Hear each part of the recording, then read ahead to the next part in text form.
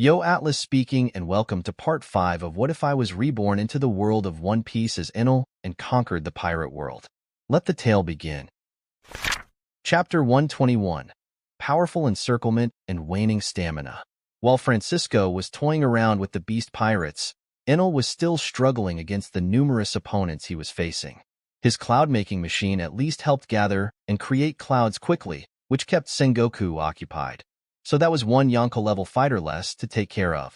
The problem was that all the others were still annoying. Still, after so much dodging around and fighting, most of the CP agents were either dead or dying. The pacifists were also mostly destroyed, as only around 200 of them remained.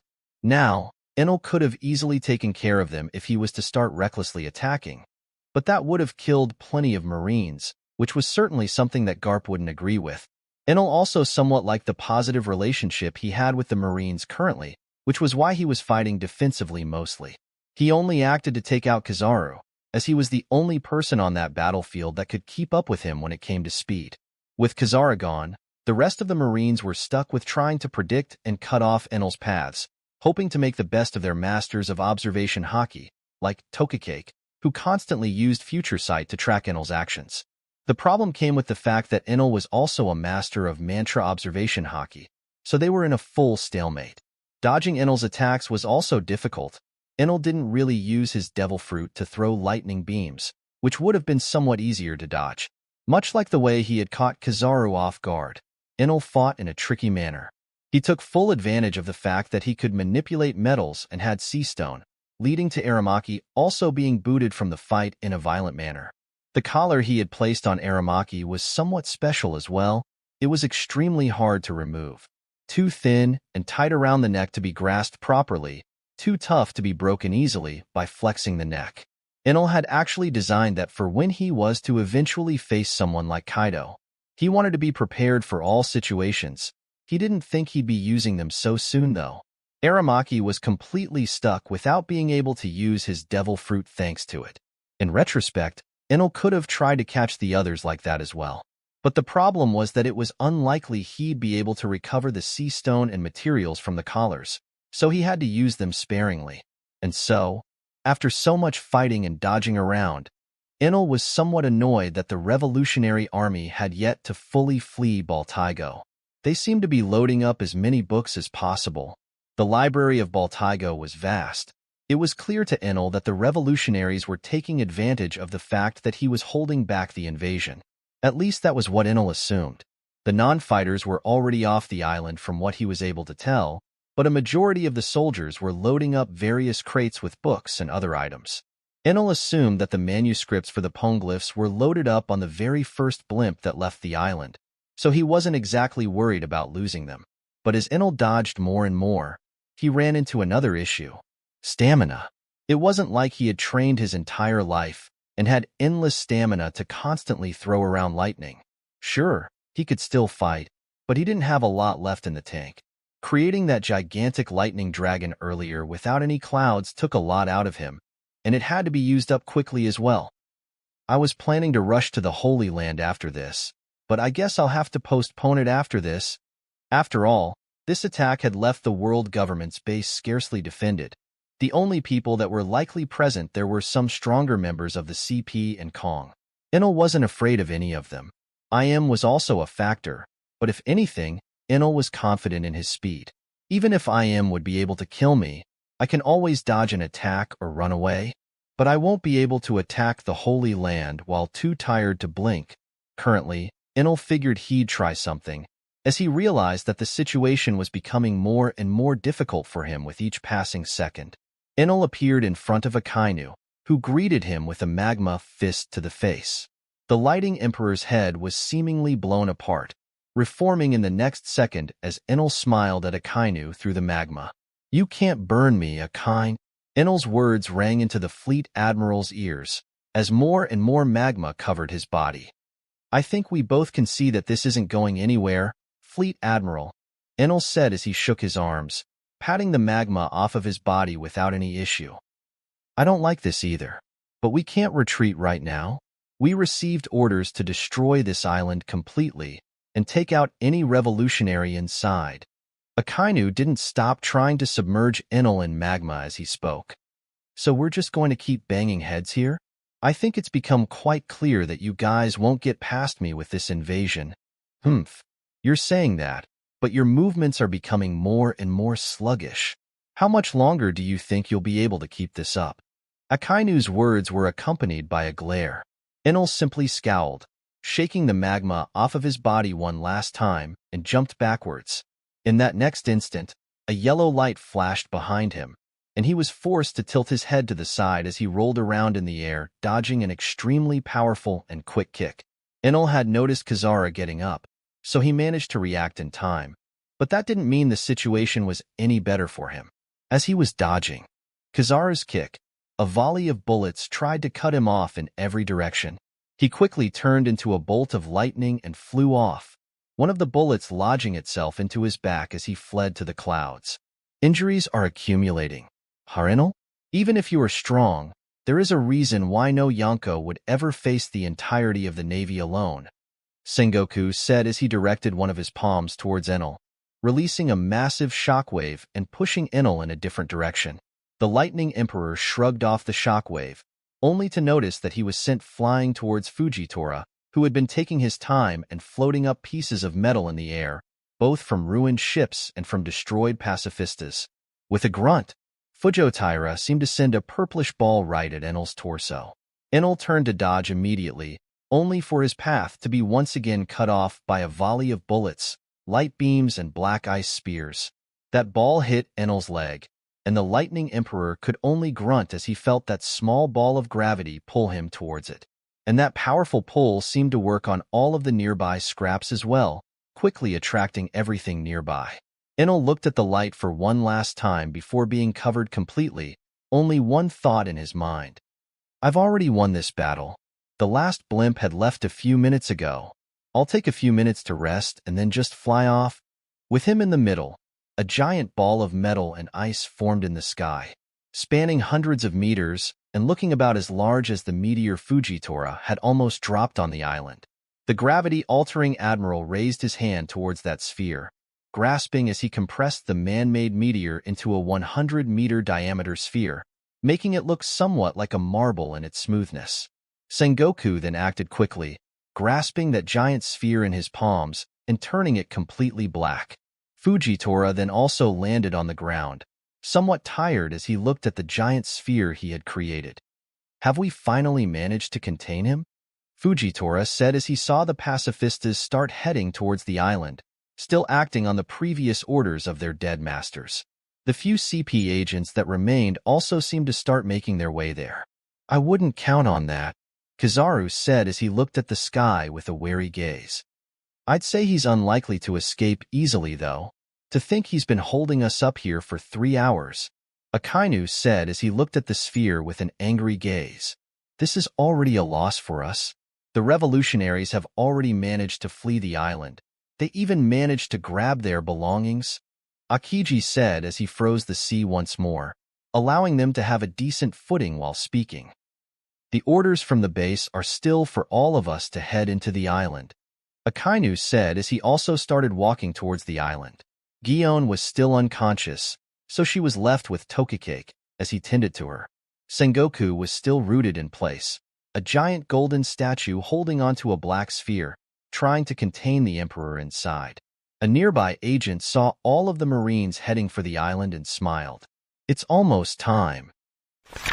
Chapter 122. Suspicions, Lessons, and Plans.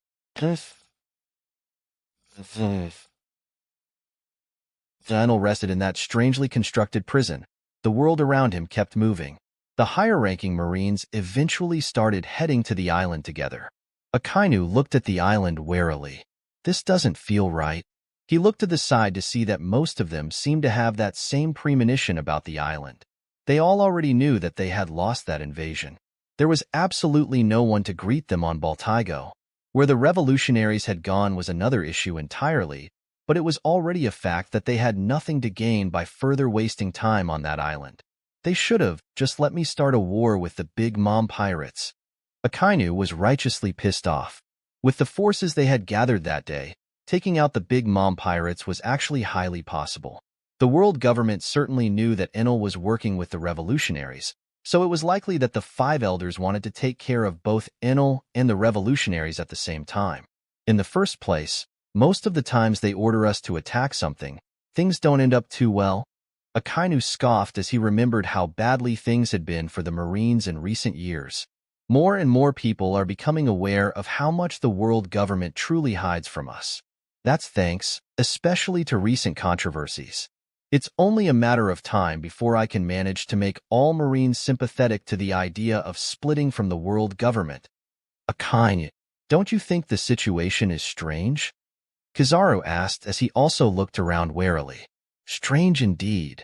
Even a blind man can tell that something isn't making sense, Fujitora said as he floated beside them, sitting on a rock as he scanned his surroundings using observation haki. In all fairness, the fact that they are wasting our time like this must mean that they truly don't trust us anymore, Kizaru said with a disappointed gaze. It can't be helped. We've already bent over backwards to appease them. I don't know how much longer they think we'll put up with this, Akiji said as he also joined them, advancing on the island together. As the three admirals and the fleet admiral made their way towards the center of the island, something else was happening in another corner of the world. On the Sky Islands, the people were still recuperating after the fight with the beast pirates. Francisco and Garp stood to the side, leaning on a large rock as the beast pirates were being shackled in sea stone chains and carted off to the prison. Garp looked at his associate with a dirty eye. Why didn't you act sooner? You could have taken down all of the pirates at once from the beginning. Francisco simply turned his ear towards him. This was their first trial, you know? The old man shook his head once. You were just as capable to end the pirates before they ever got close to shore. But you instinctively knew already. Francisco continued to talk, making Garp look away slightly, in shame. If they don't face any hardships and grow, our training will all be for nothing. This harsh world will just swallow them all up eventually, Garp muttered as he understood exactly what Francisco was referring to. They both knew. The pirates they had faced were from a Yonko crew, but in reality, they weren't anything special. If they can't even handle the grunts of Kaido's crew, then how exactly are they supposed to defend this land from the world government in the future? Still, I can't help but feel this was a bit too soon. I decided to see how things play out, but I am unsure if it was the right choice now, Garp said as he shook his head. Was our training truly sufficient? Did we really give them enough time before allowing them to face pirates like this? Garp couldn't help but avert his gaze when seeing the 13 bodies being carted off. Most of their men were injured as well, some of which would even become unable to fight in the future. Soon. The world won't wait for them to be prepared, Garp. Even with another year of training, those that died today would have met the same fate eventually. Francisco simply shook his head, unaffected by the scene in front of him. The old pirate had long since become used to seeing people die.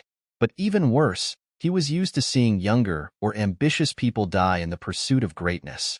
Many tried to sail the high seas, but the vast majority of them actually either died trying or became grunts to higher powers. The only exceptions to the rule were people that actually grew strong enough by undergoing countless hardships and surviving repeatedly. They rose to become the top dogs, the leaders of the seas. And in truth, only they mattered and only they could really be considered free. Pirates that tried to surround themselves with as many weaklings as possible never made it far. The second they took a step outside the pool of water they were the kings of, they reached the Grand Line. And the Grand Line in Francisco's time was only reserved for the most powerful pirates in existence. Those that weren't up to snuff would be chewed up and spit back out if they were lucky, otherwise swallowed entirely. Francisco didn't want the people that he was teaching, and the people that his new captain was leading, to end up as mere grunts to a higher power. He also didn't want them to end up dead. So this was the only solution. Throw them to the meat grinder. Those that survive were meant to survive. Those that die would have died in the future anyway. It was a bleak train of thought, an extreme measure. But Garp could understand it. Rather, it was also what had crossed his mind. However, his sense of justice was what made him hesitant. Meanwhile, Francisco had no such qualms. To him, only loyalty mattered. He had no particular moral compass to speak of. As long as someone was an ally of his, then he considered that person a friend.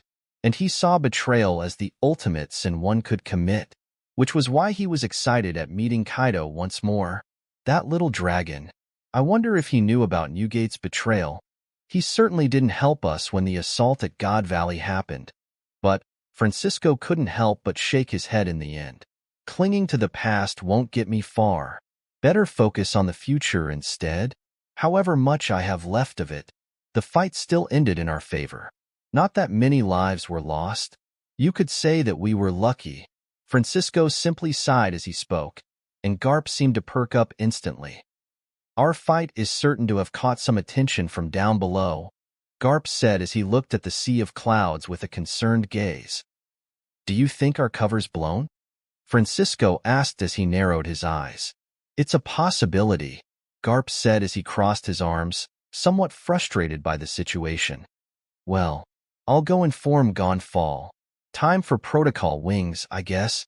Good thing Enel thought about these things beforehand, Francisco said, as Garp simply nodded a bit. And so, the cleanup on their side continued, with Francisco heading for Gonfall's office, and with Garp somewhat disillusioned at the situation still. As the wars were dying down on both fronts, the Sky Islands and Baltigo, the situation became rather lively in the Holy Land itself. More specifically, at the very top of the world, the empty throne's room. A shadow figure was staring with bored, emotionless eyes at the large map in front of him.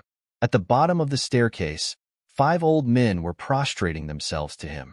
Lord Iam, our agents on the scene have confirmed that the Marines are heading towards the center of the island. One of the 5 elders reported as he faced the ground. The excitement in his eyes was palpable. They were obviously quite proud of their achievements. One of their agents had managed to find the island after tailing one ship for a few days. It was a stroke of luck on their part. The invasion was put together hastily, but it wasn't meant to take out the revolutionaries. At least Iam didn't expect it to work. Enel and Sengoku are also both near the island. Aramaki has already been dragged away by our agents, so he should be safe. Indeed, that man will make for a good fleet admiral in the future. One extremely easy to control, Iam said as he kept looking at the map, his royal clothing. It's a shame to lose Kizaru. He was loyal as well, the elder said as he didn't dare to look up.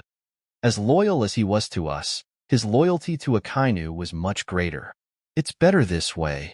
The world government had known about Akainu's actions for a while now.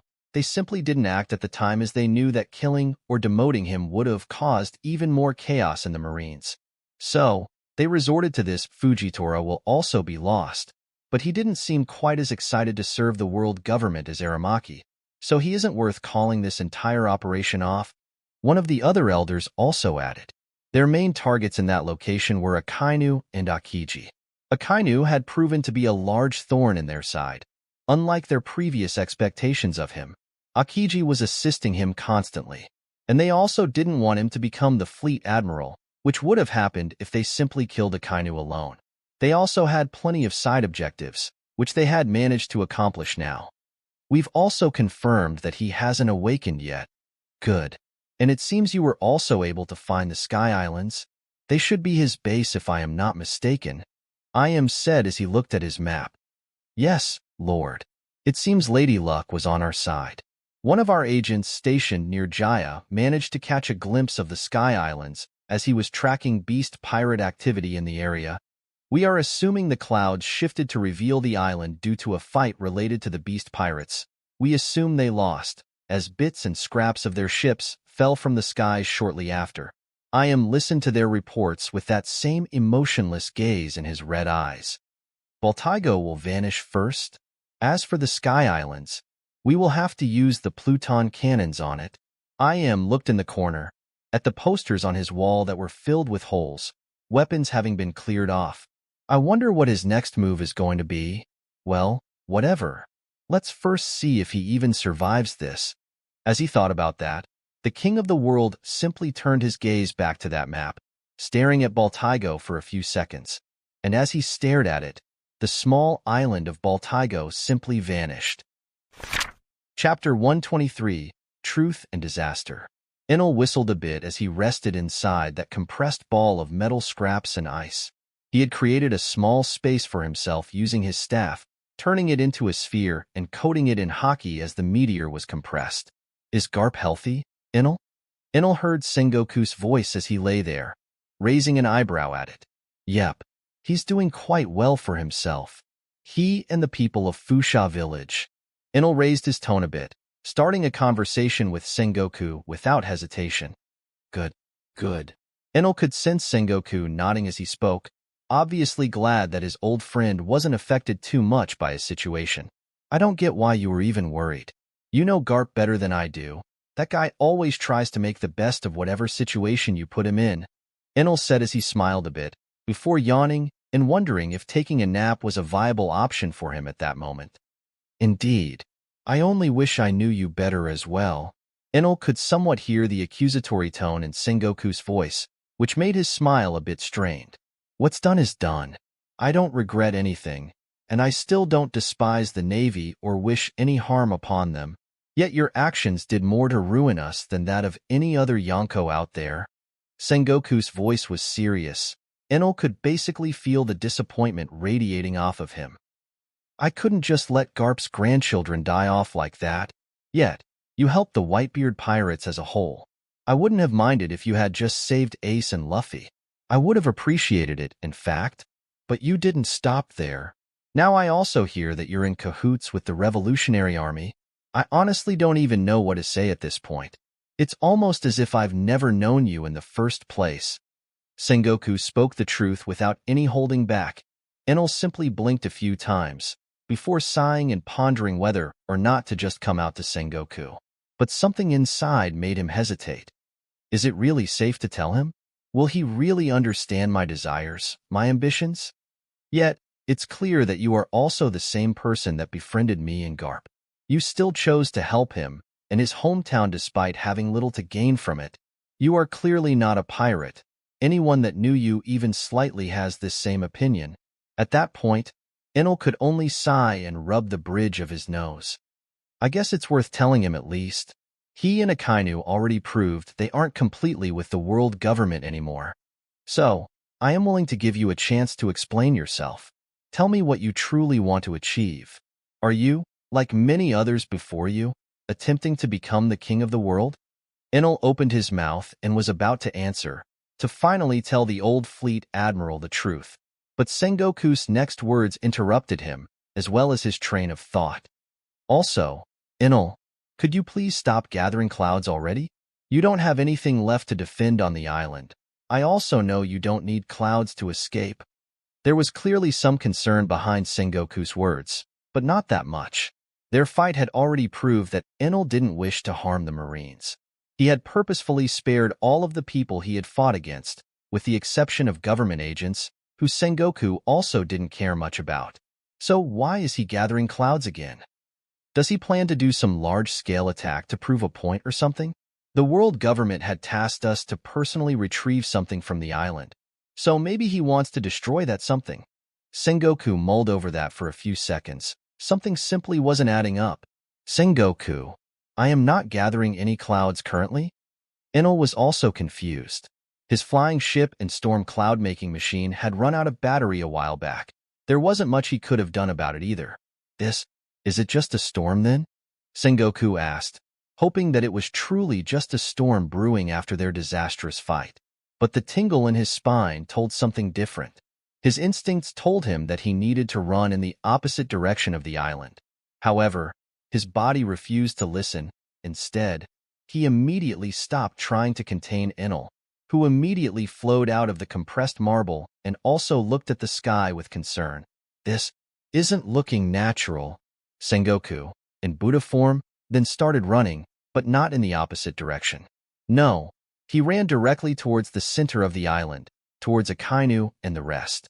It is my duty as their elder to help them. Whatever is going on, I am still the one with the strongest defense. If needed, I will use my body as a shield for them. Both of them instantly realized that the situation wasn't normal. There was no need for words. Enel only hesitated for half a second, before also rushing alongside the giant Sengoku. The Akainu and the 3 admirals on the island weren't sleeping either. All of them got that same foreboding feeling, and they also noticed the giant Sengoku heading for them. So they decided to meet in the middle to assess the situation. They met in a few seconds, near the edge of the island. They didn't get to exchange any words. Fujitora didn't even get the chance to question why Enel, the emperor they had been fighting, was alongside them. Because they didn't have any time, the second they got close to each other, they all stopped in their tracks as the sky audibly started cracking. Like a piece of glass, a giant cloud hung above them, glass-like cracks spreading all across it as pieces started to fall. Reality itself was being distorted, as the falling pieces seemed to dissipate before reaching the ground. What the hell is that? Enel's eyes were wide as could be as he looked at the skies. The crumbling facade revealed what could only be described as bizarre, but also horrifying. A large red eye stared at the entire island all at once. It was seemingly just as big as the island itself. The eye seemed to have 2 black circles around the pupil. Enel felt that it was extremely familiar, but he couldn't quite put a finger on it. But something was clear. The lighting emperor simply couldn't read the future anymore. It was as if his future sight was being suppressed. Enel remembered a technique like that, observation killing, but he only knew about Shanks being capable of it. No other character had been confirmed to have it at all. As Enel was still frozen, Kizaru was the first to act, sweating a bit as he sent a volley of lasers toward that giant eye. Explosions filled the skies and pushed whatever other clouds were still in the way. And that revealed to everyone on the island the fact that that giant eye was truly the only thing in the sky, with no face attached to it. Something else was also evident. There was not even a scratch on that giant eye from Kizaru's attack. A red light seemed to shine down in the middle of the island, making Enel gulp as he also started raining lighting onto that giant eye. It was to no avail. "Don't waste your stamina. We need to block this," Sengoku shouted as his muscles trembled. The red light hit squarely on the center of the island, and instantly Enel's world stilled. The light was only one small pillar, but the part that had hit the island seemed to condense into one large, red sphere, which quickly started expanding. It was like an explosion, but Enel couldn't even understand what it was supposed to be. It wasn't hot, it wasn't cold. It was simply bizarre. Enel noticed that the ground was simply being disintegrated before him. At that moment, only one thought was on his mind: run. His mind was telling him to simply book it, to give up on any relationship he had built with the Marines and preserve his own life. But at the same time, another part of his mind spoke up. Am I really just going to leave them here? Out of the Marines present, only Kizaru actually had the capability to dodge that strange expanding light. Akiji, Akainu, Fujitora, and even Sengoku, all of them would die. Kizaru was also unlikely to abandon his friend and flee by himself. He was somewhat of a weasel at times, but he was a friend with unwavering loyalty to Akainu. True Black Amaru, true Black Lightning God. Enel mustered all of his remaining stamina, pushing his fruit to its utmost limits as his entire being expanded. He covered himself completely in haki. The lighting he was turning to gained a black tint as his form took shape in the blink of an eye. He grew and became a giant large enough to match Sengoku in size, completely towering over the admirals. Sengoku and Enel were both outside of that sphere. They looked at each other and nodded, both of them jumping in between the others and the expanding light. The former fleet admiral covered himself in a thick coat of haki, his skin shining red, both armament and conquerors, and in tandem with Enel, they both delivered a palm strike with a similar motion. Kametsu Teki na Aikyo, devastating impact.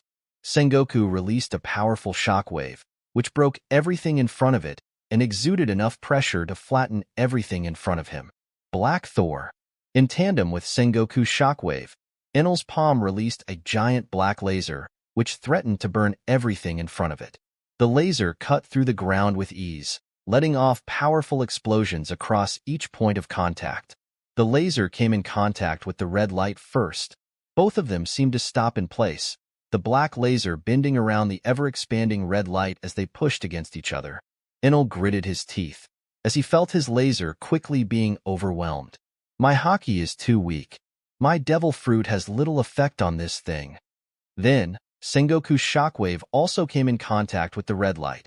Sengoku's palm aided Enel's laser, and they both started gaining ground for a few seconds, but that didn't last long. The red light seemed to be determined to erase everything in sight. And just as quickly as they had made some progress in holding it back, it pushed back with a lot more force. Kizaru also tried to aid them, shooting off laser after laser towards that expanding light, covering the island in explosions. Akainu's fists turned gigantic as he shot dragons of magma towards the red light, only for them to be brushed off just as easily. Akiji sent black flying ice birds towards it, only for all of them to disintegrate completely when coming in contact with the light. In but an instant, the red light was already touching Sengoku and Enel. More specifically, it had come in contact with their palms. Both widened their eyes, as enormous pain seemed to spread throughout their bodies from that point of contact. But neither of them seemed willing to step out of the way. No, instead, Sengoku slammed both of his palms into the red laser, screaming through the pain as he pushed against it with all of his body. Akainu was mad at himself for not being able to do more. He tried to continue to use magma, shooting more and more towards it, but nothing seemed to work. Then, his field of view was quickly cut off. Fujitora acted just as soon as he noticed that the light couldn't be stopped by their attacks. He acted to defend Akainu, Akiji, and Kizaru, the people closest to him. He controlled gravity with great precision. Strips of earth seemed to be cut instantly, as his sword was instantly taken out of its sheath. All of them arched upwards and formed a cocoon of stone. That earth then instantly turned to ice, as Akiji also acted, before all of them seemed to cover it with their armament haki, turning it into a red sphere of concentrated willpower. Enel and Sengoku both stood in front of that red sphere of earth and ice, both trying their best to stop that light. Slowly but surely, Sengoku noticed the skin on his palms being peeled off violently, revealing his muscles. Enel noticed something similar with his form. He was to the point where he was bleeding in his lighting form. The light continued to expand, pushing Enel and Sengoku more and more as their feet broke the ground behind them. They wended up at each side of the red sphere formed by the rest, their haki combined finally managing to put a stop to the laser. Enel was happy for but a moment, as he felt that half of his arm had already vanished. Then, another explosion happened, and he completely blacked out. The last thing Enel could see was a gigantic red flying slash fighting against the red light. Chapter 124, Protocol Wings. Francisco and Garp were both unaware of what was happening at Baltigo. Instead, they were both more concerned about what could happen to the Sky Islands. Protocol Wings was never a finished project to begin with. But Enel isn't answering, and we can only act, for now. We have no other choice. Francisco proceeded to walk towards Enel's old cabin. He had already gotten Gonfal's approval to initiate Enel's plan. After all, even if their position wasn't given away by the clouds moving from their fight, then they still needed to worry about Kaido, who likely would pursue them and could know their location at all times as long as they still kept prisoners from his crew. Me and Garp should be able to take care of that dragon brat. But the island certainly won't be safe for everyone else, so it's better to just avoid confrontation altogether. He continued to make his way through the forest with ease, jumping from tree to tree as he navigated around with ease. Francisco stepped through the front door without bothering too much. He was currently in Enel's small and unused cabin made on the edge of the upper yard. In the middle of the room was a large golden lever. It was the switch for protocol wings, and it had been made there for one reason.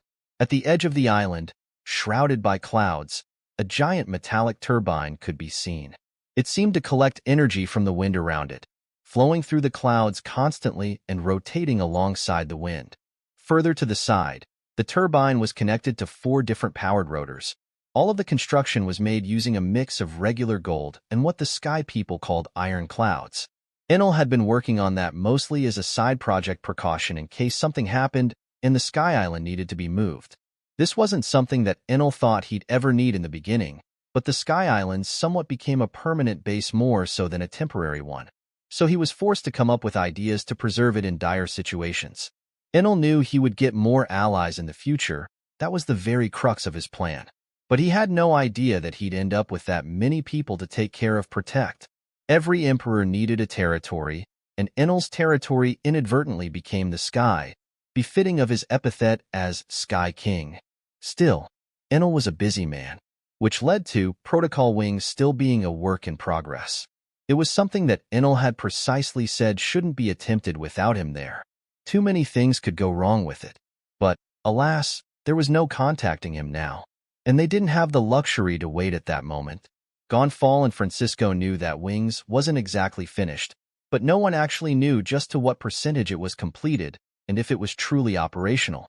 Worst-case scenario, the Sky Islands fall to the lower seas. Gonfal should have already warned everyone about this.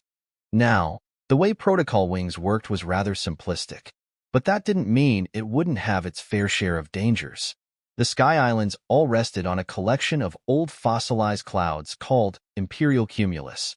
It was a massive and somewhat solid mass that seemed to constantly be in motion, still floating as a cloud despite its aforementioned solidity. By extension, the entire sea of clouds and Sky Islands were always moving in a somewhat predictable fashion around the first half of the Grand Line. It was predictable as it always obscured the sun completely wherever it went. The clouds formed an extremely thick blanket in between the sun and the people below. But there was never rain from the imperial cumulus. At least no one had ever seen those clouds ever release any water. Now, although the collection of clouds always moved in a predictable fashion, one still needed incredible luck in order to reach it. Now that Garp and Francisco potentially gave away the position of the Sky Islands, they needed to force the cloud formation, or at least a part of it, to move in a less predictable manner. It was a tough task, and since the project wasn't actually completed, Francisco would likely end up having to sever the islands from the rest of the Sea of Clouds and cut the imperial cumulus as soon as the turbines and engines started working. Dozens of gigantic metallic chains tied Upper Yard and the Sky Islands together further down in between the clouds. Those chains were at least finished to some extent, but Francisco had no clue if they were enough to hold the Sky Islands together. The rotors were only on the Upper Yard, which was slightly higher in elevation than the rest of Skype, so the island of the Earth would have to carry around the others along their journey. Moreover, to ensure that Upper Yard didn't slip away from the piece of imperial cumulus it rested upon, it was chained using iron clouds and mended together to the imperial cumulus by a few workers.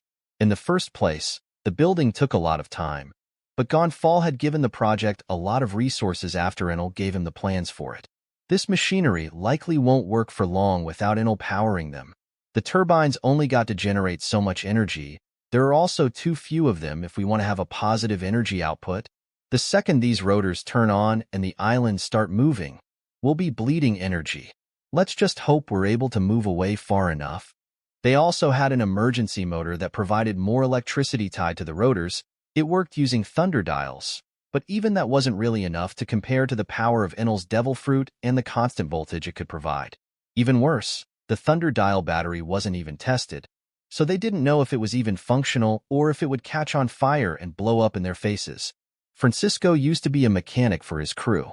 He played that role as he had always been interested in complex machinery. He had helped build many of the components of Protocol Wings, but even he couldn't give an exact estimate as to how they would all work together. Well, only one way to find out. I certainly don't want to test my blade against a Pluton cannon with my body in this state. And so, Francisco pulled the lever, and Garp got into position, watching the chains that connected the islands with a close eye. His task was to make sure they held up, and to try and reinforce them quickly if the need arose. Some of their students were also present, those that were still in good enough shape to help out. They were all wielding Eisendile, prepared to use iron clouds to reinforce the chains if the worst-case scenario materialized. Gonfal told everyone to brace and prepare themselves for a sudden shift. Not everyone knew about the protocol, but they all followed Gonfal's words, as they respected him as their leader. Francisco covered his hand in hockey and placed his hand on the lever. Electricity could around it, as he immediately pulled the lever, ignoring the sensation of his muscles contracting. He then immediately ran over and jumped on a chain, standing perfectly in between the islands as he took out his cutlass, covering it in a thick coat of both armament and conqueror's hockey. His mechanical glove grasped tightly onto the cutlass as he huffed a bit and took a deep breath. Just as the rotors were starting up, he jumped upwards, the chain he had been on dangling a bit as he took off. He reappeared above the islands high in the sky and released a powerful slash towards the Imperial cumulus. Sever. That flying slash seemed to turn completely red as it formed, becoming larger and larger as it flew towards the dense cloud formation and the sea of clouds. They posed no resistance to the powerful slash. The clouds parted to accommodate it almost instantly just as the rotors started working at full power. Just like that, Upper Yard started moving slightly in the opposite direction of the ancient cloud formation. It was slow, but would surely pick up speed as the motors spun faster and faster. The chains between the islands rattled as Francisco landed back on one of them, huffing a bit as he felt the condition of his body slowly deteriorate. This and those newbie brats from earlier and their small invasion. I really shouldn't be straining myself so much. But he didn't stop there. He placed his hand on the iron cloud chain he was standing on, making it turn completely black as the other chains also started straining, pulling Skype along with the power of the giant rotors. Shit was the only thing Francisco could think of as the other chains around him started simply snapping. The students acted quickly, but a lot of the chains had still fallen, leading to only 10 of them linking the two islands. Garp immediately jumped towards a chain that had just snapped, grabbing each snapped side with his hands and started gripping them tightly as both sides turned completely black. The students tried their best as the chains shifted more and more, the islands separating slightly. But their dials simply weren't strong enough to handle that much pressure, leading to more chains breaking. The old marine legend roared angrily as more and more chains snapped, and eventually, only 2 chains connected the island. One was being held together by him, and one by Francisco. Both were on the extremities of each island. This is basically our worries materialized. Huh. Francisco pondered as he slouched over and felt the Imperial cumulus get further and further away. Upper Yard had already shifted position and was in front of Skype, dragging it along as they gained more and more distance from their previous location. Hopefully, the cloud formation underneath the islands will be enough to hide this whole mess and keep both islands together. Regardless, these islands will gain the speed of a regular ship soon. I don't know how long we'll maintain it, but we will certainly fly far enough. After we run out of energy, we will keep drifting in that direction anyway, so we should be good. Francisco sighed contentedly as he laid down on the chain he was reinforcing, whistling a bit as the students quickly started working to connect the other chains as well. Oi, work faster. I'm too old for this shit. Garp urged the students as Francisco continued to whistle happily. Gonfal looked at the situation with some sweat on his brow, sighing as he hoped for the best. Now, I just hope Enel is safe at this point. Well, he doesn't seem the type to die easily. Ambitious people usually pull through. I guess he'll reach out to us eventually. Till then, we'll just be drifting around, hopefully not falling out of the sky. Chapter 125, Awakening and Developments. The next thing Enel saw when he opened his eyes was a wooden ceiling, reminding him that he was still alive, somehow. The next thing he felt was frustration. He always thought that he was at the top of the world when it came to strength, that he wasn't that far off compared to anyone or anything. Much like the original Enel, he had fallen into the trap of believing that his devil fruit powers granted him a godlike status. Well, the first encounter with a force that wasn't affected by his devil fruit led to his current situation. Looking down, Enel could see that he was missing most of his right arm, above the elbow and near the armpit. He only had a small stump left of his arm, and one of his earlobes was also a bit shorter now, his earrings and accessories missing. Only a bit of his staff was left. He could see it at the side of his bed, looking more like a walking stick than a staff. I'm afraid I can't do much more than that. I've never seen wounds like that before. There's also nothing to reattach at all.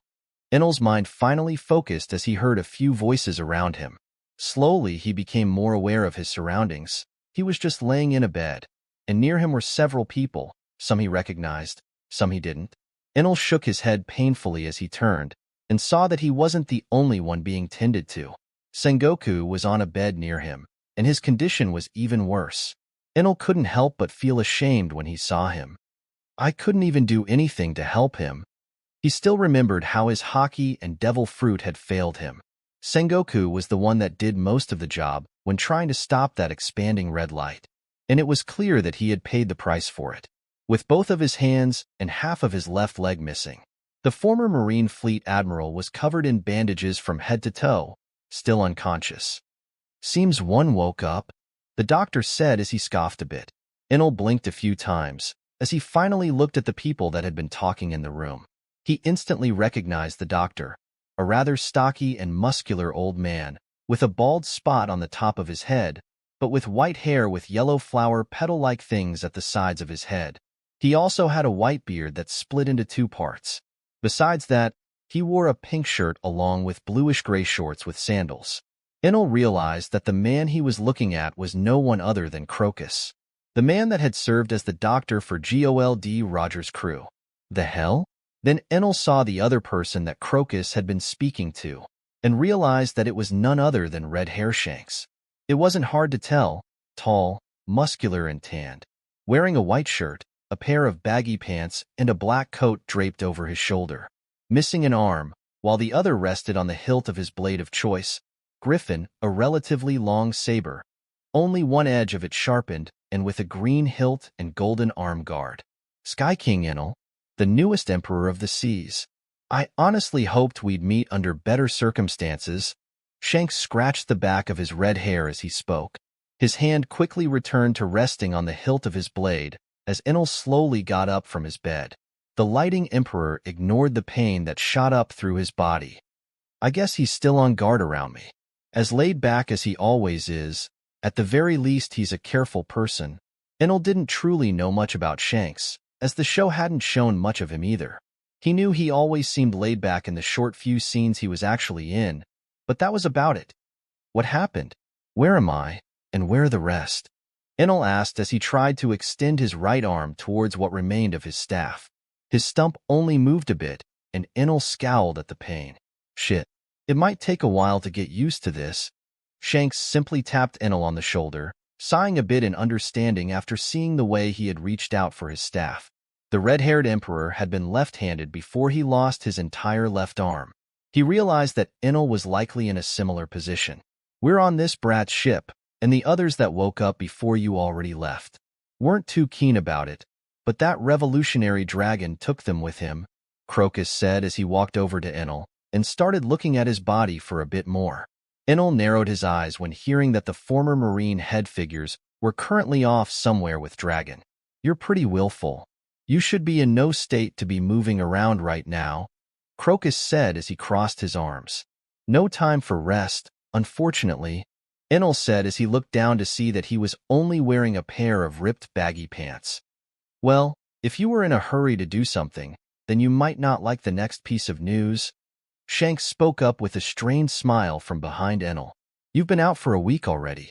A lot of shit has happened, Crocus said as he scowled a bit and poked around at Enel's wounds. Enel instantly turned white when hearing that. He quickly remembered about Sky Island being found during the war, so he immediately started assuming the worst. Did any of you hear about some island getting shot out of the sky somewhere in paradise? Enel instantly decided to probe them for information. If something major like that happened, then someone like Shanks would certainly know, especially since he had also been to the Sky Islands while in Roger's crew. Well, no, Shanks said as he rubbed his chin a bit. You're referring to Skype, right? I've not heard anything about it falling out of the sky, no. Enel instantly sighed in relief, before a vein popped up on his forehead, as he realized that they had used protocol wings without him there. I really wanted to be there for its first run. Well, I hope it worked well for them. I doubt many problems would arise, what with both Garp and Francisco being there.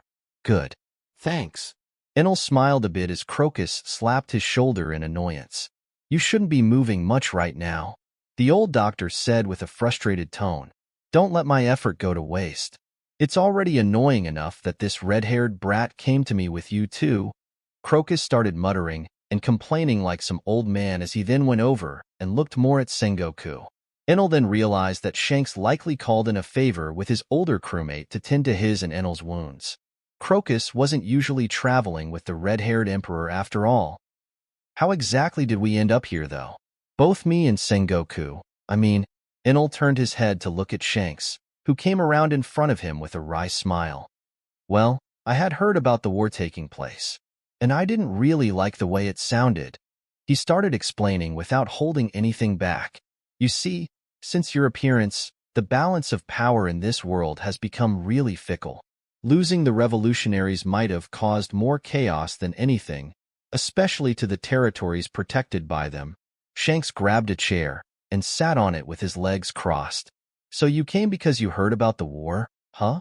Enel rubbed his chin with one of his earlobes, somewhat startling Shanks, who just decided to not question that for now. Yes, well, Akainu already let me know that the war was a failure in regards to actually doing any harm to the revolutionaries. He was a bit reluctant to speak to me, though, burned a bit of the ship before I subdued him. Shanks' smile trembled a bit as Enel nodded in understanding. You can do anything in this world, but you'll never actually make that guy like pirates, or even pretend to act friendly with them. Well, he seemed quite concerned for you and Sengoku both. He didn't want to leave you guys with me, but he relented when hearing that I was taking you to Crocus. Last I checked, you're also a pirate.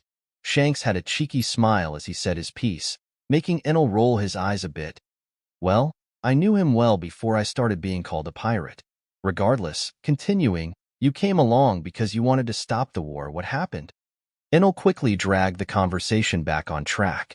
By the time I arrived, it was already over. I was following the marine ships, but I didn't want to interrupt when seeing that you had the situation handled. Then I saw you and Sengoku rushing towards the island together, for some reason. I figured it was a bit odd for enemies to do that, so I also rushed towards the island. Got a strange feeling in my gut, then saw that whole thing in the sky. Enel raised an eyebrow as he realized that he hadn't even felt Shanks throughout that whole confrontation. I guess he's also a master of stealth? I was quite concentrated on the battle, so as long as he stood far enough away my radar wouldn't have reached him. Well, you know how things went. I got to intercept that red light, stalling it a bit, and Dragon rushed in from the clouds and pulled you all away from the island. He had apparently started rushing to the island when he heard about the war and barely got there in time to save you all. The admirals were mostly fine, but you were all unconscious when Dragon grabbed you. We decided to help out the Marines as well since you seemed to be working together by the end there. Bah, he's saying that, but he wouldn't have let them die like that. Shanks a kind kid, I tell ya, Crocus said at the side as he waved his hand around. Old Sengoku here was in critical condition when Shanks came rushing to me and busted down my door. You were much better by comparison, but this brat still wanted me to take a look at your wounds. Well, our onboard doctor is still good, but Sengoku's injuries were a bit much. I'm sure you understand the urgency. Shanks smiled with a guilty look in his eyes as he stared at Crocus. Humph. On a serious note, Sengoku only survived that long because the onboard doctor patched him up. He would have died if you hadn't brought him to me. Enel looked back and forth between the two of them, before looking at Shanks once more, this time with a questioning gaze. That's all well and good, but why exactly did you save me anyway? Chapter 126. Reasons, News and Captives. Well, that's a bit more complicated to answer. Shanks smiled a bit as he looked Enel straight in the eye. Shouldn't be. It is a pretty straightforward question, Enel voiced out as he continued to stare at Shanks. In the end, the red-haired emperor relented. He ended up raising his hand and shrugging a bit. I helped you out because I have a pretty decent opinion of you. Enel simply tilted his head to the side and waited for Shanks to elaborate a bit. To start from the beginning, Shanks coughed a bit when seeing Enel's reaction, then continued speaking. I was planning to interfere with the war at Marineford and ensure that Ace was saved myself, but Kaido also decided to go after Whitebeard at that time, so I was stuck holding him off. Enel simply nodded. He already knew about Shanks stopping the war, and he also knew about his confrontation with Kaido. Him wanting to save Ace wasn't something he could expressly remember from the show, but Shanks was so scarcely portrayed that Enel had no clue whether that was true or not. I had previously only thought about you as a strange and suspicious individual. Your appearance on the world stage was too sudden for me. But after you saved both Ace and Luffy, my opinion of you became a bit better. Figures. I guess I made many friends that day. Enel simply shrugged. But it wasn't just that. Shanks continued, another smile rising on his face. Although the world government tried to hide it, I know that you also saved Fusha village, which is something I must thank you for, by the way. Enel couldn't help but smile at that, rubbing his chin as he finally understood how he had inadvertently befriended Shanks. This wasn't exactly planned. I wasn't really sure that Shanks would care about the people I saved until now. He seemed laid back in the show, a kind person, but his ties to the world government were what made him suspicious to me. It's possible that he's only lying to me, sure, but if he was truly working with the world government, he wouldn't have worked alongside Dragon to save me. In the end, Enel simply sighed and spoke once more. I get it. Now, what else has happened while I was out? Well, to begin with, we have no idea what the world government was trying to achieve with this war. If it was to take away attention from recent news, then they sure got close to doing that. Enel frowned when hearing that. What? Random war happens and everyone forgets about the atrocities they committed. The revolts were also bloody. I'm sure plenty of people have a bone to pick with them now. Well, it would be nice if it was that simple. The world government confirmed that Baltigo was wiped off of the world. They also confirmed that it was done using an experimental weapon. A weapon owned and created by the vile, revolutionary army. The Sky King's eyebrows trembled a bit, as some veins appeared on his forehead. I get it, he said in a low voice. The world government decided to turn the revolutionaries into a bigger, existential threat, something to scare the people off. Meanwhile, they are likely selling themselves as the only ones capable enough to protect them from that threat. Enel was growing more and more frustrated with the amount of bullshit the government was publicizing, but he was in no condition to rebuke them. I should have expected this. I'm dealing with a tyrannical government that has been holding the rest of the world on a tight leash for centuries. I get your frustration. Currently, I heard that news agencies are also being purged all around the world. The news coup have mostly been hunted down into extinction. Shit. So Morgans can't publicly fight the misinformation either. Well, he should be in hiding anyway, which might be better for his own safety. Shanks sweated a bit when seeing how badly Enel was reacting to all of the information. The worst has yet to even come. Shanks thought to himself as his smile became even more strained. I should also let you know. This is more of my hypothesis than anything, by the way. But it seems to me that the government is trying to throw the world into a sort of communications dark age. Enel immediately snapped his gaze towards Shanks. Are they hampering communication on a worldwide scale? Sort of. Besides taking down most independent news and media, they have also started making transponder snails less available. At that point, Enel's fist trembled, as his mind filled with frustration. Shit. This is just shit. Nothing good has happened in relation to this stupid war. Then, Enel looked down at his missing arm. Nothing good at all. I should mention that all of the Marines we saved have been declared dead by the world government. They also swiftly promoted the recently recruited Admiral, Aramaki, to Fleet Admiral. Gion and Tokicake were also made admirals, to fill in the ranks, I guess. They didn't even wait a day after the island got destroyed, almost as if they were expecting that. This is the main reason Akainu and the rest agreed to go with Dragon instead of returning to the Marines. Well, thanks for telling me all of that. Please tell me there's no other bad news from now on? Enel looked at Shanks pleadingly, and the red-haired emperor simply shrugged. Well, I wouldn't say there isn't any more bad news. There isn't any more news at all, right? Communicational dark age. Enel simply rolled his eyes at that. Indeed. Well, you should rest for now. Crocus and I will leave you alone for a bit, to digest the information. Shanks then got up, realizing that Enel likely needed some space. He also needs to come to terms with the loss of his limb.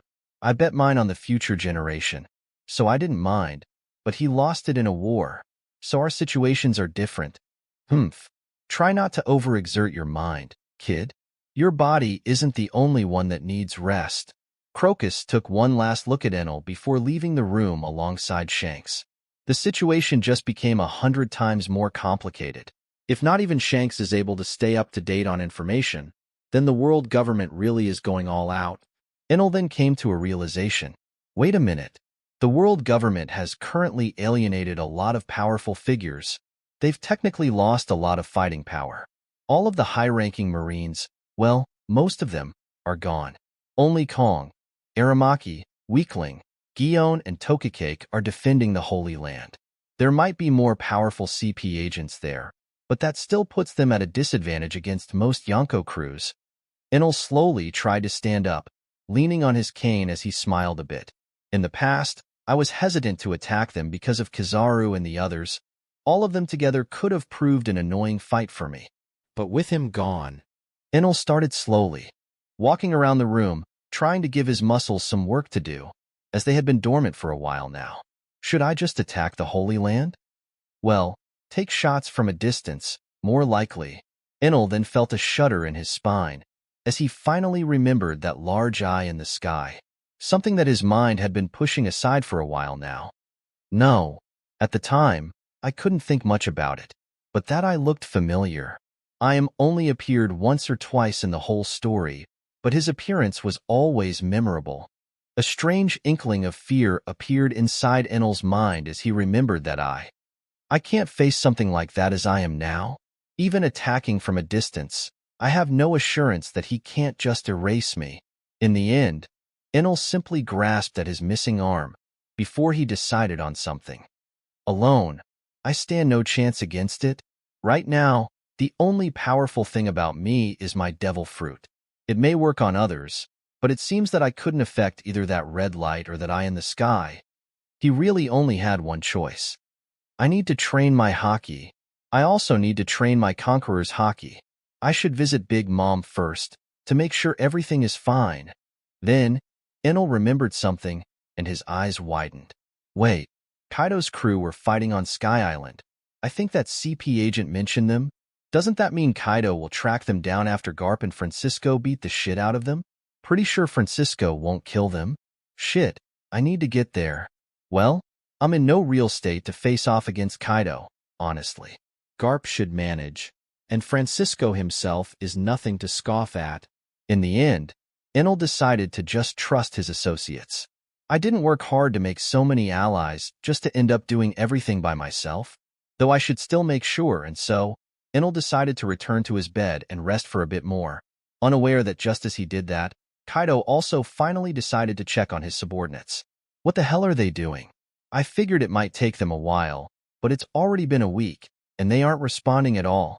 Kaido sipped some sake, like the drunkard he was, and then looked at the floor for a bit. Both Who's Who and Sasaki died judging from their Vivre cards burning up, but King and Queen survived. I don't know what happened, but I'm assuming they won. Unless, did these buffoons get captured? And so, Kaido decided to take it upon himself and track his subordinates down. As he took off, the Sky Islands were still drifting along. A large cloud to the people below. Nothing out of the ordinary, but Gonfall was a bit frustrated. We lost any power we might have had for the rotors. We've been drifting for the better part of a week. When is Enel coming back?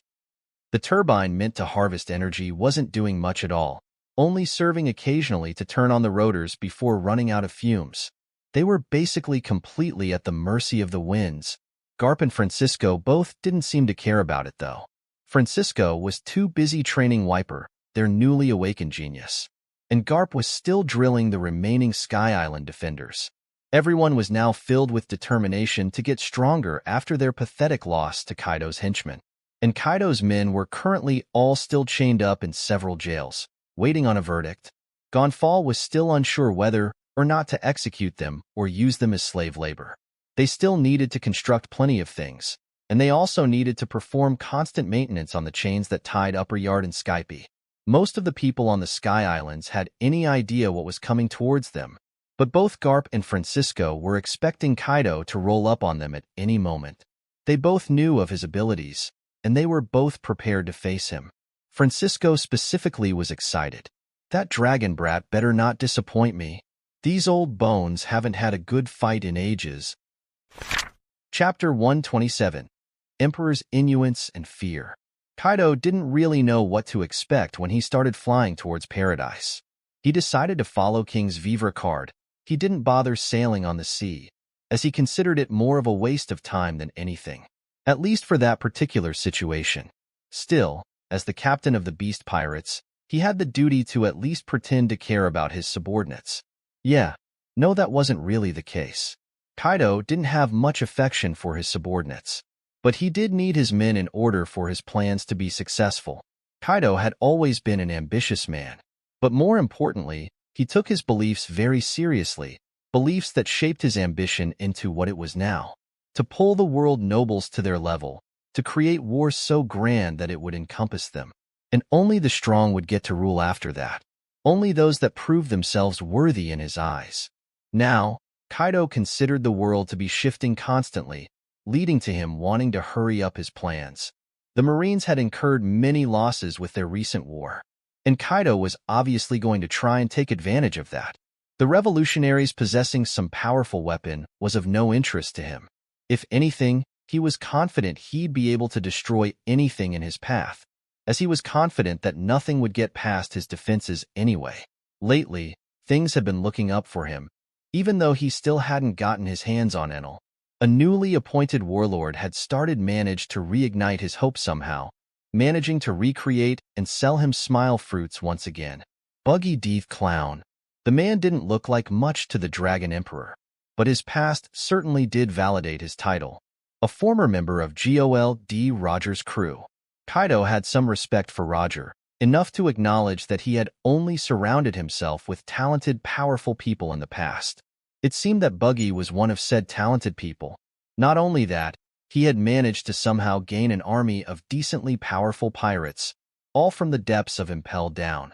All in all, his crew was now slowly replacing Doflamingo completely in the underworld, filling up the hole that the older warlord had left. Kaido was obviously suspicious about him at first, but it seemed that he was just shrewd. He had somehow managed to make Caesar Clown work for him, which explained the smile fruits. So Kaido decided to just observe him for a while longer, as he continued to buy fruits from him. Now, he was set to let his army of devil fruit users grow more and more, at least until the world government lost most of its power. I want to start the war at the end of this year, get a few more devil fruit users under me before attacking the Holy Land with full force. But in order to do that, he needed King and Queen. They weren't the type of subordinates that he could simply replace. Queen was a genius mechanic, and King was the strongest fighter that his pirate crew had, except Kaido himself, of course.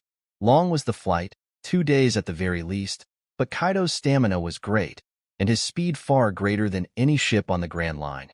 The Weeder didn't affect him at all, as lighting coiled around his body at times, only to leave it unaffected. The heat only briefly touched his skin before he put up a wall of willpower between him and the lightning. Finally, he had reached King's position. At the very least, he was in close proximity. He circled around a bit, looking at the sea below him without much emotion before he finally looked up. A large black cloud was all he could see. With hindsight, it isn't that hard to tell that cloud isn't normal. Too thick for a normal cloud, but I guess it would be all the same for the people below. He found it a bit odd that the islands were no longer where King had reported them to be, but it wouldn't have been the first time he had heard of islands shifting locations. Kaido flew upwards, finally reaching the adequate height to see above that large black cloud, at the very least 10 kilometers from the water. And finally, he could see them, the Sky Islands. One was made out of strange clouds from what Kaido could sense. The other was of earth. The one made of dirt was a bit higher in elevation and was connected with chains with the other, pulling it along. Kaido could clearly see the gigantic rotors on the dirt island, but he could also see that they weren't spinning. Ran out of power? Well, I guess powering an engine of that size would be difficult. He hovered over the islands in full dragon form, his body coiling around a bit as his head rose and huffed some steam. Kaido could sense the weaklings below cower at his presence, some even fainting at the sight of him. How did these worms capture King and Queen? How the hell did they kill Who's Who in Sasaki? He instantly became mad when seeing them. He was angry, both at the people below him and at King for allowing himself to be captured by them. His chest swelled up as he prepared to spit out a blast breath to cull the weaklings in that Sky Island for good. But he was forced to stop himself when a figure jumped up to meet him, a person that he found extremely familiar. Fuck off. An old man dressed in cargo shorts and wearing a floral pattern t-shirt was the one to attack him. The old man punched towards him, making Kaido scoff as he blocked the punch with his gigantic body, only to be pushed backwards, the flames in his throat getting launched well away from the island as he was sent flying in the distance. Kaido immediately recovered. He hadn't received any wounds from that punch, but it helped him immediately recognize the old man that had attacked him. Former Marine hero Garp? Good you have eyes. Congratulations. Garp scoffed at his opponent as he hopped in the air. Kaido stayed silent, judging the situation with narrowed eyes. I can somewhat understand King and Queen getting captured if he's here, but would he have been able to also kill Sasaki and who's who while fighting them? Kaido scoffed at the thought. Garp was no weakling, but he had fought the old man before. The former Marine hero was far from his prime, far from being able to kill him. Garp, I don't know what someone like you is doing here, but I can't forgive you for harming the strength of the beast pirates. Kaido's gigantic body quickly started moving, his tail flicking towards Garp like a whip. The old Marine hopped over the attack with ease. Kaido wasn't exactly hard to track when in his dragon form, especially for someone with as much experience as Garp. Kaido also scoffed, already realizing that a fight with Garp would never end quickly. He started whipping his tail towards Garp more and more. The old man dodged the hits easily. The shockwaves spreading from those whips seemed to affect the Skype quite a bit though, as some houses even collapsed. More and more tail whips flew around, as Garp dodged with a scowl on his face. He then noticed Kaido's throat bulging out, as flames started appearing at the tip of his nose. Shit, Kaido is always annoying to fight, but now I also have to take care of the people below. Garp immediately dashed towards Kaido once more, trying to stop him from releasing that blast breath towards the populated part of the Sky Islands. Blast breath? Unfortunately, it seemed Kaido had predicted that move, as he turned his head slightly, engulfing Garp in a concentrated stream of fire. The old Marine was forced to take the hit head-on as he turned his body completely black and crossed his arms in front of him. He cursed inwardly for a bit, as he realized Kaido wasn't fucking around and had likely used future sight. Despite his guard being up, Garp was still sent flying into Upper Yard's forests, breaking countless trees in the process, damaging a rotor and fragmenting the ground in the process. The stream of fire continued for a few seconds, fragmenting the ground even more as steam started appearing from the patch of the clouds seen nearby. Kaido huffed a bit of steam as his attack finished. He turned his head to the island, where everyone was looking at him with fear. Kaido huffed and decided to exert his will upon them. If I make them all surrender, then my mission will be mostly over. Garp can't protect them all alone. Instantly, a gigantic aura extended from his draconic body. He roared to the sky as his presence seemed to make most of the people on the island faint. At least it would have. But the second his conqueror's haki flared up, another one rose up to meet him. A baleful aura filled with indignation, one frighteningly familiar to Kaido. That familiarity made him falter for a second, retracting his conqueror's haki into himself. Running away from a clash subconsciously, Kaido felt as if his skin was being punctured by countless small swords. The aura washed over him, from top to bottom, as the hair on the Dragon Emperor's back rose. No. My. The dragon brat finally became a fully fledged adult. I am oh so proud of you. Kaido's eyes immediately widened, as he now noticed a figure sitting on a cloud right beside him. Another old man, this time blind, with a body filled with scars. But even underneath all of those scars, Kaido could still recognize him. His aura hadn't changed one bit. To that day, it was the sharpest willpower he had ever felt in his life, far surpassing any other swordsman that he had ever met in that aspect. Besides, there was only one person that had ever called him a dragon brat. You? Kaido's gigantic spine shivered in fear at the sight of that old man. It was as if, no, he was looking at a ghost. You aren't real. You're supposed to be dead, Kaido said to himself as his head reeled backwards, taking a distance from the cloud that the old ghost was resting on. Now, that is a very rude thing to say to an elderly citizen. I thought I had taught you better manners than this. The old man's voice was calm, with no fear whatsoever in his tone, as he faced the gigantic shivering dragon. Kaido had never been the type to feel fear. In his life, very few people had ever been capable of injuring him. Those were people that deserved his respect, and people whom he honored the memory of. But beyond that, stood another extreme, of people that Kaido was simply unwilling to fight. There were only two people on that list. One was his former captain, Rox D. Zebek, and the other was the right hand of the strongest, Francisco D. Guzman. Those two men had towered over entire generations of pirates. Not one single individual could ever hope to match them. Even when they were taken down, they had to be fought by groups of other legendary pirates and marines. Therefore, Kaido was unwilling to fight them. Fear or no fear, one thing was for sure. Even now, when he had grown so strong, Kaido was still unsure if he even stood a chance against Zebek or Francisco in their primes. He knew very well that Francisco would have been able to gut him like a fish. His unstoppable blade was not something that Kaido had ever wanted to feel on his own skin. But that shouldn't even have been an issue. Kaido was sure they had died. He had been there at God Valley. Hell, he had somewhat helped Garp and Roger in taking out Zebek. So what the hell was Francisco doing there? One thing was for sure though, Kaido now needed a stiff drink. Chapter 128. Of me? I guess Rox really did do a number on him. I expected him to be startled or surprised by my appearance, but I didn't think he'd still be afraid of me. I guess Rox really did do a number on him. Francisco's relationship with Kaido specifically was a complicated one. Kaido as a young man was extremely ambitious and competitive. He always tried to fight stronger opponents, striving to become the strongest creature alive. His devil fruit gave him an enormous advantage over others, but that didn't do much against true monsters. And Kaido had that lesson beaten into him to the point of nearing death's doorstep. Zebek was the one that Kaido had tried to face, and he was only saved because Francisco himself stepped in. Francisco, as the strongest swordsman in the world at that time, was the only one that could truly single-handedly stop Zebek from doing something.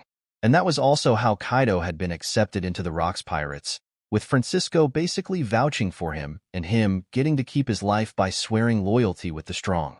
In Francisco's point of view, that only happened because Kaido was weak. He was weak and confident.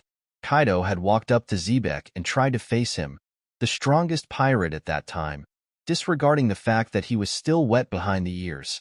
Francisco had tried to befriend him after that, as he had done with every other pirate in the Rocks crew. But Kaido was never receptive to his kindness. He actually saw that as a weakness and tried to challenge Francisco himself to a fight. Francisco obviously didn't entertain such things among crewmates, but Kaido was adamant about it. He had managed to eventually get Francisco drunk enough to agree to it though. Well, let's just say that arrogance led Kaido to the most embarrassing moment of his life. Being beaten unconscious by a drunk, pin-wielding Francisco in front of Charlotte Lin, who he had somewhat fancied at that time. Such were the times back then. Many joyful memories were made amongst the Rocks Pirates. At least for most of them, Kaido saw Francisco's interactions with a different gaze. He felt that his friendly demeanor was merely a way of showing off, of keeping him in line. He played along though, not wanting to actually fight Francisco again at that time. Also, ironically, Rox himself was not part of most of the happy memories the crew had formed, as he was 10 times as cruel and barbaric than Kaido, and somehow a lot less caring about his subordinates as well. Rox only respected strength, and by extension only truly respected Francisco and somewhat respected Whitebeard. Whitebeard was the third strongest person in that crew, as he was in his prime back then, or was at least nearing it. Kaido himself finally managed to compose himself after keeping his distance for a bit. He was even about to swallow his fears and attempt a clash of conquerors against the old monster in front of him, but Francisco retracted his aura after noticing that Kaido had calmed down. "Glad to see you've regained your bearings. Now, the hell are you doing here?" Francisco's tone was devoid of any fear or trepidation. The Dragon Emperor could only stare at his eyeless face for a few seconds, as he finally noticed the state of his body. I guess he was held captive for a long time. Must have recently been released. The Dragon Emperor completely regained his calm after that. Francisco was dangerous in his prime, but as he is now, it's hard to tell if he can even scratch my skin. So, Kaido huffed confidently. I must admit, I was not expecting to meet someone like you here. But you are nothing but a relic right now. You're no danger to me. A sadistic smile spread on Kaido's face as his confidence truly started soaring, said the dragon as he cowered away from the old cripple. Francisco's mocking voice did manage to somewhat hurt his pride, though. Even then, Kaido didn't attack. He only looked at Francisco warily. Memories of the enigmatic swordman's fighting style flashed in his mind as he tried to determine the best approach to that situation. The very next thing he did was to turn into his hybrid form. I'm too big a target. I'm not sure if he can cut me even, but I shouldn't take chances with people like him. Returning to his usual body size of around 7 meters tall, his skin grew scales, his muscles became bulkier, his head grew a few more horns, longer, stronger, and fangs grew inside his mouth, sharp enough to bite through most metals with ease. A large tail also grew from his lower back, covered in azure blue scales. Kaido took out and brandished the large mace that was strapped to his back as he kept himself flying using his devil fruit abilities. The flame clouds he controlled as a dragon were what truly kept him flying. It was something that he had perfect mastery over at that point. I see you want to fight me. Are you truly confident enough to take me on? Francisco's voice sounded out again, making Kaido scowl. Bah, you talk big game, but can you even back it up as you are now? Kaido decided to bite back, refusing to let the old man walk all over him as he had done back in the day. I'm quite curious about how much you've improved. Strongest creature is what they call you, but I don't really see it now. Francisco took out his blunt cutlass. The blade instantly turned black, then red as lightning rolled off of it, forming arcs on the surrounding clouds. The old swordsman felt the mechanical glove assist his grip as he sighed a bit. I don't think this glove will hold out against Kaido, at least not for long. Francisco covered his entire arm in haki, including the glove, hoping to extend its lifespan. Kaido rushed in immediately, his speed much greater than in his dragon form as his spiked metallic club rushed towards Francisco, purple lightning coiling around it. A clash of conquerors, but also a contest of strength. While I'm confident I'll win the former, the latter one I will certainly lose in. Let's see how it plays out, shall we? Francisco swung his blade in an upward slash. His blunt cutlass met the gigantic spiked club Hedon without any hesitation. The ensuing clash was something to behold indeed. Red and purple lightning seemed to clash in the sky, as the world crawled to a halt completely. One part of the world almost appeared dyed in red, while the other was a shade of purple.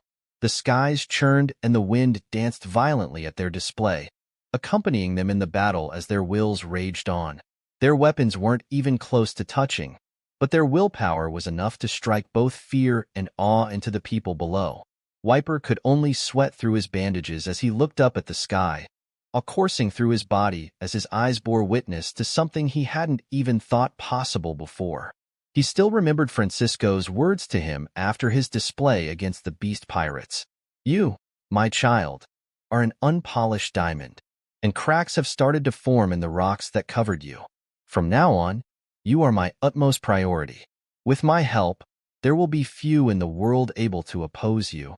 Wiper was obviously skeptical at first, but the reality in front of his eyes seemed to validate that statement greatly, as he watched his teacher take on someone called the strongest creature head-on.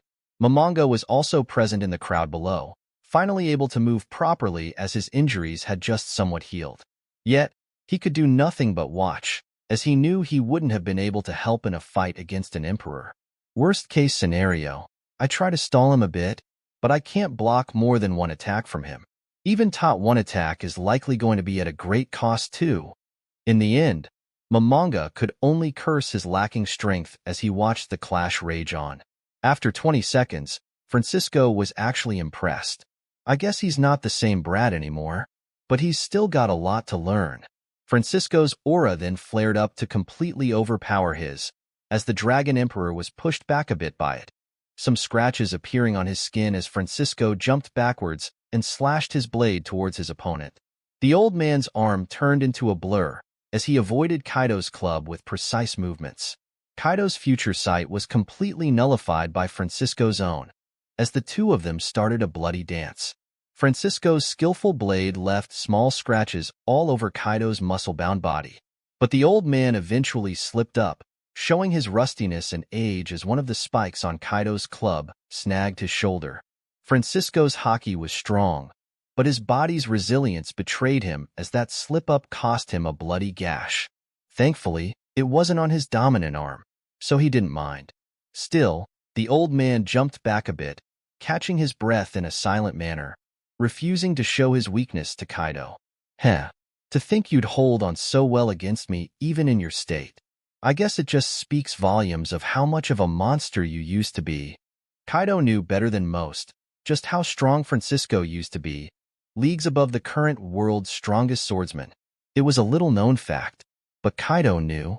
The only reason Whitebeard and Rayleigh were able to survive against him was that Francisco himself was unwilling to hurt Whitebeard at first. That was something the Dragon Emperor had heard straight from the mouth of Edward Newgate himself, so there was no denying it. That was likely the case with Big Mom as well, as she wasn't anywhere near strong enough to fight against Francisco. She was only of help to Whitebeard as she became another fighter that the old swordsman didn't want to harm seriously. By the time Francisco had started fighting seriously, he was already seriously injured. So the fight was decided at that moment. Even then, Whitebeard, Rayleigh, and Big Mom were all left with deep scars from their fight. The moment the old swordsman started taking things seriously, his blade started to shred apart his enemies. But, well, the outcome remained the same. His softness was always his greatest weakness.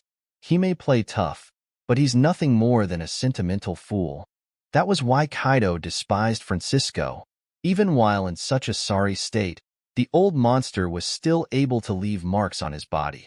It annoyed Kaido greatly that one could be so strong, yet so weak at the same time. It's time I put an end to this. You should have died long ago, but I won't complain if I get to be the one to take your life. Kaido immediately rushed towards the still recovering Francisco, his club raised up as the old swordsman prepared to block. I can't dodge this in time. Let's just hope my glove will hold up. Francisco was fully prepared to meet that club head-on. His stamina was lacking, but he was at least confident he'd be able to momentarily halt the club and roll out of the way. But fate had other plans. Forgot about me? An angry and extremely loud voice was heard from the side, as Kaido received a shining black fist to the face. The dragon, so confident in his defenses, couldn't help but feel his cheek cave in as that fist made contact with his face. He felt his teeth cracking, his fangs breaking off completely as the punch knocked his jaw loose and sent him flying away from the Sky Islands. Kaido recovered in time, looking with anger as he snapped his jaw back into place, ignoring his cracked teeth. Garp the fist? A man that can definitely injure me, and that I need to be extremely careful when fighting. Then, Kaido was hit with a realization. I'm not fighting just one old monster. I was too laser-focused on settling my grudge with Francisco. Kaido looked at the old men in front of him, both of them standing on clouds, Garp staring at him with annoyance, and Francisco keeping a poker face. Garp had received his blast breath, yet he looked more like he had come out of a hot shower, with only his shirt being burned off. Can I really win against both of them? Chapter 129. Dire Situation and Revitalized Monster. Too late to chicken out now. I need to take one of them out. The other should be easier by default. Kaido immediately set his sights on Francisco. He's clearly the one with the least endurance. Garp can probably fight me for the next 3 days without any issues. But this old monster's already looking exhausted, and so, the plan became rather obvious, and the two old men knew it as well. Kaido was well aware that Francisco was currently unable to even injure him properly, but he could still prove to be troublesome if he fought alongside Garp. And so, Francisco became the main target, and Garp was the person he truly needed to watch out for. Kaido's next move was to rush at them once more. He was confident that his stamina and strength exceeded that of his opponents. That proved to be a big mistake, though. Garp rushed and met him head-on, proving why exactly he was allowed to stand on the same stage as Roger and Zebek back in the day. He stopped Kaido's club with one arm, slightly cracking it as he gripped it in his hand. Kaido's eyes widened when seeing that, and his tail quickly turned to smack Garp away from him. A flying slash stopped that from happening completely, though, as Francisco circled around Kaido and attacked from a distance. The flying slash parted the clouds around them, but ultimately only left a small mark on Kaido's skin. Garp quickly took the opportunity that he had been given, his other arm quickly taking a jab at Kaido's chest, caving it in slightly and pushing the Dragon Emperor further. I can't fight Garp up close properly like this. Kaido looked at Francisco hatefully, who was now standing off to the side a bit. Garp himself was having a different perspective, though. Even when using Shurgon to that extent, he's still barely injured. I guess I had forgotten just how annoyingly thick his skin is. Garp had turned his entire fist into a finger gun, and he had hoped to at least spill some blood from the wound or pierce the skin a bit. But the only result he had was a few drops of blood dripping from the corner of Kaido's lips. At that point, Kaido decided to act, immediately turning back into his gigantic dragon form, as his enormous body pushed Garp away once more with the flick of a tail. I don't have to keep a hybrid from now. As long as Francisco can't cut me, I can go all out like this. And so, the fight continued on like that, with Garp jumping around and punching at Kaido, only for his attacks to be shrugged off, as Kaido's defenses reached a new level while in full dragon form. Still, every punch from Garp was slowly creating more and more internal injuries along the way.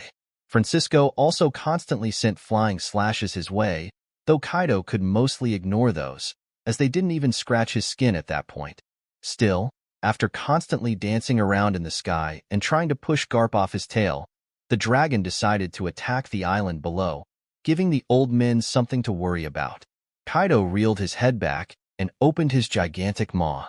Keifu, demolishing wind. Hundreds of wind blades traveled at mad speeds towards the island, as Kaido kept his mouth open and swatted away Garp with his tail, ignoring the punch he received in the process. Francisco jumped in front of those flying blades with a calm expression on his face. His hand turned into a blur as he released just as many flying slashes to counteract Kaido's attack.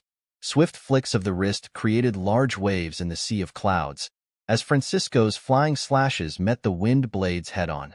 It was unfortunately a contest of endurance, though, as the wind blades and flying slashes were canceling each other in the air. It was only a matter of who could produce more. Francisco was starting to grow tired after a few seconds, but thankfully that was all they needed, as Garp managed to punch Kaido's mouth closed with a thunderous roar, cracking the giant dragon's teeth as they clanged together. The old swordsman was forced to land on the island's shore, as he could no longer keep jumping from cloud to cloud. He sat down on the sand as he lamented the current situation. At this rate, we might really fail to protect the Sky Islands. His body's condition somewhat prevented him from aiding Garp properly. He was already running low on energy, and the fight had barely even started. I guess Kaido did grow on to become pretty strong. This isn't good, though I am a bit proud.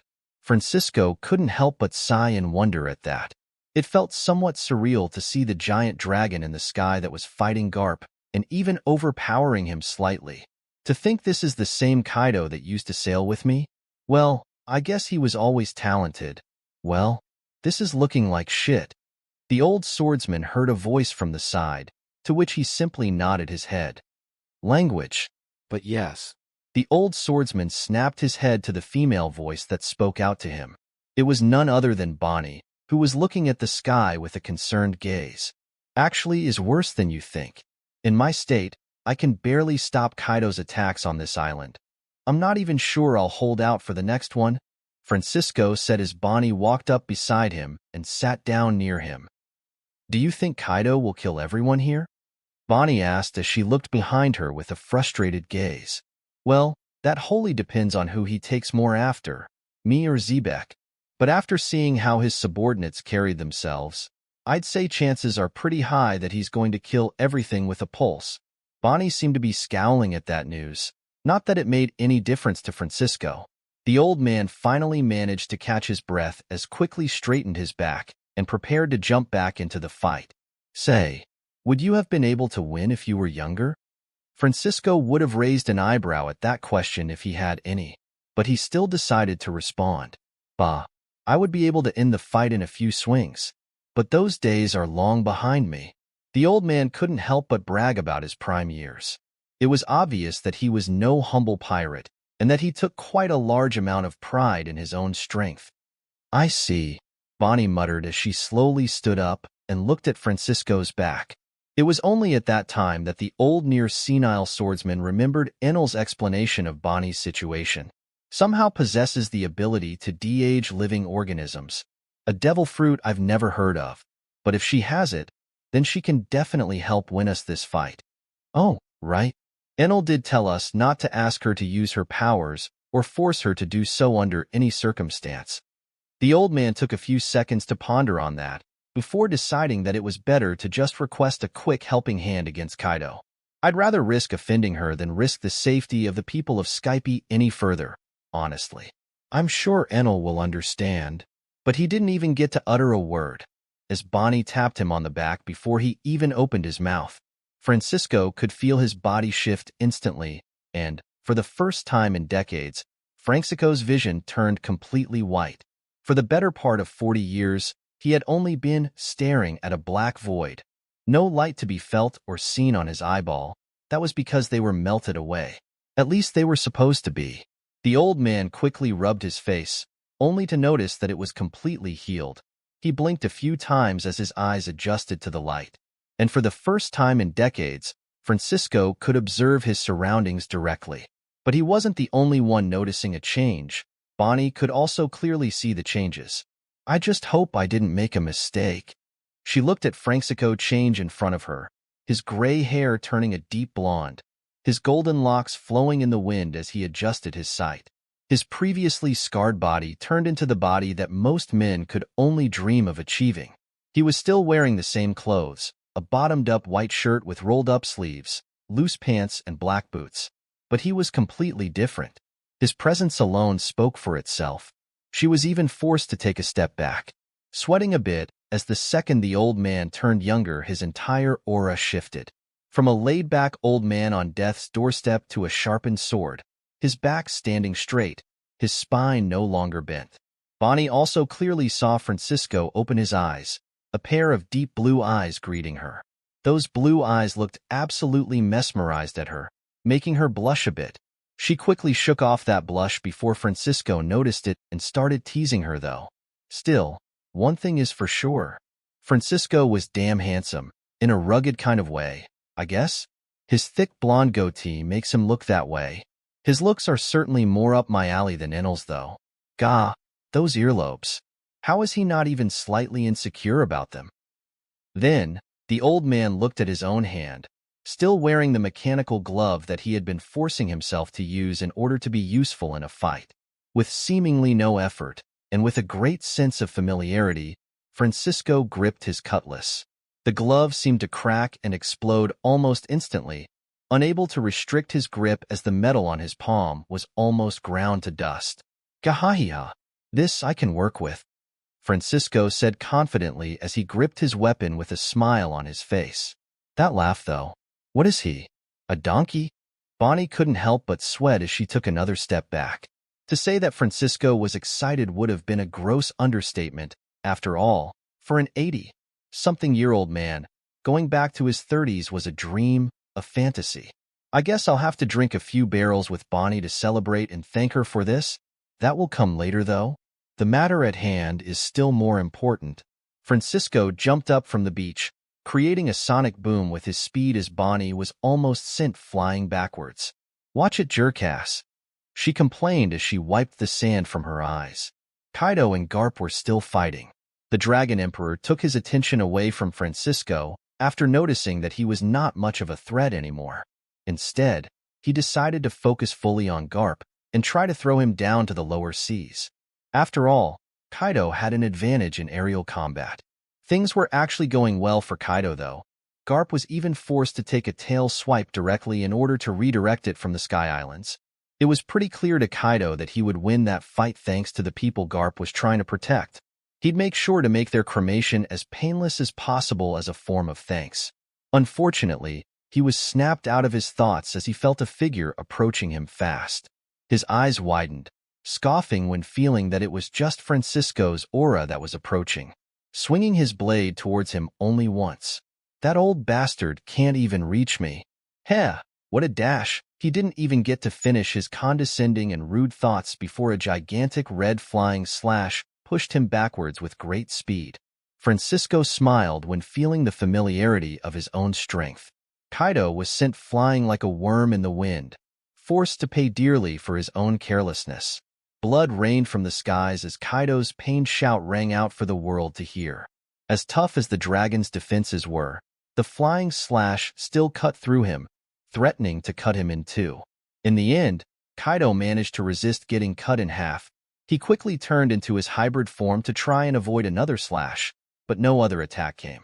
Even in hybrid form, the wound was clearly visible, spanning from his upper left arm, which was hanging by a strip of muscle at that point, to his lower abdomen diagonally. Kaido had turned completely white at that point, as he dropped his weapon and grabbed his damaged arm, trying to cauterize it in place. The fear in Kaido's gaze only intensified when seeing Francisco's appearance, though. I was expecting you to be able to block that better. Well, whatever. I always wanted to try out Dragon Sushi. Francisco jumped a bit, imitating Garp's Jeppo as he propelled himself forwards and stopped on a small cloud in front of Kaido. A monster returned to full strength. Kaido could only lament as he felt his wounds burn up in pain.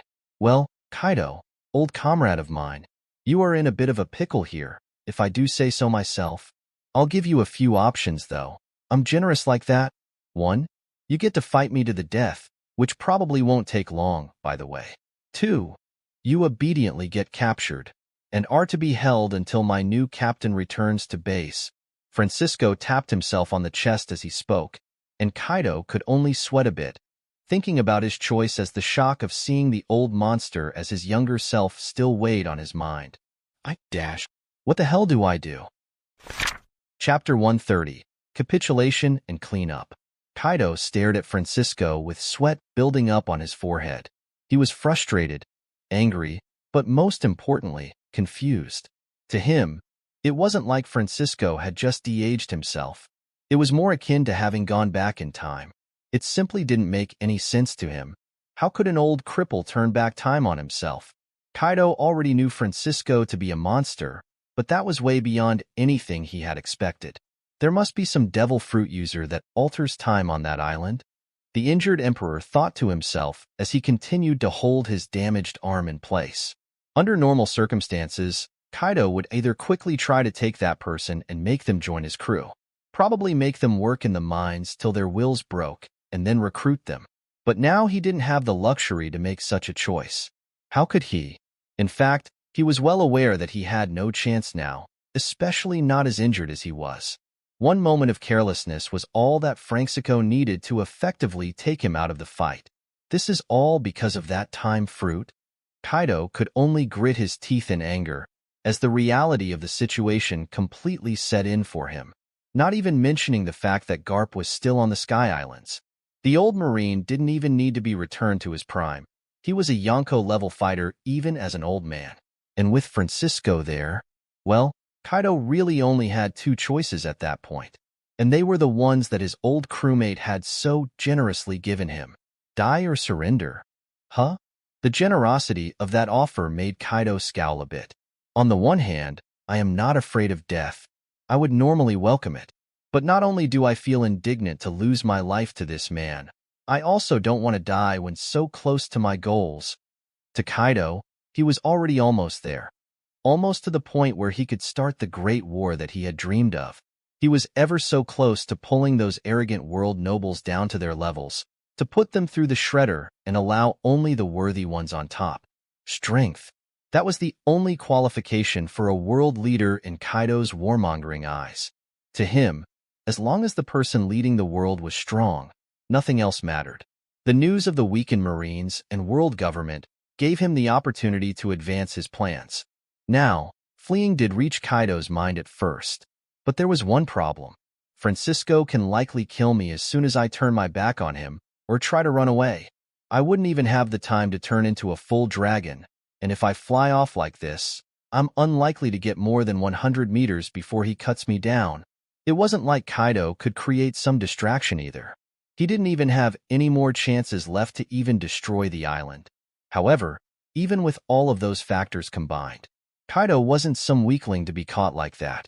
If he truly tried, he could likely escape, but the fear prevented him. The fear that had been ingrained into him from a young age, a trauma that he had been trying to shake off for many years. Sure, Francisco wasn't the main actor in that trauma, but he was someone that only helped amplify his suffering at some point. It was a reasonable fear. The first mate of the Rocks pirates was considered a monster in a generation where legendary pirates were a dime a dozen. To Kaido, the only person that came close to reaching their strength was Gold Roger, but he became stricken with illness, so he didn't get to match them in the end. So, with all of that in mind, Kaido raised his only currently working arm, surrendering himself to the smiling Francisco. Garp also jumped back towards them at that point, with a confused face as he hadn't expected Kaido to get blown away like a leaf in the wind. His eyes widened when he saw Kaido's sorry state. Once considered an unkillable emperor looking like he had been almost cut in half by one sword strike, Garp only knew of one man capable of such things. Shit was the only thing Garp could think of when seeing Francisco's appearance. Up to that point, the old Marine was only happy with Francisco being around because he thought him to be an old man, close to death. That was also how they had bonded in prison. Garp was not the type to befriend pirates, especially not the type that sailed with rocks. The fact that Francisco was nothing more than a shell of what he had been formerly was what allowed him to look over his past and not kill him and impel down. Bonnie must have seen the situation and decided to do this. Not sure if it's a good thing, though. Garp gritted his teeth as he hopped in the air in front of Francisco, who looked at him with a small smile. Garp, glad that you could join us. Francisco was still just as polite, but Garp wasn't about to let his guard down just because a pirate was being polite to him. The old pirate also noticed Garp's raised guard. He narrowed his eyes and spoke out with a polite smile. I can understand why you wouldn't agree to this, but I believe you better take this up with Bonnie. It was her decision at the end of the day. I followed Enel's orders, not requesting her help even once. She was the one to so gracefully give us assistance. The old pirate patted his chest as he sheathed his cutlass. To him, an injured Kaido wasn't even a threat. He didn't need to be cautious in any way. Kaido's expression shifted slightly upon hearing their conversation. Enel? Don't tell me. Just because you followed the captain's orders doesn't mean I have to like the outcome. Well, you don't have to like it, but I sure as hell do. You're just jealous you also didn't get brought back to your prime. Francisco covered his mouth as he smiled mockingly at Garp. Bah, jealous my ass. Unlike you, I'm still holding up just fine. Garp crossed his arms with a huff.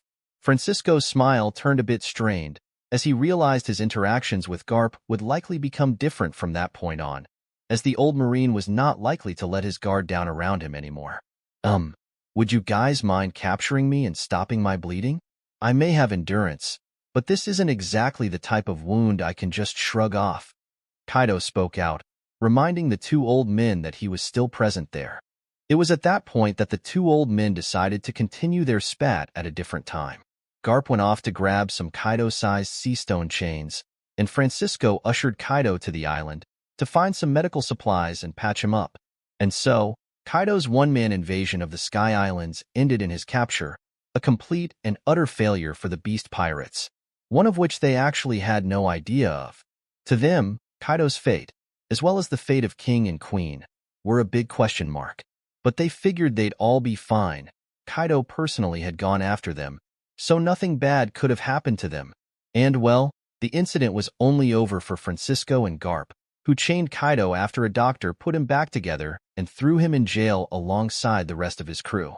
The rest of the island now had a lot of work to do. The people of Skype now had to rebuild a lot of work to do in rebuilding the houses that had been destroyed in the conflict. And the Shandians, residents of Upper Yard, now had an entire forest fire to worry about thanks to Kaido's blast breath. Well, they would have had it a lot worse had Garp not dragged King there to suppress the fire with his inborn abilities as a Lunarian. Momonga and Wiper both helped as well as they could, especially making sure no fires reached the new Fusha village. After that, both of them basically won a train. both going to Francisco directly, Wiper starting to take his conqueror's hockey training religiously, and Momonga asking for training in swordsmanship. The old pirate obviously agreed to also help Momonga. The more powerful people around Enel, the better. He does want to go against the world government after all. To Francisco, returning to his youth was also a very good thing for his captain. With that, the strength of Enel's crew basically skyrocketed. But this group is still a lot weaker than the Rocks pirates. And Enel himself still has a lot of room for growth when it comes to hockey. I don't think we are anywhere close to prepared to face the world government.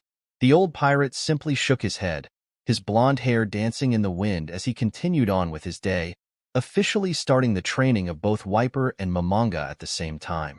As the residents of the island scrambled and worked hard, Bonnie was still off to the edge of the island, sitting on the sand and looking at what remained of the sea of clouds.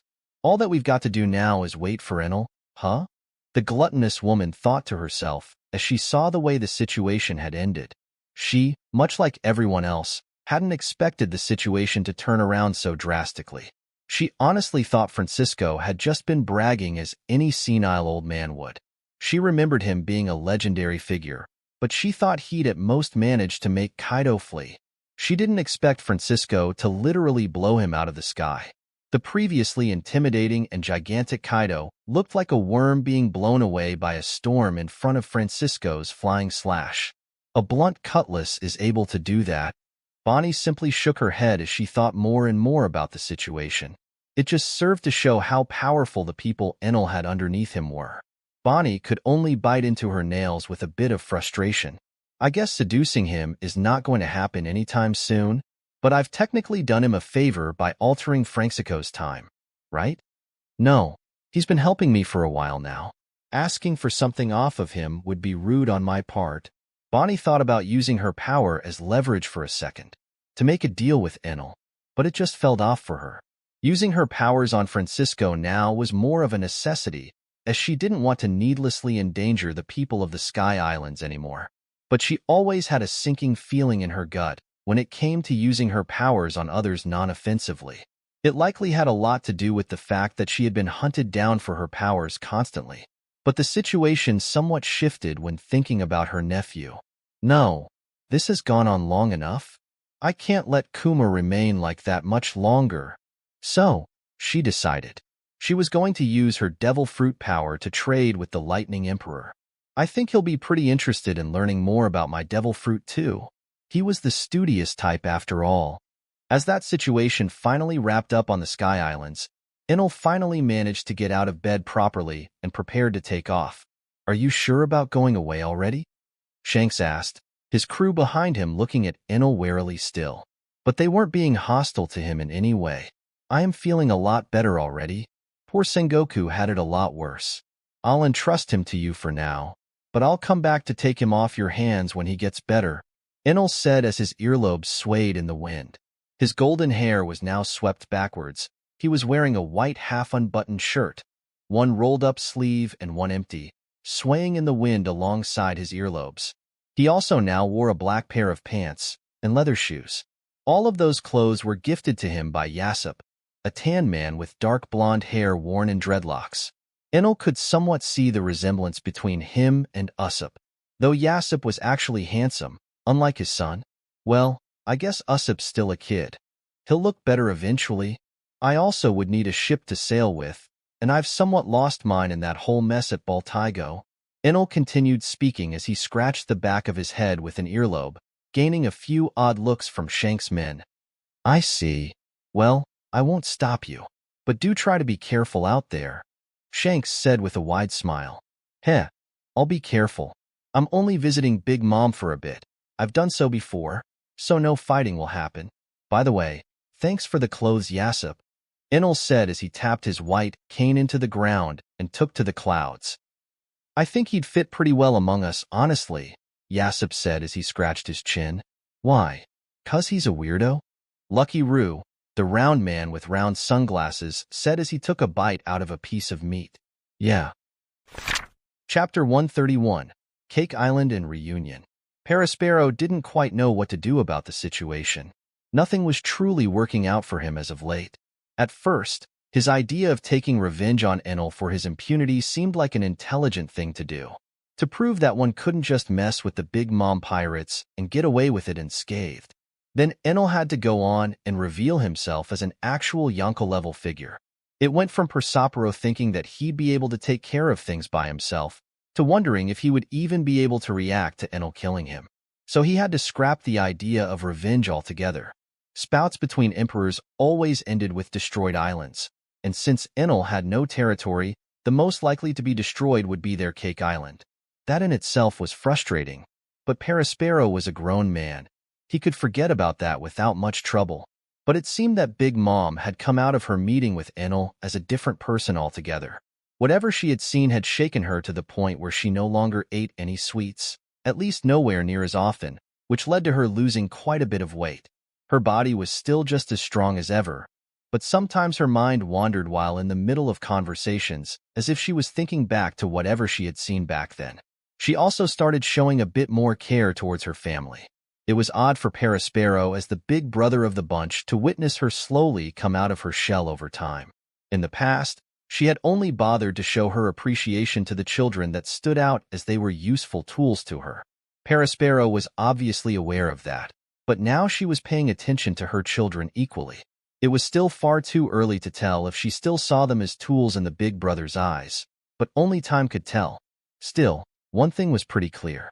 Big Mom was mellowing out, and it was likely that the day of her retirement was getting closer and closer at a rapid speed.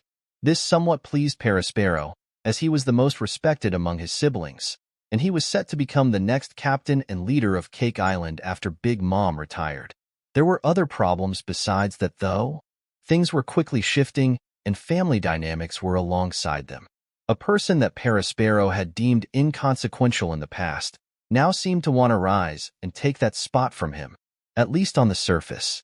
Oven, ever since returning to his home, he had not rested a day. He was training like a man possessed, and had quickly grown stronger in both body and haki. He was now a force to be reckoned with, only Katakuri still being able to defeat him in a spar. Though Prospero hadn't tried his hand, Smoothie had, and her loss was catastrophic. She had been taken down in under a minute. The Big Mom pirate spared no expense in rebuilding his limbs, buying him the most expensive and durable materials to rebuild his limbs, even going as far as to use sea stone to make his prosthetic hand. More specifically, his palm was lined with sea stone, which made him a very effective close-range fighter against devil fruit users. So effective, in fact, that the second Oven managed to get close to Smoothie, the fight was over. Even when she tried to evade him, he took her by surprise, twisting his body in an odd way, making it look like paper, as his arm basically coiled around after her and still caught her. His strong body covered in armament haki was also able to effectively block most of her attacks, so it was a decisive victory through and through. These were the results of Oven's training. His hard work showed itself, as his muscles had become more and more well-defined, making him look absolutely shredded. Katakuri was impressed by his brother's zeal and willpower, so he also started amping up his own training. This led to a competition between those two brothers. Who can make up the most masochistic training methods? It was an unspoken one, but the members of the Big Mom pirates could only stare at them from a distance with odd gazes. Now, Prospero was actually happy that Oven was becoming stronger to the point where he technically became a cornerstone of the Big Mom pirates. The problem actually came with the fact that he seemed a lot more approachable now. It seemed that his stay with the Marines had made him a lot more humble and a lot more friendly, especially towards his siblings. This led to former enemies turning into friends, and distaste turning into appreciation. People that had looked at him with indifference were starting to warm up to him. Those that hated him started to talk more with him in between his demented training sessions. Frowns turned to smiles. Even if it was not intentional, Oven had now become a candidate for the title of captain, one which was rightfully Prospero's. Now, Prospero had to find out more about Oven's intentions, and if he truly was a threat to his position, which was a true bother. The fact that the Marines had gone ahead and gotten themselves killed made him giggle a bit. It seemed to make Oven quite pleased as well, especially when hearing that Akainu died.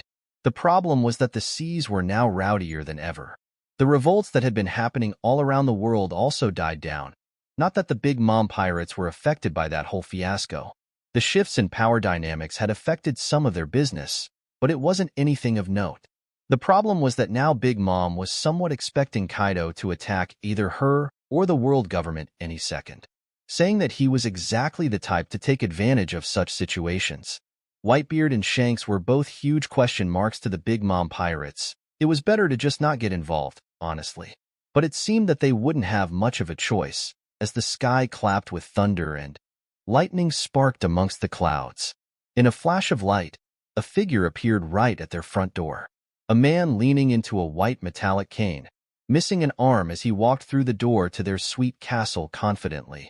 Immediately, Katakuri appeared before him, reacting the fastest, as he had likely predicted where he'd land from the second he had heard the clouds churn.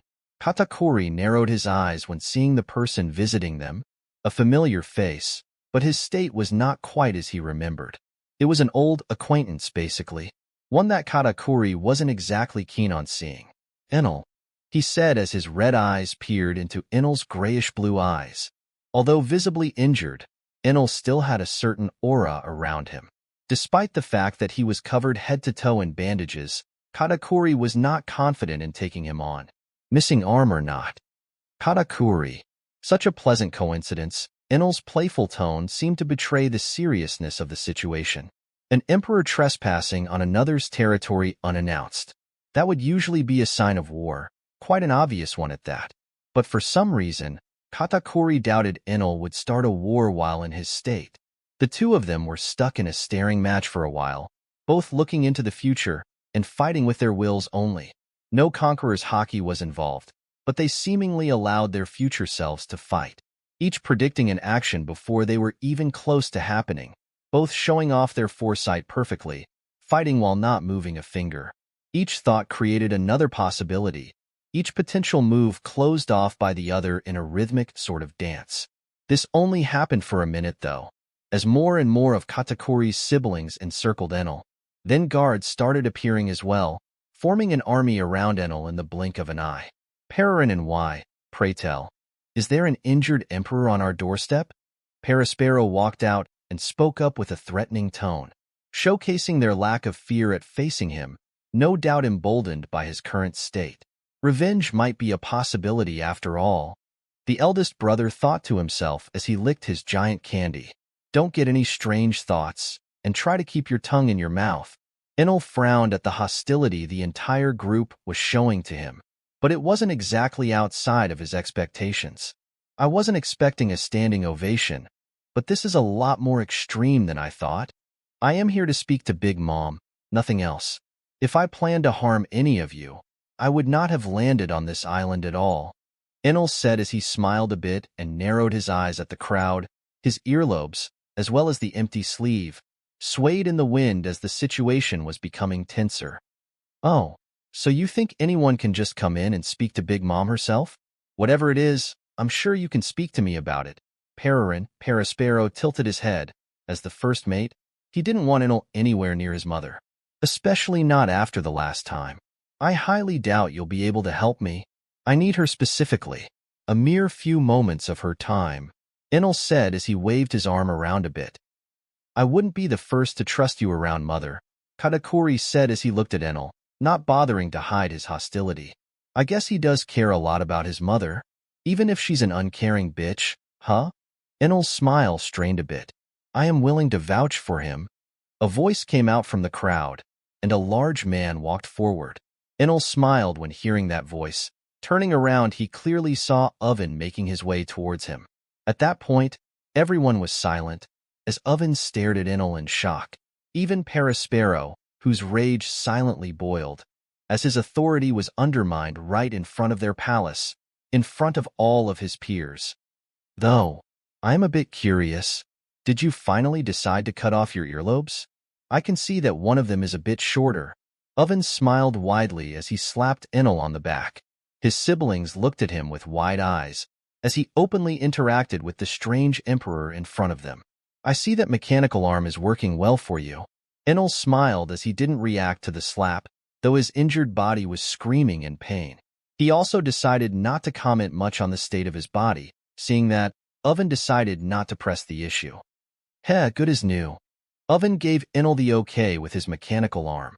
It was made to look exactly like a human arm, making Oven more akin to a cyborg than a metallic tin man.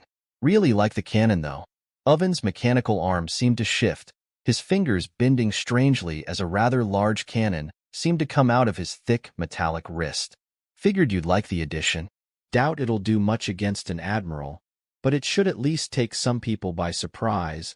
Enel smiled as the two of them continued to talk, catching up like old friends would as they both seemed to ignore the somewhat strained atmosphere around them. This managed to somewhat annoy Paraspero even further, who was about to walk up to them and say something before Katakuri stopped him. If Oven is willing to vouch for him, then I agree.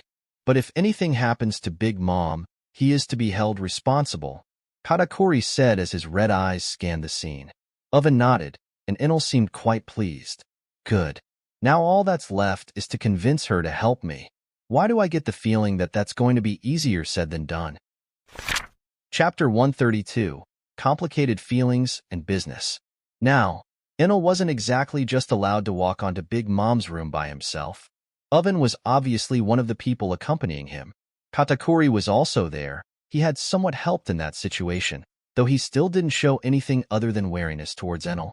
Paraspero, although reluctantly, was also tagging along, complaining as he did so to the only person that was willing to lend an ear, no one in particular. Smoothie, who was just a bit curious about the whole situation and wanted to see if she would get a chance to taste Enel's juices. It was just them. As the other siblings had dispersed, they were also the strongest among the family, so if something was to happen at least they would be near their mother captain. Not like they believed Enel would be able to take on their mother in the state that he seemed to be in, but it was much better to be safe than sorry. In truth, the Big Mom pirates were likely going to actually try to attack Enel had Oven not shown up and vouched for him. It would have been the perfect opportunity to remove a potential enemy that could contest their territories in the future. They did choose to respect Oven, though. Katakuri choosing to support him basically sealed the deal. There was also the fact that an injured emperor was likely still well above what they could handle. The only ones that would even be able to fight properly against Enel would be the people that went with him. The only one that could likely deal with Enel was Big Mom herself. Enel was known to hold back the entire former navy by himself, so it only made sense that most people wouldn't be able to deal with him, injured or otherwise. He was basically in a league of his own, much like most Yonko were. So, did you also end up changing to a Sea King-only diet? Enel asked as he walked with a small smile on his face. Yep, I do feel a bit stronger. They were a bit like a natural steroid, I guess, Oven said as he walked forward confidently. It was clear to see for everyone that Oven completely trusted Enel, to the point where he was willing to anger Big Mom in order to help him. In the past, that might not have flown, but it's difficult to tell now with her recent changes in demeanor. Prospero thought to himself as he licked his candy cane, his face displaying a permanent frown. I guess you do seem a bit stronger. We should spar later when my body's healed a bit more, Enel said, one of his earlobes flinging up and patting Oven on the shoulder. Sounds great. Now, I've been somewhat trying to avoid this question, seeing as how the injuries are fresh and rather severe. But what the hell happened? Oven looked over at Enel without bothering to hide the hint of concern appearing in the corner of his eye. That's something I will explain later. It's something that concerns Big Mom as well. Enel's words did catch everyone's attention. Just what happened to him? Emperors don't just lose limbs randomly. Well, Shanks did, now that I think about it. Prospero thought to himself as they finally reached their mother. More specifically, the throne room, where she was most likely sitting, pondering things. Enel frowned a bit when seeing Big Mom, as he noticed rather quickly that she looked a bit different. First off, Zeus and Prometheus were not with her, but Enel could feel them somewhere else in the castle, so that didn't matter much. More importantly, Charlotte Linlin, seems you have lost some weight, Enel said as he smiled a bit. Big Mom was known to be a glutton, so it was simply unusual to see her lose weight. Anyone that knew anything about her would find that strange. Big Mom looked at Enel with a blank face, no surprise at all, as she was likely expecting him already. Her eyes scanned him for a bit before she also spoke out. Enel, it seems you've also lost some weight. she said as a hint of a cruel smile rose to her lips. Paraspero chuckled a bit but was silenced by Oven, who simply glared at him for a few seconds. I guess my arm does count as weight. You seem healthy at least, that's good. Enel's words seemed to confuse Big Mom a bit. Why would you care for my health? We have no ongoing alliance, nor do I plan to make one. In fact, I thought I had made it clear that I don't want you near me or my children as well. Lin spoke out with a scowl on her face, finally showing her displeasure at his appearance. Well, I do wish to do some business with you, don't worry. You made yourself clear last time I was here. Still, Oven remains my friend, and I don't plan to change that anytime soon. Oven smiled a bit when hearing that, but he appeared a bit troubled. I can't just abandon my family, though. No matter how good a friend Enel is, if Mother wants to, she can simply command, and I'd have no choice but to obey. Friends? Big Mom looked directly at Oven when hearing that. So you befriended your handler? Someone that worked directly with the people that harmed you in the first place. Her words were sharp. She was clearly displeased. The lack of response from Oven also made her huff a bit, as he just looked at the side, somewhat guiltily. This made Prospero smile widely, enjoying his brother's suffering for a bit. The lower Mother's opinion of him, the better things look for me. To be fair, I only became a Marine to learn some of their secrets and befriend a few people. I never really put much effort into working for the world government, which is why I am no longer a Marine. I don't care much for your reasons. Regardless, I'll continue this conversation with my child at a later date. Since you came all the way here, start speaking. What do you want? Big Mom said as she slowly stood up from her throne. Well, I want information, simply put. I just want to know more about souls. Enel's words seemed to irk Lin somewhat. Oven and the others seemed to be taken aback a bit.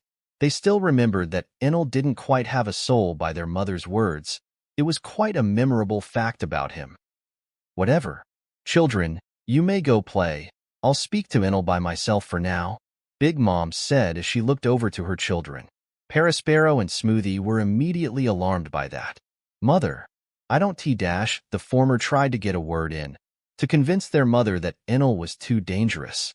Silence. Big Mom's voice rang out in that giant room, echoing all around the walls as Enel could feel his eardrums vibrate. I don't want to hear it. If Enel was here for a fight, he wouldn't have waited this long to start it. Not one of you can stop him anyway. Big Mom scoffed as she sat down at a large table to the side, signaling Enel to follow her. The table seemed to be made for her children, as it was a little too small for Lin herself. Oven and Katakuri were already on their way out of the room. Neither had even tried to question their mother's decision. Smoothie and Paraspero seemed to want to say something else, but they ended up leaving as well, not wanting to actually anger their mother in any way. As soon as they all left the room, Big Mom stared at the large door for a few seconds before she started speaking. Souls? You're trying to find out more about that? I doubt you even have any idea what you're getting yourself into. Big Mom scoffed right in Enel's face, as he sat on a smaller chair in front of her. I may be a bit in over my head lately, Enel said as he looked down at his missing arm. But I am already into this, Big Mom. I can't exactly simply ignore something that is happening to me directly. I guess you have a point, but I am unsure why I should also have to get involved in any of this. You may have befriended 2 of my children, but I don't see any reason to put them and myself in danger by helping you. Enel raised an eyebrow at her words. Befriended 2 of her children? Oven's the only one that comes to mind. Whatever. The issue with my soul may only concern me. I won't be asking you for help with anything other than information. And in exchange, I will tell you about the thing that you must be wary about the most. Enel's blank gaze peered into Big Mom's eyes. She seemed to be a bit conflicted. On the one hand, curious about what exactly Enel was offering her. But she was hesitant because she could still remember the feeling of that day. The way she had felt fear. The way her very soul shivered. At that time, she was so scared that she simply wanted Enel to disappear. But after spending enough time pondering things, she became more and more curious. In fact, it became the forefront of her mind, as she became preoccupied with trying to understand more and more about Enel and the thing that was bound to him. And now, She could get some answers to the questions she had been asking herself. All she needed to do was to take a risk. Big Mom pondered for only a few more seconds before finally making her decision. If you're able to tell me more about that thing, then I might help you. I'm an emperor of the seas. I've gotten to this point because I've been taking risks all of my life. I may have forgotten that in my later years, but I think it's time to remember a few things. Enel was a bit surprised to hear that, and then he simply smiled. Oh, I'll tell you about that guy, and more. Chapter 133, Deals and Experiments. I'll go first since we have come to an agreement. Big Mom decided to be the one to uphold her part of the deal. If it's just basic information about souls, then I should be able to help him more than anyone else in this world. Better start with the basics, though. Tell me how much you already know about souls and what you've already researched, Lin said as she looked at the injured Enel, her tone not any more polite than usual. Enel simply sighed and went into the details he had found regarding souls. The way that the soul was composed of 3 distinct parts, the few things he had found in various religious texts. Lin was rather impressed. It seemed there wasn't much she could tell him at the end of the day. Maybe just confirm a few things for him. Then he mentioned something that even Big Mom hadn't known about before. In a more obscure school of thought, it's believed that only one part of the soul is truly eternal. The mind and the other 2 parts, spirit and desire, die alongside the body. Enel said as he remembered more about Plato's theory on souls. Big Mom was actually shocked to hear that. The hell? How much research did he do on this? He knows more than me already. Lin was starting to sweat a bit as she tried to think about what she could add to Enel's research. Well, you are right about most things you've said. Big Mom coughed in her hand a bit. Truly, I can confirm that most of what you've said is true. More specifically, is the soul made out of 3 parts. We had never bothered to name them, though. We were just calling them the 3 structures. Now, it seems you already know this much. So what more do you wish to find out? She decided to not bother bullshitting Enel and just asked him exactly what he wanted. I want us to run a little experiment. I wish to learn how the soul affects Haki and which parts of the soul affect which form of Haki. Enel tapped his white walking stick on the ground as a smile rose to his lips. Affecting Haki? Big Mom's eyes widened when she heard that. I guess willpower is inherently spiritual. But do you have any proof that it is tied to the soul in any way? She hadn't thought to make such an experiment in the past. She had tried to make her special homies and chess soldier homies use Haki at some point, but she couldn't quite get the results she wanted in the end. I am proof of that. More specifically, my conqueror's Haki seems to be affected by my situation. For the experiment, we will need a willing participant from your crew or a prisoner. Someone with a full soul that can use observation and armament would work just fine. Big Mom was surprised to hear that. I guess that's why he wants to learn more about souls? Well, I can't blame him. Too bad I can't take a good look at his soul. Understood. I'll take your word for it. You don't really have any reason to lie about this anyway. You are coming to me for help after all. Lin scratched her chin as she stood up. Bring me a prisoner. The strongest you can find. Big Mom's voice rang out throughout the palace, immediately confusing her children.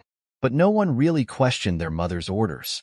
Not long after her voice rang out, Katakuri's tall figure walked in, dragging a prisoner by the collar. The prisoner was a middle-aged man, someone that Enel couldn't really recognize. A former young pirate that tried to challenge my position in the past. Now he's nothing more than a captive here. His soul is intact, so he should do just fine, Big Mom said as she walked over to the prisoner, signaling Katakuri to leave the room. The doe-human nodded and turned around to leave, throwing a key on the prisoner's lap as he did so, just in case they needed to take off his shackles. He did also end up giving Enel a confused sideways glance as he left. Enel simply shrugged it off and also walked over to the prisoner. He was wearing a sea stone collar around his neck. His eyes seemed to be lifeless, most likely drained of any stamina after a long period of incarceration. Will he listen to us and use Haki when we want him to? Enel asked as he grabbed the man's hair and looked at his face with a raised eyebrow, looking directly into the prisoner's empty eyes. He'll listen. He was trained to follow orders.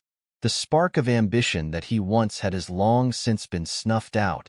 Lin shook her head as she spoke. Fine. Enel shrugged, not really in any position to criticize Big Mom's handling of prisoners after the massacres he had committed himself. Pirate, use armament haki, Enel said as he tapped the man's leg with his cane. The cane then turned into a small tentacle and unlocked the sea stone shackles in an instant. The prisoner simply followed instructions, not showing even a sign of fighting back. You could have just used the key.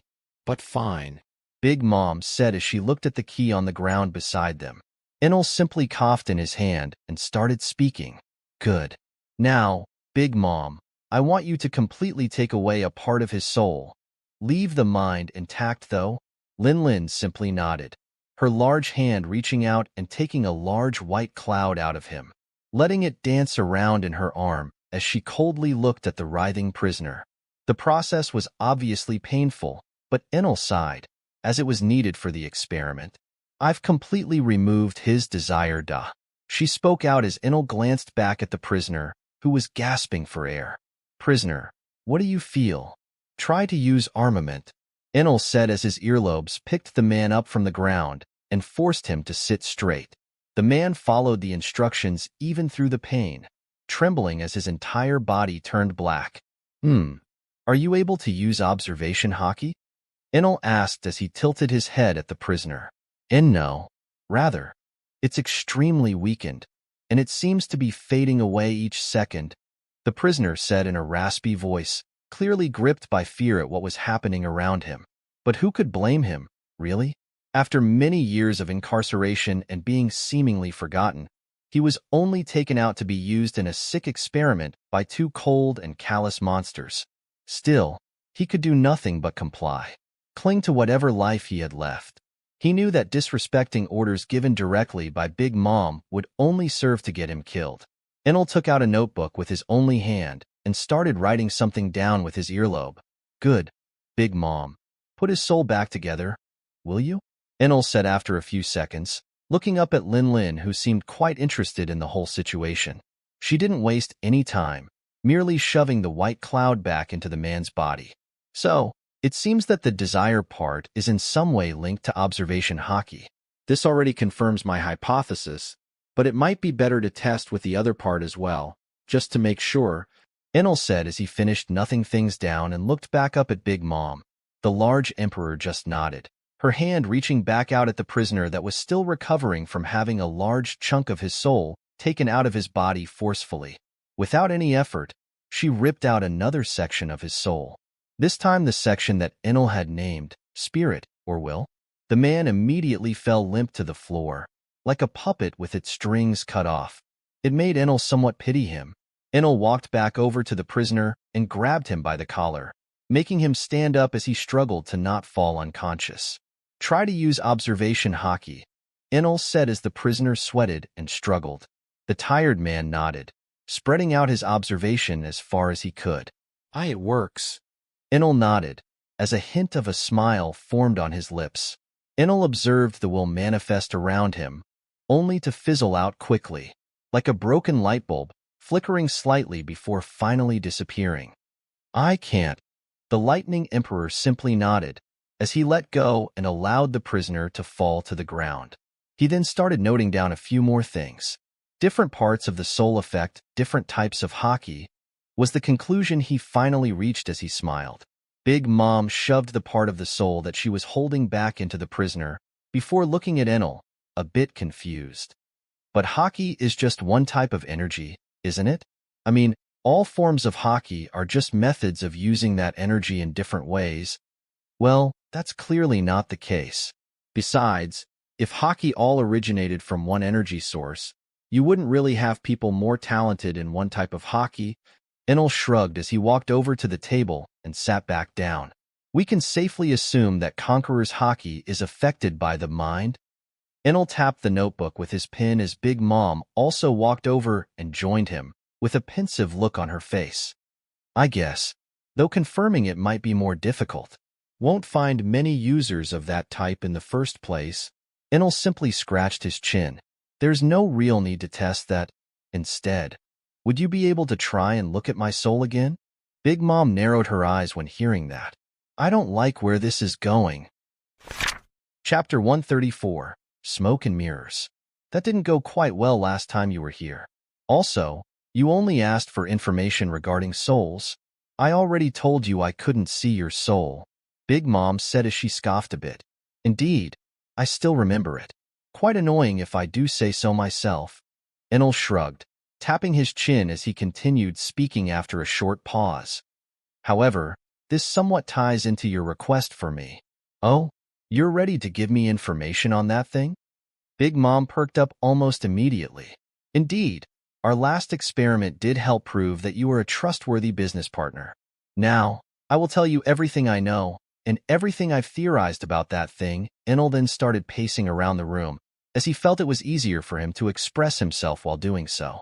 The prisoner they had used for experiments was still in the room, but neither Enel nor Big Mom paid him any mind. He was already unconscious due to their experiments anyway. Now, I've spoken to that thing in the past. It claimed to be a god. It spoke of having been worshipped in many forms in the past. Enel said as his cane rhythmically hit the ground.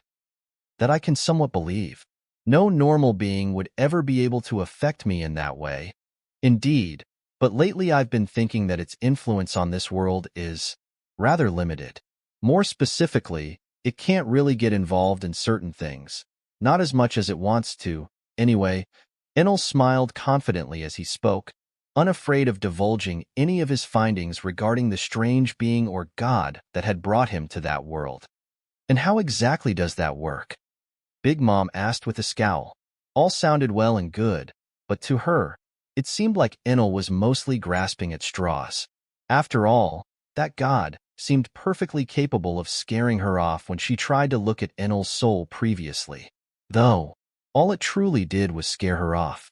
It didn't injure her in any way, and it certainly didn't affect the real world in any way. Wait, if that thing is against me being able to see Enel's soul, then it's likely against Enel finding out more about his situation as well. So why is it just letting him run around and do research on his own? The more she thought about it, the more sense it made. The last time that thing spoke to me was in a dream. It was of no consequence. It was mainly complaining that I wasn't acting like it wanted me to. Well, more specifically, it was trying to make me think that all of my actions were irrelevant and that I was better off not acting at all. Espousing the boring mantra of an uninteresting and unambitious creature. Big Mom raised an eyebrow. So he's even been talking to it? I guess Enel already knew about that thing when he came to deliver Oven then. It's honestly rather confusing. In my first conversation with it, it seemed to only want to give me something. It actually even seemed somewhat interested in my future actions. But now it looks like it wants me to stop completely. It's possible that one of my decisions, or something I did along the way, changed its curiosity towards me with something else entirely. I see. But do you have anything concrete on it not being able to affect the world properly? Not exactly.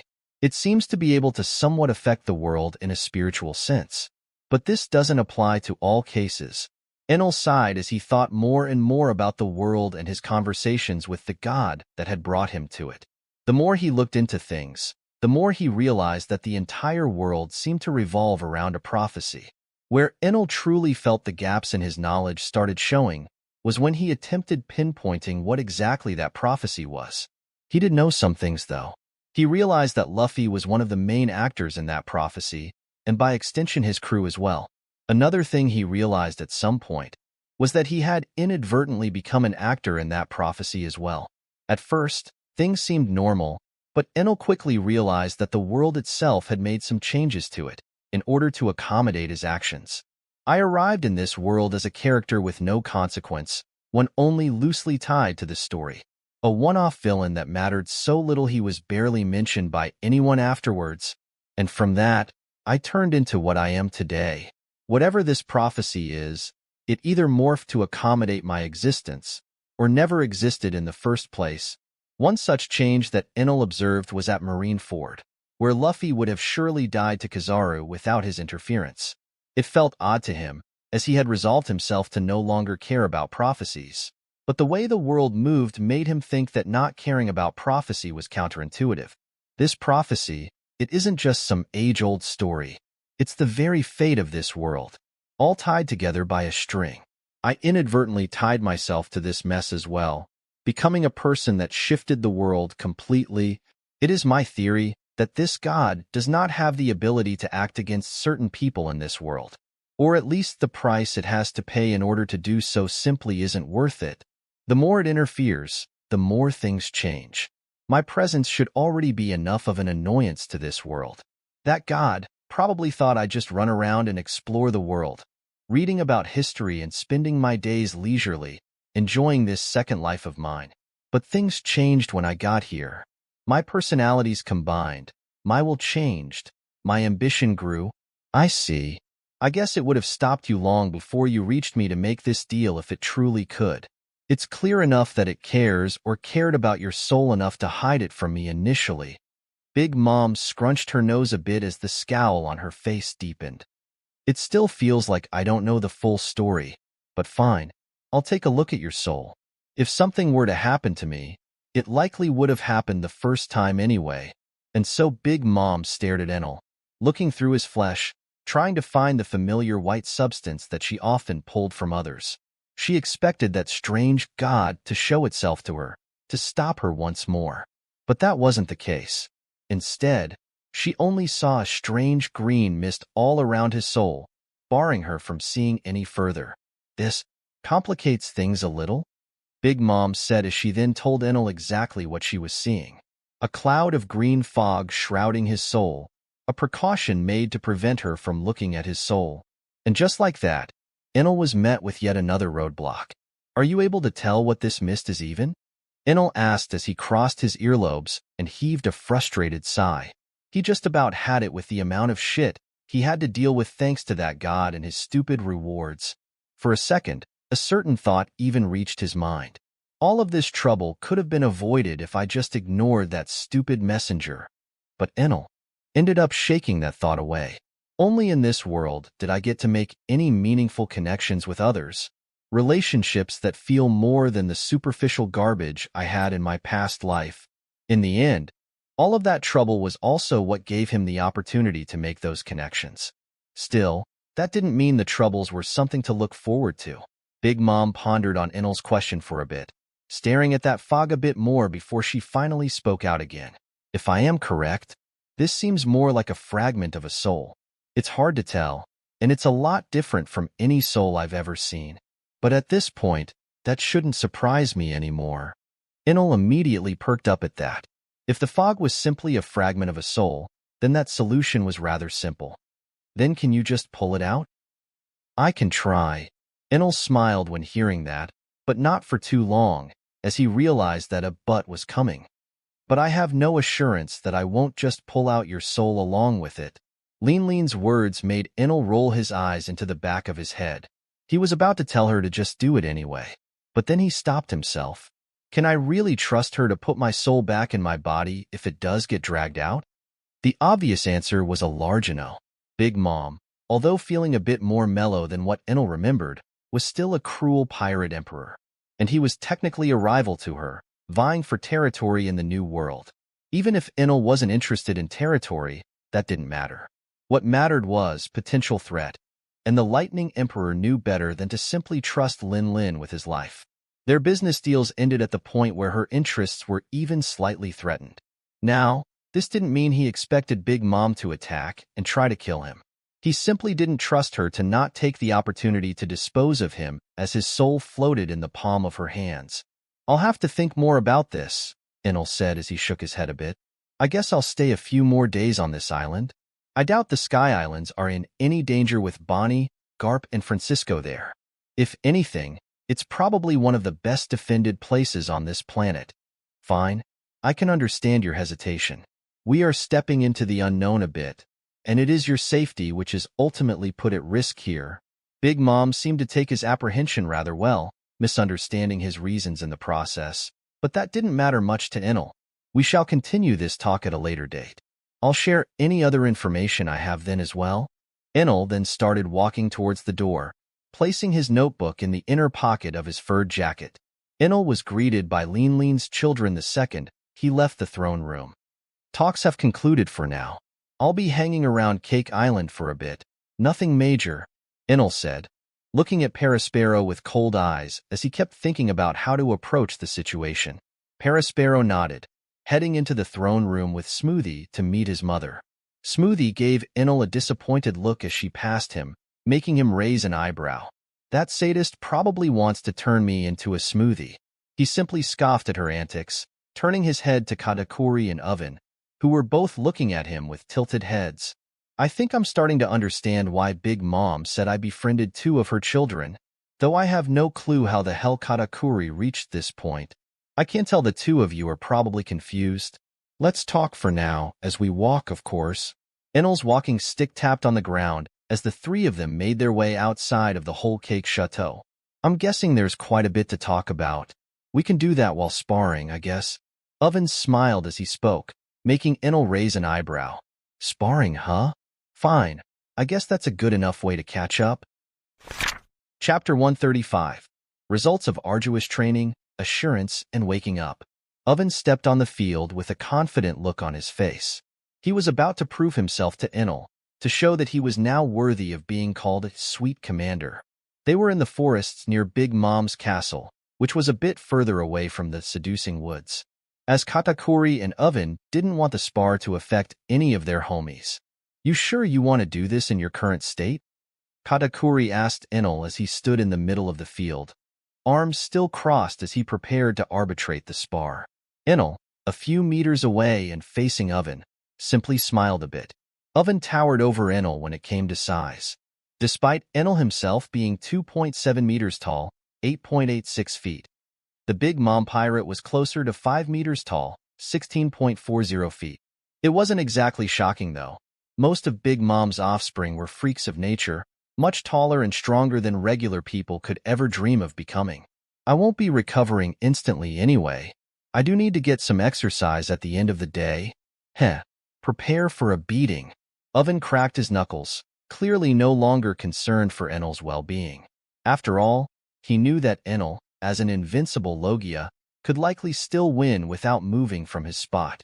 He wouldn't be getting into a fight if he wasn't able to anyway.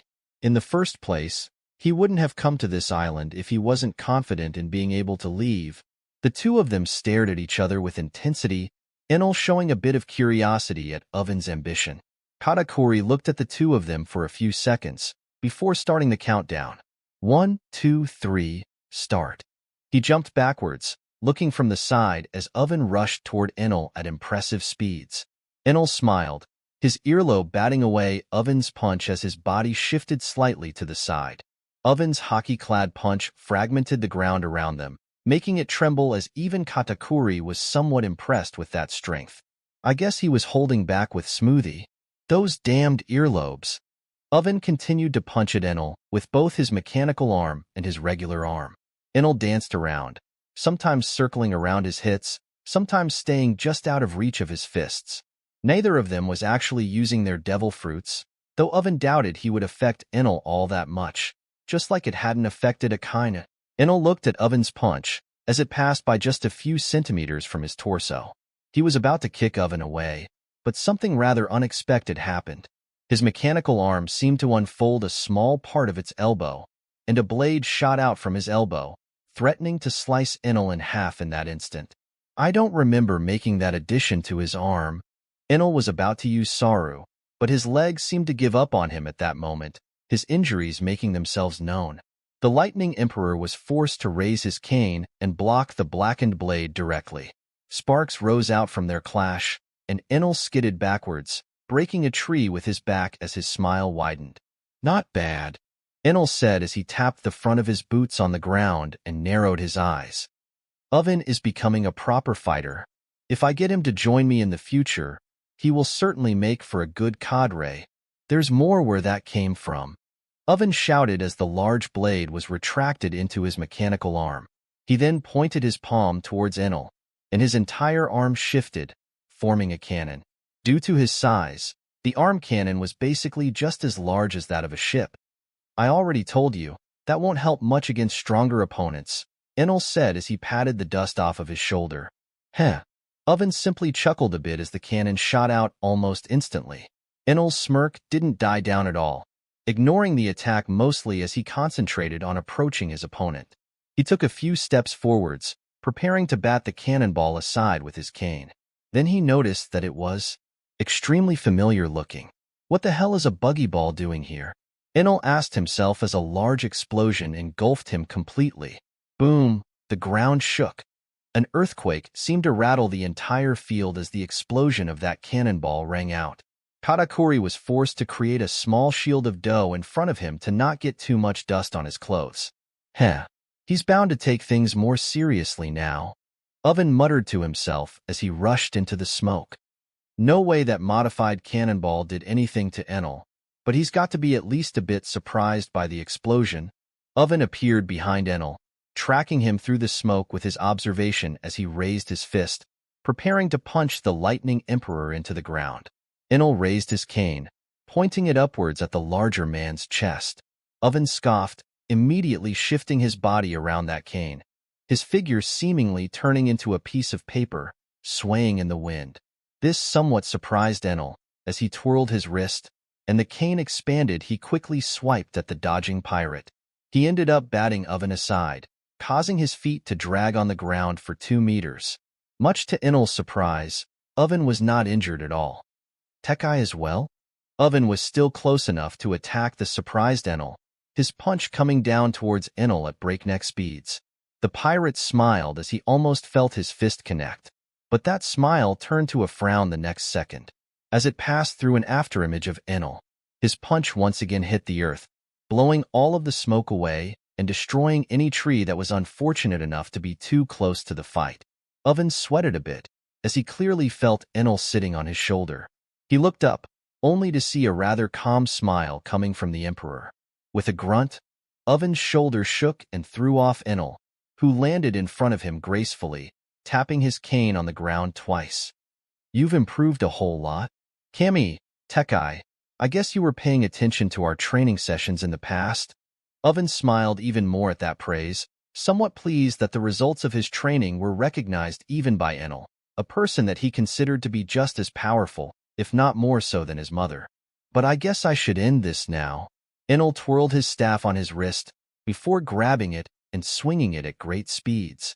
In doing so, he created a gigantic flying slash, one that Oven had no choice but to jump in order to avoid. Enel tapped his cane with one of his earlobes, turning it into an earring, and jumping towards Oven. The flying slash passed below Oven's feet, severing all of the trees behind him instantly. But that didn't mean he was out of the hot zone, as Enel appeared right in front of him, his hand extended and grabbing his face directly. Oven's mechanical leg quickly perked up, a large blade bursting out of his knee and ripping through his pants. Enel's body simply bent around that blackened blade, smiling as he did so. Before Oven even realized it, Enel stepped on the air above him, and with a powerful dash, slammed his head into the ground, creating a small earthquake in what remained of that forest. Oven managed to protect himself with haki, but Enel still gripped his head tightly. Before he could even grab Enel's arm, one of his earlobes seemed to turn into a drill and point directly at his chest. I win, Enel simply said as the tip of that drill hovered over Oven's chest. Oven was about to try and melt the drill, but he gave up after reminding himself that Enel could still control it regardless. Good fight, Enel said as he turned the earring back into a cane. It was decent, though neither of you really went all out. Katakuri commented from the side with a deadpan. Heh, I would love to spar with you as well, but I'm afraid I'm in no state to continue fighting, Enel said as he looked at the bloody bandages that covered his torso and stump. Indeed, Katakuri said with a cold gaze.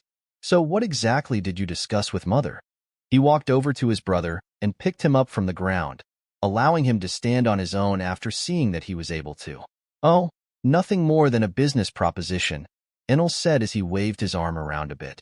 Trying to find out more about myself and my situation, he continued, getting a few odd looks. Yeah, that whole deal with you being soulless was pretty strange to hear, Oven said as he fiddled with his mechanical arm for a bit. Turns out I do actually have a soul, but your mother might have to rip it out of me in order to look at it. Enel couldn't help but chuckle a bit when seeing the reaction of the brothers. Wait, what? Oven said as he perked up immediately. And you let her do that? Nope, at least not yet. still thinking about it. I do have a lot of information I can give, but I'm unsure if I can truly use it as leverage when my soul will be in the palm of her hands. Enel shrugged as he spoke. Katakuri sighed a bit. Indeed, Mother isn't exactly the most morally upright individual. Heh, neither are any of us. I'm sure she'd think the same in my situation anyway. She gave me some time to think about it, whether to go ahead with it or not. But since your situation is special, there might be the chance that you'll outright die anyway, isn't there? Katakuri said as his red eyes narrowed a bit. Of course there is. That much is obvious. But this is still the best chance I've got to learn more about myself. Which is why I am still weighing my options. What if we vouch for you? Oven said as he scratched the back of his head. Enel looked at him with a raised eyebrow. Unsure how that would help. We are not on bad terms anyway. It's just that my weariness doesn't allow me to just put my soul in the palms of another. Then I guess we can only vouch for her, to you? Katakuri ended up saying, crossing his arms as he did so. What? Enel asked, his confusion not hidden for 1 second. I guess you're right, big brother. In the past few months, Mother has changed exponentially. So much so that it's a bit unreal. Oven spoke out as he scratched his beard a bit. Much like yourself, Katakuri said as he scoffed a bit under his scarf. Well, I did go through a life-changing event. Lost an arm and a leg. Fair. But you prove that people can change. You used to be the type of person that enjoyed torturing your enemies. Some of our brothers claim that you mellowed out in that regard. Having my limbs slowly burn off by magma did give me a taste of my own medicine. Oven shook his head a bit, before deciding to get back on the subject of his mother. It's hard to tell how much Mother has changed. But one thing is clear, she certainly is less callous than before, at least from what we could observe. So you're saying I should be able to trust her for now? Enel asked, sighing a bit as he did so. But it was clear that he was somewhat glad to hear that. We're saying that the chances of her taking advantage of the situation are a lot lower than usual. Don't get your hopes up too much. Katakuri shook his head a bit, somewhat pouring some water on Enel's enthusiasm. Oven also seemed a bit conflicted. Why, yeah. Seems we aren't able to give you much assurance after all. No, this is good. Well, as good as it can get in this type of situation anyway. Enel ended up smiling a bit, appreciating the pair of brothers for the strange care that they showed. I'll think it over the following days. Do you know any place I can sleep in? The brothers nodded. There should be plenty of room in the sweet city. Plenty of inns there. Great, thanks. I'll be heading off then. Enel waved at the two of them as his figure started to fizzle out. Katakuri raised his arm and was about to say something before Oven stopped him. Doubt he'd need a guide or a handler. Mother seems to trust him enough to let him wander through the palace, so it doesn't matter much. In the end, Katakuri couldn't argue with that logic too much. He just shrugged and looked at his younger brother. Now then, the two of us have a lot to talk about. And, as things continued to unfold on Cake Island, a certain emperor on a flying island finally managed to wake up. Chapter 136, Revenge, Loyalty, and Resolve. Kaido felt the chains surrounding his body as his eyes opened. He was in a dark cell, tied by some chains, and with a sea stone collar around his neck. If he truly tried to, he could have escaped from his bindings. He had already trained his resistance to sea stone and could somewhat use haki while bound by it. I could slip away undetected with some difficulty, but my subordinates would still be left here. Besides, since they haven't killed me, they likely want me to speak to their leader. Kaido narrowed his eyes as he remembered Francisco naming his new captain at some point. Enel, that former Marine turned emperor, actually managed to tame a wild beast like Francisco? To Kaido, that was simply hogwash. He was almost sure that Francisco had some type of agenda, some goal he wished to accomplish. I remember him being fiercely loyal to Zebek. No chance in hell he easily accepted a new captain. Now that he was stuck in a cell, recovering from the injuries inflicted by both Garp and Francisco, he had all the time in the world to wonder about reasons and motives, and to try and see things from varying perspectives. What annoyed him more was that he could sense that he was placed right beside his subordinates, a mere few rooms away. It would be oh so easy to break out, free them, and attempt an escape. Alas, trying to escape wouldn't really do much. Besides the seemingly relaxed security of the prison, Kaido was quite sure that both Francisco and Garp were keeping an eye on it. Francisco alone could likely take care of them all, especially since Kaido was still injured. And Garp's body, although weakened by age, was still a monster by all definitions. Someone that Kaido was certain he wouldn't be able to win when not in top condition. Why did all of this shit have to happen in tandem with the world government becoming weaker? The King of Beasts could only curse his bad luck on that front. As if he had not commanded his subordinates to take over the Sky Islands, then they likely wouldn't have gotten captured. Then again, Kaido couldn't help but be at least a tad intrigued by this Enel figure. Meeting him might not be so bad, especially since this might give me some time to actually recover. Kaido had already started planning out his revenge. Against the people of Skype, against Garp, against Enel, and most importantly for him, against Francisco. Heh, you are as predictable as ever. Kaido sweated a bit as he heard a voice from his side, a figure finally registering in his senses. Looking at that figure, Kaido narrowed his eyes as he took in the sight of the relaxed blonde man in front of him. I guess this ghost felt me waking up. Your expression is as easy to read as ever.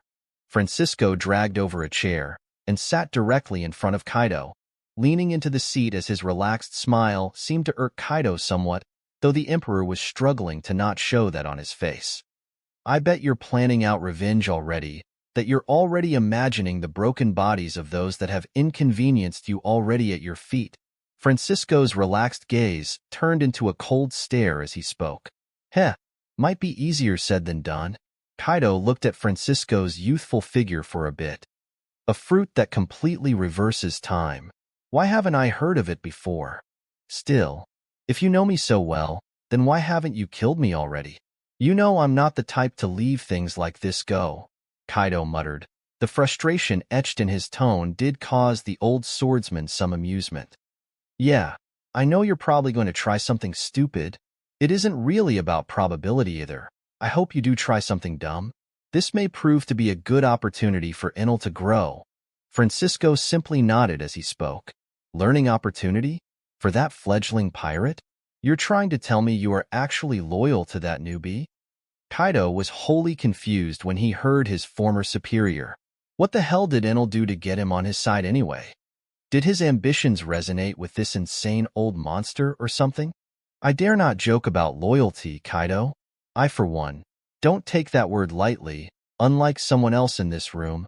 Francisco's piercing gaze made Kaido somewhat ashamed, but that shame didn't last long, as Kaido decided to simply bite the bullet and say his woes. Oh, don't even get me started. Do you think any of us could have been loyal to that prick? He managed to turn everyone against him. You are the only one that stuck to him like a fly to shit. The Dragon Emperor's words seemed to be filled with decades-old anger and frustrations. He was likely glad to finally have the opportunity to let off like that to someone close to Xebec, even if he couldn't speak to Xebec himself. Kaido stood silent after that, expecting some kind of reply from Francisco, or some sort of violent reaction. But nothing came. You sure have gotten bold after getting that dragon fruit. Was it Linlin that gave it to you? It was a few days before the decisive battle at God Valley 2. Francisco spoke in an unperturbed tone, much to Kaido's shock. In truth, I have had many dark years to ponder on the past. I cannot help but say that I have also grown to resent my former captain to some extent. Kaido's eyes widened when he heard that. The previously unshakable Francisco was actually also airing out his frustrations. It was almost a miracle to him. I don't think I'd have it in me to betray him, to take that last step.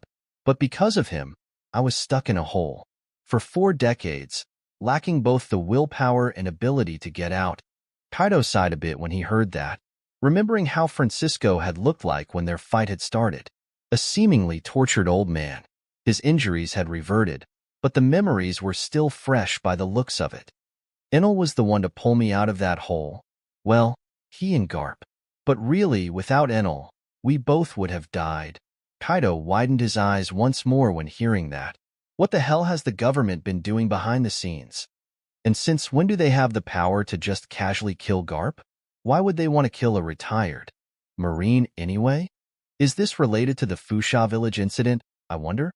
Kaido already knew that there were gaps in his information when he realized that Garp was working with or for Enel, but things were becoming less and less clear as time went by. I can tell you're confused, but I've already said enough. It's up to Enel whether or not he wishes to answer more of your questions. Francisco then got up and made his way towards the door. Kaido merely stared at the back of his former superior, not bothering to say anything else, as he knew he wasn't going to be getting any more answers anyway. I guess I really will have to wait for this Enel to show up. If he was able to leave such an impression on Francisco, then he should be quite the figure. Garp looked at the prison with crossed arms and narrowed eyes. He still found it difficult to trust Francisco, as he considered him a true pirate. Someone from that generation can never be fully trusted. For a second, Roger's face did flash in Garp's mind, but the old Marine shook his head a bit. Can't really lump everyone in the same group, but Francisco was quite literally one of the heads of that group. I don't care what type of person he is. The acts he condoned from his former captain tell me that he doesn't fully care about the safety of others anyway. Xebec had been a more traditional pirate. He mostly sought powerful people, as he wished to become the king of the world, but it wasn't below him to rape and pillage like any other pirate. Garp could still remember as he, Tsuru, and Sengoku tracked him down. The sight of the burnt villages they had come across, the lands that were pilfered and pillaged beyond recognition. Xebec was not just a threat to the world government's authority. He was also a true menace to the common folk. And it was clear that no one liked him anyway, as everyone had betrayed him, all but one person. Whether or not Francisco partook in heinous acts was unknown to Garp, but the fact that it was a possibility was concerning, especially since the old Marine no longer would have the power to stop him if something went wrong and he decided to show his true colors. Garp could only clench his fists in annoyance. Maybe if I am returned to my prime, with my knowledge and current mastery of hockey, I could be his match. Let's just hope it doesn't come to that. The old Marine could only sigh as he turned his head and went back to the island, where a funeral was currently taking place. Well, it was more of a period of mourning. The funeral had happened before Kaido had stepped foot on the island. It was to commemorate those that had lost their lives in the attack of the beast pirates. The casualties were minimal, sure. All things considered, things could have been worse, and the people that survived were all stronger for it. But another thing was also true. The battle hadn't just killed a few recruits. It had ruined families and broken households. Garp could only clench his fists when seeing the tears of the relatives of the ones he had let die. All for their improvement, my ass. We went and acted without thinking it thoroughly, and now others must suffer from our negligence. He was mad. Mad at the beast pirates, mad at his formerly lackluster training, mad at Francisco, but most importantly, mad at himself. It was at that point that Garp had resolved himself. I will make sure such a thing never happens again. I will build all of them into fearsome warriors. I'll make sure no regular pirates will even be able to take them on. The fire in the old Marine's eyes burned brighter as his fists clenched so hard that his fingernails dug into his palm, and blood dripped to the ground. With that resolve, Garp went on to plan his most demented training session yet. Scrapping the former, relaxed, one entirely. And while that was happening, the Sky Island was still drifting, slowly heading in a random direction, as they had no control of the engines and no energy to power them consistently. Now, was that really a good thing? Chapter 137. Pride, Friendship, Choices, and Fate. The islands in the sky continued to drift, as Cake Island continued to stir with uncertainty. An emperor randomly showing up and eating sweets from street stalls was far more than enough to make the residents wary. The members of Big Mom's crew were instructed not to act, though, so Enel was mostly left to his own devices as he pondered on his situation a bit more. He wasn't the only one doing so. Big Mom herself was quite befuddled by the entire situation. If she hadn't felt that God's eyes on her, she would have thought that Enel was simply feeding her some bullshit. But it was quite clear that wasn't the case. And now that she heard Enel's explanation, things became a lot clearer, and she became a lot calmer. Why should I be afraid of something that can barely interact with my world? I rule these lands. I am an emperor of my own realm. So why should I be afraid of some ghost? Until now, she actually found Enel's experiment to be interesting. She especially enjoyed learning which parts of the soul powered each type of hockey.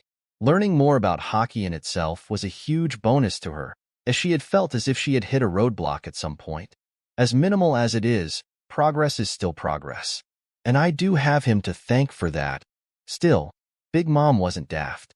She was well aware that now, as long as Enel agreed for her to try and pull out the green mist around his soul, she had a great opportunity to also kill him. Now, this was absolutely in line with Big Mom's usual self, as she was ruthless, brutal, cold, and calculating. But she somehow struggled a bit with the concept as she was now. She herself found it odd. Had being humbled really changed her perception of the world to that extent? In truth, it did help her with her previously inflated ego. It helped pour some water on the raging fire that was her pride. Now the flame still burned, but it was a lot more discreet than before. Even now that she learned that meeting such a being was unlikely, she still chose to remain cautious. If one such being exists, then there might be more. She didn't for 1 second believe that whatever Enel had met was actually a god, and a part of her mind was still wary about its presence in the world, and at the same time, she now had become aware that being a Yonko wasn't enough. As she stood on her throne and pondered more and more on her situation, 2 of her children were doing much of the same thing. Do you think he'll go through with it? Oven said as he clenched his mechanical hand. Hard to tell. I wouldn't blame him if he doesn't. I don't really know how much he stands to gain from learning more about his soul either way. Katakuri shrugged a bit, burying his nose into his scarf for a few seconds. It has got to be pretty important if he's that conflicted about it. Oven simply shook his head, trying to think about any reason why Enel would find such a thing truly necessary. Katakuri looked at his younger brother for a bit, his deep red eyes scanning him for a few seconds before he opened his mouth once more. Why do you care this much about him anyway? Katakuri asked, his arms crossed and eyes narrowed. It's difficult to tell. I guess it's because he treated me like a human? Oven scratched the back of his head with his metallic arm as he spoke. His older brother seemed a bit confused by that, his gaze asking Oven to elaborate a bit. When I was captured, I was treated no better than a dog. That much was to be expected. I expected much the same from Enel when first meeting him, honestly, but in turn, he actually treated me better than most of my other siblings. I don't know, he was unnaturally considerate, almost as if it was second nature to him. Katakuri couldn't help but smile a bit underneath his scarf. I guess he was just there when you needed help. I had somewhat figured that was the case from our first meeting. For a man that's been titled as a cruel emperor and a cold-hearted pirate, he sure doesn't act the part. Katakuri looked to the side for a bit, towards the sweet city where he guessed Enel was likely terrorizing some citizens with his mere presence. Bah, the world government can kiss my ass. They always get to decide and do whatever they want. Oven spit on the ground in disdain, making his older brother roll his eyes. That's always been the case. Lately, they've been a lot bolder, though. The Marines have also been reduced to what is essentially a shell of their former glory. I wonder if Mother plans to capitalize on that. She likely does plan on doing something. Normally, I'd say she's planning a raid on the Holy Land, as a display of power. But it's getting harder to guess with Mother nowadays. The 2 brothers continued to talk into the night, both spending a while theorizing and just hanging out together, as regular brothers would. Paraspero wanted at some point to ask them some questions, likely about Enel's dealings with their mother, but they both somewhat dismissed him and went asleep. Enel was also following them in their steps, metaphorically, as he managed to find lodging somewhere in the sweet city. In truth, he didn't really have much or any cash on him, but he found that people weren't exactly asking him to pay for anything either. The props of being a feared emperor, Enel thought to himself as he lay down on a comfortable king-sized bed.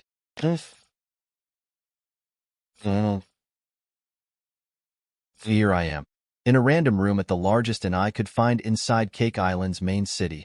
I can't help but ponder how exactly to go ahead in the future. If I do put my life in Big Mom's hands, the probability of dying is honestly still quite high.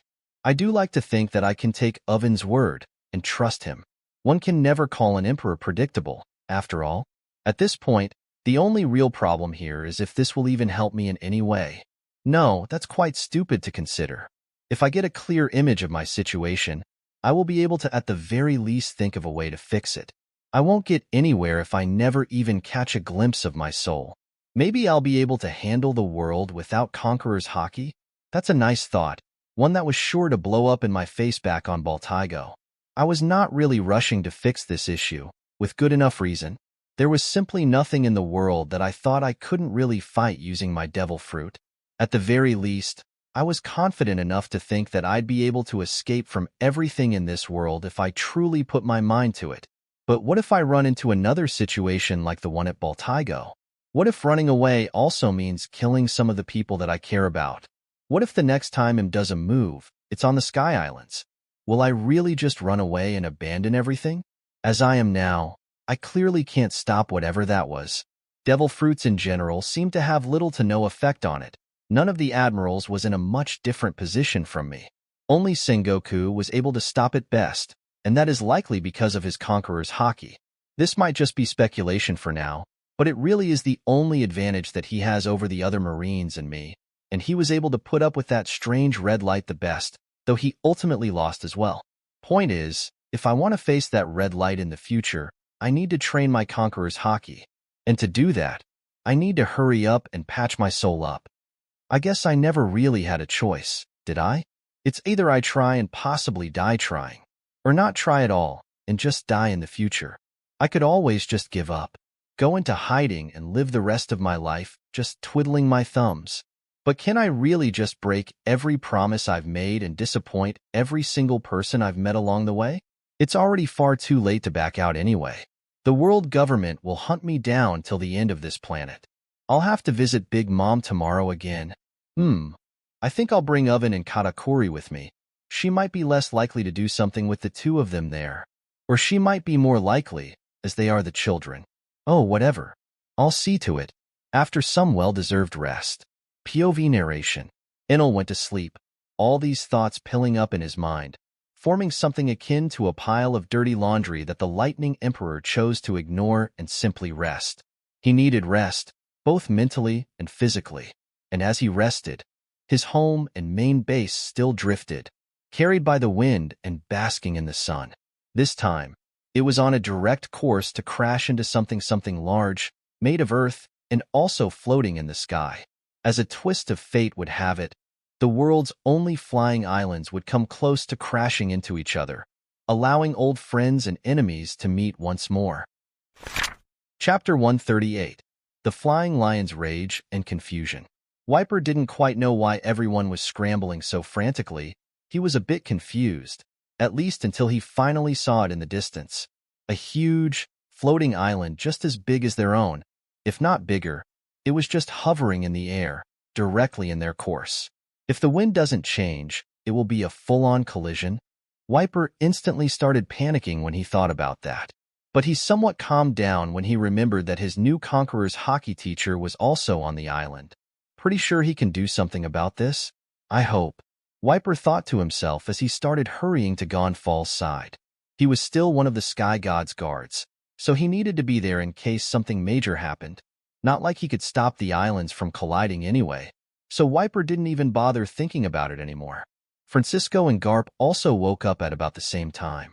Garp was still in the city, so it wasn't hard for him to hear the commotion. Francisco, on the other hand, was near Enel's old cabin, sleeping in a cabin nearby that was built specifically for Bonnie. He only woke up because his senses somewhat flared up at the odd amount of movement in Skype. Francisco was hammered, as he had drunk with the gluttonous pirate the whole night as a way to thank her for restoring his youth. His sleep wasn't exactly deep, as he liked to be cautious at times, especially when randomly drifting in the sky. He was a bit confused at first when waking up in bed with her, but he wasn't exactly a spring chicken, so he rolled with it. Bonnie herself didn't wake up though, either too tired or drunk to do so. The old pirate also didn't wish to wake her up for no good reason. Francisco jumped from tree to tree, reaching the edge of upper yard quite quickly. He looked ahead at the flying island with a raised eyebrow. So you're telling me there were more flying islands? No, The people of Skype didn't mention there being any others. It's also not flying through natural means. There's no cloud carrying it. Wait a minute. Is that bastard still alive? Francisco couldn't help but smile at the thought. The Rocks Pirates had many members, but not all of them were figures he had heard much about from the briefings Enel had given them. In fact, most of them had been forgotten by history, much like Francisco himself. But the stronger and more talented seemed to have survived and thrived regardless. So Francisco was somewhat befuddled that he hadn't heard about the flying pirate at all. Shiki the Golden Lion? Garp did mention him breaking out of Impel Down at some point by cutting his legs off, but I don't really remember that. I was probably already down on level 0 at that time. Shiki was one of the strongest members of the Rocks Pirates, being about at the same level as Whitebeard at that time. Francisco knew him very well, and the two of them had separated on good terms. He was off doing his own thing when God Valley happened, though. The old master swordsman was unsure which side Shiki would have picked, but that was somewhat irrelevant at that point. Meeting an old, but friendly face might make for a nice change of pace. He thought to himself as he smiled widely and crossed his arms. Then he stopped for a second, as the thought finally reached him. Wait, aren't we just going to crash if we keep going? At the same time, Garp also stepped onto Upper Yard, meeting up with Francisco at the edge of the island, as they both looked at the distant flying plot of land they were about to collide with. Well, shit. I thought that old guy croaked at some point. Garp immediately recognized the floating island as the work of the legendary Golden Lion Shiki. What? You're mad that he managed to escape from you guys? Francisco smiled with a bit of smugness in his tone. Bah, couldn't care less. He was pretty strong, though. Without his legs, he is a lot weaker, though. Garp also crossed his arms as he looked at the closely approaching island. It seemed that Shiki had also noticed them, as his island quickly started shifting, moving to the side to avoid them, and Francisco noticed a small yellow, in the distance, quickly approaching their island. Oh, seems he's coming over to greet us. Francisco smiled as he spoke, his childlike excitement making Garp roll his eyes. Yeah, greet and kill us more likely. Oh, he wouldn't dare. You should be enough to deter him, but knowing him, he'd probably be glad to see me. I guess we'll see. Garp scoffed at that. He had almost zero trust in Francisco's words. Even Shiki was once a member of the Rocks Pirates. A lot of time had passed, and it was hard to say how he'd react when seeing a young Francisco greeting him. But Garp was about to find out, as Shiki arrived on their island very quickly. His speed was just as impressive as Garp remembered it to be, but Shiki's real strength was his swordsmanship. He was considered a master swordsman, and he was only weaker than a few people in the world, even in Francisco's generation. His devil fruit made him deadly as well, especially when he was on his home turf, as he had great control over the things he floated. If Shiki had been present in God Valley, then it was hard to say if Garp and Roger would have actually won. What the hell is going on here? Shiki's voice was heard all across the islands, as he arrived angrily. The wind from his shout shook some of the trees in the forest of Upper Yard, and even those that were imprisoned heard it. Seriously? So now he's also joining the party? Kaido thought to himself with a scowl. He wanted to break out then and there and attack Shiki. Shiki was one of the people that he detested most from the former Rocks crew, merely due to Shiki once stealing his sake and beating him up when he was younger and without a devil fruit. A petty dispute that turned into a deadly grudge. Much like the situation between him and Francisco, Kaido simply wasn't the type to easily let go of grudges. Still, to think that he's been hiding around above the clouds until now? Meanwhile, back at the edge of Upper Yard, Francisco laughed a bit when hearing Shiki's angry voice, and Garp just shrugged. They were somewhat expecting that reaction. They had just almost crashed into his home base. Francisco decided to be the one to greet him, as they were technically old friends. Though, the Golden Lion did look a bit different. He was an almost 3-meter-tall old man with really long golden blonde hair and a beard. His mustache and eyebrows were black, though. One thing Francisco noted was the fact that the man seemed to have a piece of a steering wheel stuck in his head. When did? You know what? I guess it is what it is. He was wearing a loose yellow striped kimono, and his legs seemed to have been replaced with high-quality blades. Not that he needed legs, as the man could simply fly at all times effortlessly. He looked especially disheveled, but Francisco guessed that might have had something to do with the fact that they were currently in the middle of the night. I guess he also woke up in the commotion, huh? Still, he sure looks like shit now. I remember him being pretty handsome as a young bloke. Still, the young-looking old pirate didn't waste any more time, as he jumped from the beach, his hand reaching for the hilt of his cutlass as he did so. The shockwave of his jump also rose some dust which covered Garp completely, who simply swore loudly at Francisco. Shiki. Francisco's blunt cutlass was already drawn, as he approached the floating Shiki, who froze when seeing him. Who the hell is this? Shiki's memory failed him for that moment. He figured it was some young pirate attacking him to test himself. Many young men and women hoped to fight legends from his era after Roger started the new age of pirates. Francisco did look eerily familiar to him, but he didn't really have the time to dwell on it. As a blade was quickly approaching him, Shiki decided to simply crush the newbie in front of him. At least he planned to do that until he noticed Francisco's blunt cutlass turning completely red. Advanced armament concentrated to that extent? It was at that point that Shiki realized he wasn't dealing with some random rookie. Only a few people could boast about such a high level of mastery over armament after all. His leg blades instantly turned completely black, purple lighting rolling off of them as he twisted himself in the air and kicked towards Francisco. The two met in the air, causing a shockwave with enough force to blow away all of the nearby clouds in an instant as their wills clashed with one another.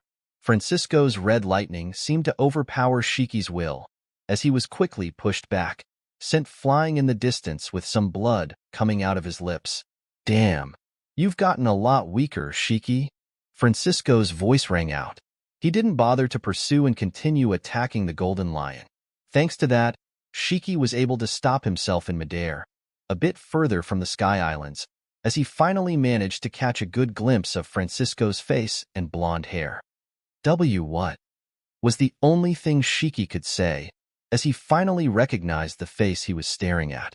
The old Golden Lion stroked his beard for a bit, his eyes bulging out at Francisco, who was somewhat mimicking Garp's Jeppo to awkwardly keep himself afloat. Wait, would your father happen to be named Francisco de Guzman perchance? Chapter 139. Legends, Memories, and Old Friends. Would your father happen to be named Francisco de Guzman perchance? Francisco looked at Shiki with a raised eyebrow as he sheathed his blunt cutlass. I guess that's a fair assumption to make. The old and likely current, strongest swordsman thought to himself as the guard of his cutlass touched its sheath, making a small metallic clang. Shiki noticed that, and also somewhat relaxed, his blades returning to their usual color as he stroked his beard. He was quite sure of his guess, so he somewhat dropped his guard a bit, something that somewhat surprised Francisco. I remember him being a bit more careful than this, but I guess age does tend to mellow out people. Hell, a younger Garp would have already started trying to kill me. Francisco sighed a bit as he started getting closer to his old friend. Shiki was going to try and keep his distance, but he decided against it in the end. Francisco was always a good friend. I doubt his son would try to kill me, though he sure is just as talented as his old man. Quite sure my father's name wasn't that. Shiki, did you grow senile by chance? Francisco said with a small frown on his face, as he noticed that Shiki's mannerisms were somewhat odd. Watch your mouth, you brat. I'll have you know that I was quite good friends with your Dawait. Did you say that wasn't his name? Shiki went through a few emotions, from angry to melancholic to confused, all in the space of a few seconds. This made the old sword master sweat a bit as he tried to remember if Shiki was really that lightheaded in the past. No, I guess he was always somewhat fleeting in thought. We did use to joke around that it might be a side effect of his devil fruit, that it also makes his brain float away at times. Francisco couldn't help but chuckle at that thought, as Shiki was becoming more and more confused. Shiki, though I feel sad that you failed to recognize me instantly, I can assure you that I am Francisco.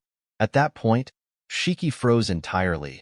His mouth and hands trembled a bit as he tried to stroke his beard once more. No, that's quite difficult to believe. Is it though? Kaido was able to recognize me just by my willpower. I'm sure you are also able to make that distinction, especially since you started thinking that I am my own son. Francisco couldn't help but laugh a bit at his old friend's disbelief. You really are. You look so young. What the fuck happened? Wait, you already met with that little shit? Oh, it's a long story. Also, calm down. He used to be a nice kid. Francisco rolled his eyes a bit at his old friend. Shiki at that point also decided to touch some of the old sword master's clothes, helping him float in the air as they continued to speak. Nice kid, my golden ass. He was always looking for fights and gunning for your position. The golden lion scowled a bit as he remembered a few embarrassing moments from Kaido's youth. I guess he was always a tad ambitious. But to get to my position, he would have still had to go through you and Whitebeard, which he wasn't quite capable of at the time. Well, he fucking tried. Remember his constant sparring requests? Also, it's because of his stupid bullshit that I wasn't there to help you at God Valley. As the conversation continued, Francisco managed to remember a few more details about the God Valley incident as well. More specifically, about how Shiki was somewhat forced by Xebec to go out and look for some strange legendary devil fruits. Kaido was the one to fill Xebec's head with some bullshit about some god fruits, saying he remembered reading something about them in a book.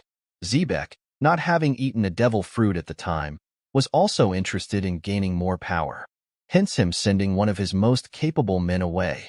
Sadly, by the time Shiki decided to give up on finding the fruits and check back in with the crew, God Valley had already vanished. Having been somewhat deep in random research, he only floated towards the island, only to be unable to find anything whatsoever. The government had already erased it, and Shiki was pissed, making it his mission to demolish the government. Unlike his former captain, he really didn't care much about becoming the king of the world. He only wanted the current government to be brought down. He later learned of the fate of the rest of his crew members. For a while, he wanted to hunt them down, but Whitebeard managed to calm him down. The two of them remained in good terms despite Whitebeard's betrayal of the Rocks pirates. That was mainly because Shiki really couldn't care less about the Rocks pirates. What he cared about was some of the people that he had met in there. People that he knew he could work alongside with, that he thought he'd be able to achieve greatness with. He had trusted in Xebec's vision and wanted to see if the Mad Captain would be able to see it through. Alas, his rotten character had caught up to him, something that Shiki had expected to happen at some point. The only thing the Golden Lion really found distasteful was the fact that Whitebeard fought Francisco, which was why the interactions between the Golden Lion and the strongest man alive were few and far between. Still, I'm quite sure that was unrelated. Godfruits did sound like an interesting concept, though, Francisco said as he stroked his chin. Interesting? Maybe. Too bad they don't exist, old friend. I've tried looking for them. Ever since then, I have not managed to find a crumb of information even close to related to them. I guess it was a fun idea at the time. Too bad it cost us so much. But don't blame yourself for that. With our captain's temperament, something like that was simply bound to happen at some point. Francisco's words seemed to make Shiki quite melancholic, but then again, their entire meeting was causing the exact same thing. We have a lot to talk about, old friend. We could catch up on your island, while we talk about the logistics of you almost ramming it into my base. Shiki smiled a bit as he started floating both him and Francisco towards Upper Yard. Not everyone has absolute control over flying islands. The old sword's master simply smiled a bit, some sweat appearing on his brow as the two of them reached the shore. Instantly, Shiki flew back up, as Garp's figure appeared on the shore as well, fist cocked back and striking what would have been Shiki's landing position. Fucking cockroach, Garp said as he looked up at Shiki, who seemed a bit confused. The marine hero? On a flying island with the former right hand of Rocks D. Xebec? What the hell is even happening anymore? Shiki's words came out cleanly, his tone lacking any fear or trepidation. He had faced Garp many times, and had fought battles with other legendary figures, including Joel D. Roger, who he had also wanted to become allies with. Garp had been one of the people to capture him when he stormed Marine Ford after Roger's capture. But he had the help of quite a few others, including Sengoku. Shiki wasn't afraid of facing Garp alone, that was for sure. He was not called the Golden Lion for no reason. There was no assurance of who would win, though. It's a long story, pal, Franxico said as also floated near Shiki. The golden lion had pulled him along when dodging Garp's fist. Garp, stop this madness. Shiki is not your enemy right now. Francisco's voice seemed to only make Garp mad, though. And who are you to vouch for him? You're his old friend, right? Both of you are pirates. Who knows what you're cooking up? Garp was clearly not comfortable having yet another powerful pirate on the island. To be fair, cooking up some cake does sound good right about now. Can't have a good reunion on an empty stomach, Shiki said with a goofy smile on his face. Indeed. I wonder if Linlin still makes those amazing soufflés of hers, Franxico said with a smile of his own. This only served to make Garp even more mad. The old man clenched his teeth as veins seemed to start appearing in his forehead and on his arms. Do you two think I am joking? His tone made it clear that he was done with their games. And what exactly would you plan to accomplish by doing this? Francisco tapped Shiki on the shoulder and landed on the ground right in front of Garp. No fear was present in his features. Taking care of a presumed threat. I don't know your deal, but it seems you don't plan on dying anytime soon. People like you never go out easily. And what do you think you'd achieve by losing against us here? Shiki said as he also landed nearby, looking at Garp with a raised eyebrow.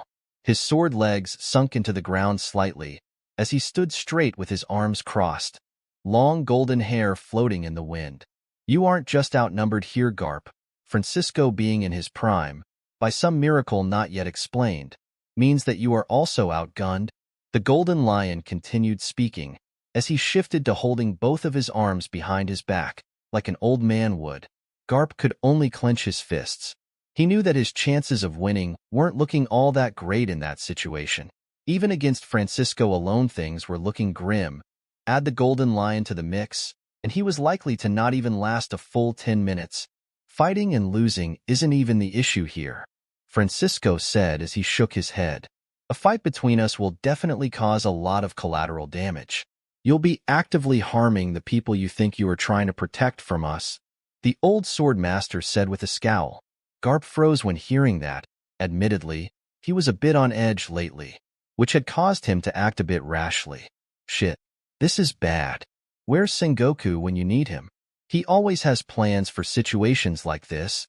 By looking at Garp's reaction, Francisco realized that the confrontation was completely avoided.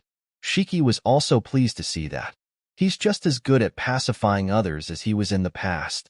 The Golden Lion remembered how well Francisco was able to babysit the entire crew, which was filled with explosive personalities always itching to show what they were capable of.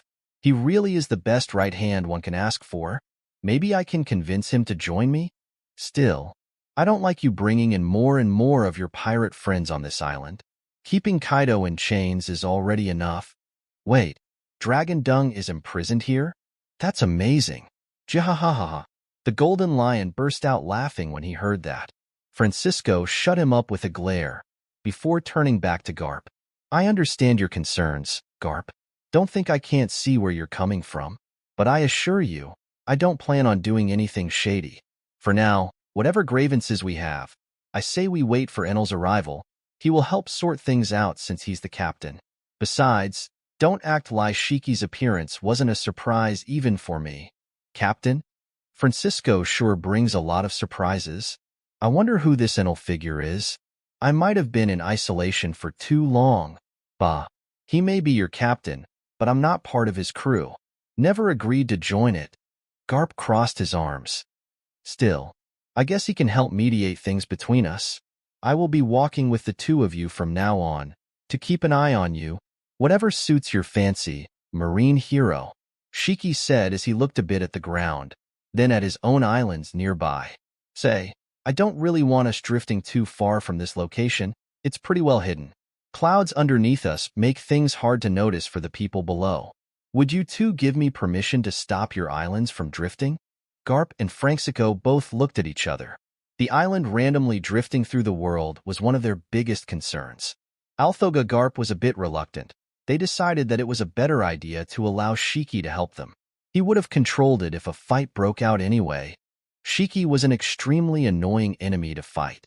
Any island he was on became his territory, and being on the ground was just as difficult as fighting him in the air. Garp also wasn't against the idea of not drifting randomly above the oceans. Shiki simply tapped the ground with his palm, and the island instantly started shifting, rotating around the other islands at a slow pace as the Godland Lion exerted his control over it. And just like that, the Sky Island settled, constantly orbiting around Shiki's base at a safe distance. The three old men then got to chatting, well, 2FO them anyway. Mostly just laughing at the memory of the antics they used to have back in the day. Garp didn't engage much besides the occasional snort whenever Franxico tried to include him in the conversation. In the morning of the next day, things continued as usual for the Sky People. And in that same morning, Enel also started heading for Big Mom's castle. Might as well get this over with and try to learn more about myself. It's pretty clear that staying like this won't cut it. Chapter 140, Parasites and Fragments of Souls. And so, Enel and Oven headed for Big Mom's chamber early in the morning. Enel decided to ask Oven to tag along just in case, as he was the only person in the Big Mom crew that he could fully trust. He also considered Katakuri for a few seconds, but decided against it due to a lack of trust and time spent together. Katakuri was a bit hard to read for Enel, so it was difficult to tell just how friendly the two of them were. No one really stopped Enel on his way to meeting the Emperor, not even Prospero. But that was mainly because Oven was tagging along. Big Mom herself seemed to have been expecting Enel to show up, so she wasn't quite shocked when seeing him. Figured you'd be back quickly enough? Did you have enough time to think about things? The more I thought about it, the more I realized there isn't much to think about. If I don't accept this, then I'll just croak later on. Enel smiled a bit as he looked at Oven for a few seconds. The newly appointed Suite Commander was a bit confused by the situation. He only knew bits and pieces after all. My goal involved me dealing with something that my devil fruit can't quite defeat. This is my last hope, basically, Enel said as he shrugged a bit, explaining things a bit more for Linlin and Oven. I see. So in general, you could say that I am doing you a rather big favor, huh? Big Mom asked as a large smile appeared on her lips. Indeed. I would owe you a large debt if you were able to help me with my situation. I assure you, I am generous when repaying others. This is going better than expected. If we are able to frame this as a deal, then she is quite unlikely to simply kill me when she gets the opportunity. Now, owing a favor to a cruel and bloodthirsty emperor might not sound like a great idea on paper, but it is a lot better than dying. Good. We'll see about that, Sky King, Linlin said as she squinted her eyes and got straight to work, extending her hand at Enel and grabbing in the air. A strange green fog seemed to appear in her hand, pouring out of Enel's body, who simply let it happen, not using his will to resist in any way against Big Mom's powers. Linlin could only scoff at how much green fog she was pulling. It had already created a small cloud above Enel, but she kept going. Eventually, she started pulling out a white substance. As expected, it's almost as if this thing is tied to his soul. It's like a parasite even. Seems to be mooching off of the mind. This thing needs to be cut off, and quickly. Big Mom scowled when seeing the green fog suddenly start moving. Sentience? Is that God still only watching while I am doing this? The green fog felt extremely familiar to Linlin. Now that she had pulled it out of Enel, she could tell much more easily. She remembered the red eyes that had watched her from Enel's shadow that day. The overwhelming sensation that she has gotten to feel directly on her skin. But it was different this time. Instead of fear, she merely scowled. There were no eyes. What she was looking at was merely a small part of a soul. A fragment, a small fraction of something much greater. It still exudes a pressure much stronger than most fledgling and even advanced Conqueror hockey users ever could. It was rather impressive if one was to put it into perspective. A fragment of a soul to be able to exert its will to that extent. But to Linlin it was nothing much. If this fragment is only capable of this much, then cutting it off won't be much of an issue. After all, Big Mom had once sailed with people that would have been able to squash that green fog with just the pressure of their conqueror's hockey. She had also grown to become a fully fledged master in using it. Though she fell short in some instances compared to her former superiors, she was now strong enough to stand at the top of the world. And if they were still alive and together, Big Mom would have been able to stand proud alongside them. Without any trepidation, she took off her hat, turning it into a huge cutlass, laughing as she did. Mama, Napoleon. She called out the name of the homie she used as a hat, an object imbued with a small part of her own soul. Yes, Mama. The hat, Napoleon cried out as it instantly turned black, lightning rolling off of it. Big Mom smiled a bit as she remembered a move from one of her former crew members. A movement so basic that it seemed rudimentary, but sharpened to a frightening degree by a powerful will. Sever. She immediately swung the homie at the link connecting the green fog and Enel's soul. Her sword seemed to turn pitch black at the edge. All of her willpower concentrated on that cutting, razor-sharp edge. It was something that she had picked up from the former first mate of the Rocks Pirates, something she had seen him use repeatedly. Once, that simple move had even split an entire island in half. It forced fear to creep into the hearts of anyone that was pitted against it. A tribute to arguably the strongest swordsman to ever exist. It's been a while since I used this. To Big Mom, that was what she was doing. Though her willpower was somewhat lacking compared to that man, the least she could do was replicate the technique faithfully. Her will rang out throughout the entire island. The castle shook as she showcased her conqueror's hockey. The winds churned and a storm brewed. The trees and the forests shook, and the residents of the island instantly became scared. Oven himself flinched, but he didn't try to stop his mother, somewhat realizing her intentions weren't malicious. Though, in truth, he didn't feel all that confident in being able to stop Big Mom's blade by himself, especially not when seeing the way her sword moved. He had seen his mother fight before, but what he was watching now was entirely different. Was Mother always this strong? Enel didn't seem to want to fight back at all. Only some sweat rolled off of him as he felt his being pulled out of his body. Big Mom's will seemed to clash with that of the green cloud, the clash not lasting for even 2 seconds, as her will completely overpowered the opposing one and cut through it cleanly. The green mist was severed from the white parts that seemed to make up Enel's soul. Big Mom looked at the mist for a bit, before she smiled. My, doesn't this look tasty? Immediately, her eyes became excited, and her hands turned completely black. She grasped at the mist as it seemed to want to struggle away from her. Opening her large mouth, she devoured the soul fragment in one bite. Enel looked up at her, a bit tired from the ordeal. His eyes widened completely when seeing her actions. The fragment struggled, but it was no match to Big Mom's guts, as she burped a bit, rubbing her belly in a satisfied manner. This feeling, it's almost as if power is coursing through my veins. It feels so strange, yet refreshing. What the hell are you doing? Enel shouted immediately as his eyes widened. Mama. Big Mom simply rubbed her belly and laughed, before looking down towards Enel and Oven, who were both staring at her with wide eyes. Oh, that? It tasted like cotton candy, and it was just a fragment of a soul from what I was able to tell. I don't know if I'll ever get to taste the whole thing. Big Mom laughed again, making Enel sweat a bit. I see, Enel said as he blinked a few times rapidly, his thoughts frantically going off on Big Mom. Well, I guess she's already consumed hundreds of souls. What's a fragment of a god soul worth anyway? No, screw that. We could have run some experiments on that thing. What if we made it into a homie and interrogated it? It was an opportunity to learn so much more. Enel was a bit mad, but he didn't let it show on his face at all. Just his eyelids trembled a bit before he sighed, and gave up on any thoughts regarding that fragment of a god. Big Mom will always be Big Mom, I guess. Even if she becomes a bit less sadistic, her gluttony is unmatched. She wouldn't give up on the opportunity to taste a god's soul, even if just a fragment. Well, was that it? Oven asked as he looked around at the throne room that had been turned on its head after Big Mom's attack.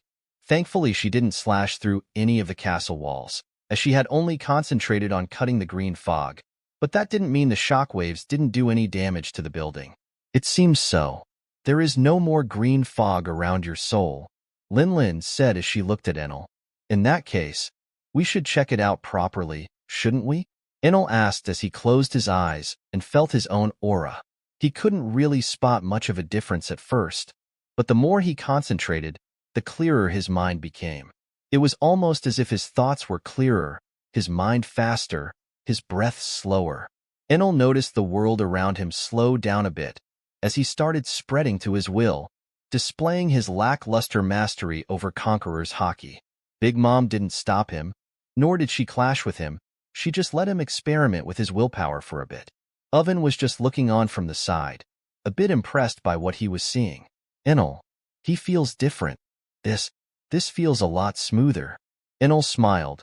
The more he used his will, the happier he became. He didn't feel tired in any way. He didn't feel as if he was running out of energy either. Yahahaha. Enel laughed out loud, clutching at his abs with a happy expression. In that happiness, he let off a much more powerful burst of Conqueror's haki, making Oven even take a step back and shaking the castle walls a bit. It wasn't as strong as Big Mom's, sure, but it was still impressive. It was at least as strong as Katakuri's from what Oven was able to feel. I feel so free. Enel clenched his fist as he said that as if he was getting used to his own body once more. It would make sense for you to feel like that. That fragment seemed to be sapping on a part of your soul for quite some time.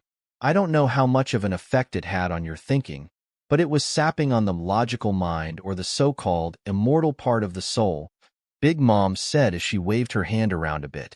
So it was resting on the part that got transported into this world, huh? What a sham. Thank you for clarifying that, Lin. I owe you a huge favor for this. I assure you that won't forget to repay it in the near future. I expect you to do so. After that, Enel turned to leave the room. Oven bowed to his mother and turned to leave as well, but he was stopped. Oven, you stay. We have to talk. Lin's voice sounded out in the room, making Enel also stop and raise an eyebrow. Family talk, Enel. You can go rest for now. Big Mom looked at both of them as she spoke. Enel wanted to say something, but he was, after all, a guest. So he didn't overstay his welcome. I doubt anything bad would happen, right? Chapter 141, Family Talk and Departure. Enel headed to the sweet city to plan out his next moves as Oven sat in front of his mother, looking at her with a wary gaze. He wasn't quite sure what Big Mom would want with him. He had made sure not to disrespect or slight her in any way, but it seemed that she still had something in her mind. It's never a good thing when mother singles you out. I hope her recent changes in demeanor will lead to a better outcome for this. It was normal for Oven to be somewhat anxious. Their mother had even almost killed off one of their older siblings in a blind rage, stealing most of his lifespan in an instant. Oven knew that it was unlikely to happen to him, as he had recently been raised to the rank of Sweet Commander, becoming a valuable asset to the Big Mom pirates, but that didn't mean nothing bad could happen to him. Is this because I didn't bother hiding my friendship with Enel? Does she think I was betraying our family and accompanying Enel? Oven was in fact quite flattered that Enel trusted him enough to have him watch over his dealings with Lin. But it was only now that he thought about what his mother might have perceived from that situation. I can almost smell your fear, Lin said as she narrowed her large eyes at her son. Her tone was accusatory and serious, her eyes scanning over her son as her large body allowed her to tower over him. Oven simply gulped, immediately bowing as his voice shook. I am sorry, Mother. Bah, what are you sorry for? Big Mom's voice sounded almost amused, a stark contrast to what it was a few seconds earlier, which made Oven widen his eyes in shock. Was she just playing with me? You should avoid looking so guilty, Oven. It will make people think that you have something to hide. Lin shrugged a bit as she spoke, leaning into her large chair as she adjusted the hem of her pink pirate hat. Oven was well and thoroughly flabbergasted at that point. Their mother almost never gave them any advice or showed any amount of care towards them. The only time she did show care was when she was faced with actual infants.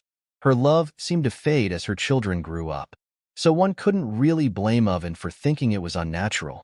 I noticed your progress, going from being insignificant to the third strongest in the crew in a matter of months, training with such passion that it put all of your brothers to shame. Through all of his shock, Oven noticed another emotion creeping up on him, a strange sense of satisfaction. Receiving their mother's approval was something that all of their siblings dreamed of. It was why a lot of them struggled to be useful to her. but she was always cold and callous, which led to them mimicking her behavior as well. It was almost in their nature by the time they reached adulthood. Cruelty and sadism were activities that all of them partook in. Oven was no stranger to them either. So what happened? Why would his mother suddenly give him such high praise? You've become strong, yet you still have room for growth. Big Mom looked down at her son, raising an eyebrow as she finally noticed his reaction. At that point, Oven was kneeling, his fist on the ground before him as he held his head down.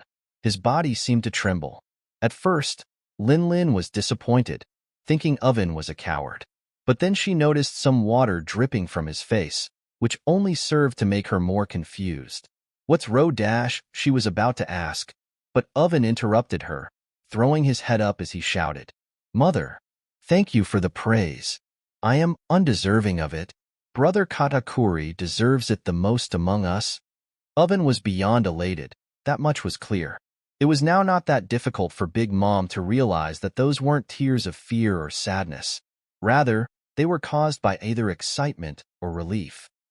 To show such a strong reaction to such simple praise, I guess I never did pay much attention to their achievements. Now did I?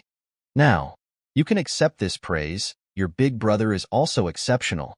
He has long since earned my favor, although I have rarely voiced it in the past. More like, I only thought of you all as tools, so I saw no need in doing this type of thing. Big Mom could only sigh to herself at that thought. Oven looked up at her with stars in his eyes, weirding her out somewhat. Now, let us get down to business, Big Mom said as she crossed her arms. Oven quickly wiped his tears away, looking up at his mother with a determined expression. Whatever she wants of me, I shall do it. Prove that I am truly worthy of her attention. After seeing the look in his eyes, Big Mom simply smiled. Now, how good is your relationship with Enel?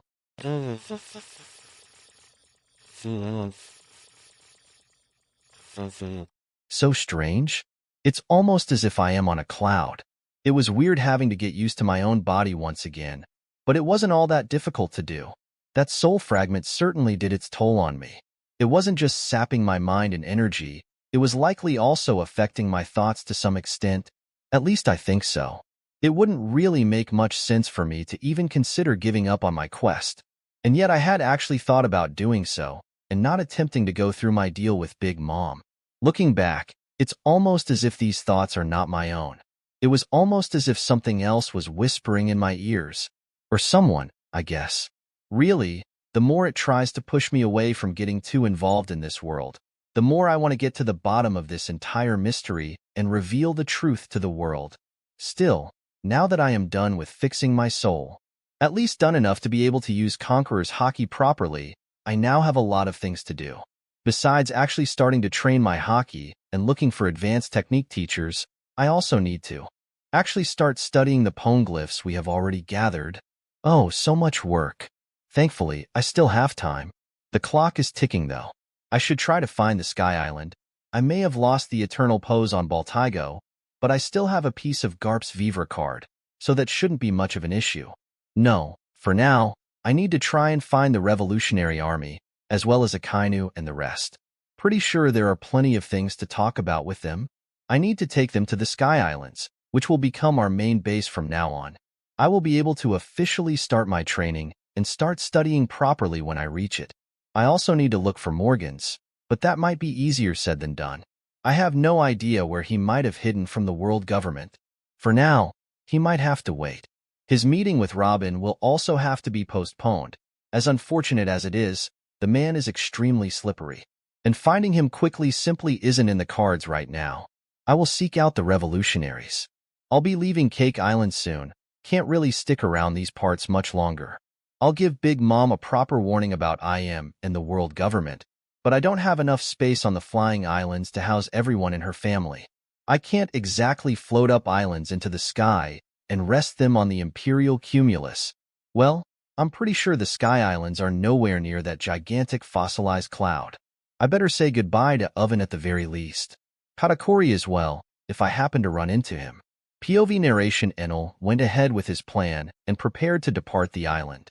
Having one last short conversation with Big Mom, giving her the details of what happened at Baltigo. It was pretty clear that she was shocked by the situation, and it was also quite clear that she was not quite fully believing Enel, but who could blame her? In the end, she was left to think about the warnings Enel had given her, as the Lightning Emperor stepped out of her castle confidently. It feels so refreshing, breathing in the fresh air with such a clear mind. Oi, Enel. The Lightning Emperor turned around, looking at Oven with a raised eyebrow. He immediately noticed that Oven was carrying a large backpack, which made him a tad confused. Enel just assumed that Oven was also going to be off elsewhere, so he didn't question it much though. Oven, I was about to just drop by and tell you that I'll be off. Though you might have guessed that already. Enel smiled a bit as he spoke, not bothering with any honorifics as he tapped his metallic walking stick on the ground. It is quite obvious that you're about to leave, and I'll also be coming with you. Oven tapped himself on the chest as he spoke. A confident smile spread on his face as he did so. What? Chapter 142. Tagalong, Storage and Departure.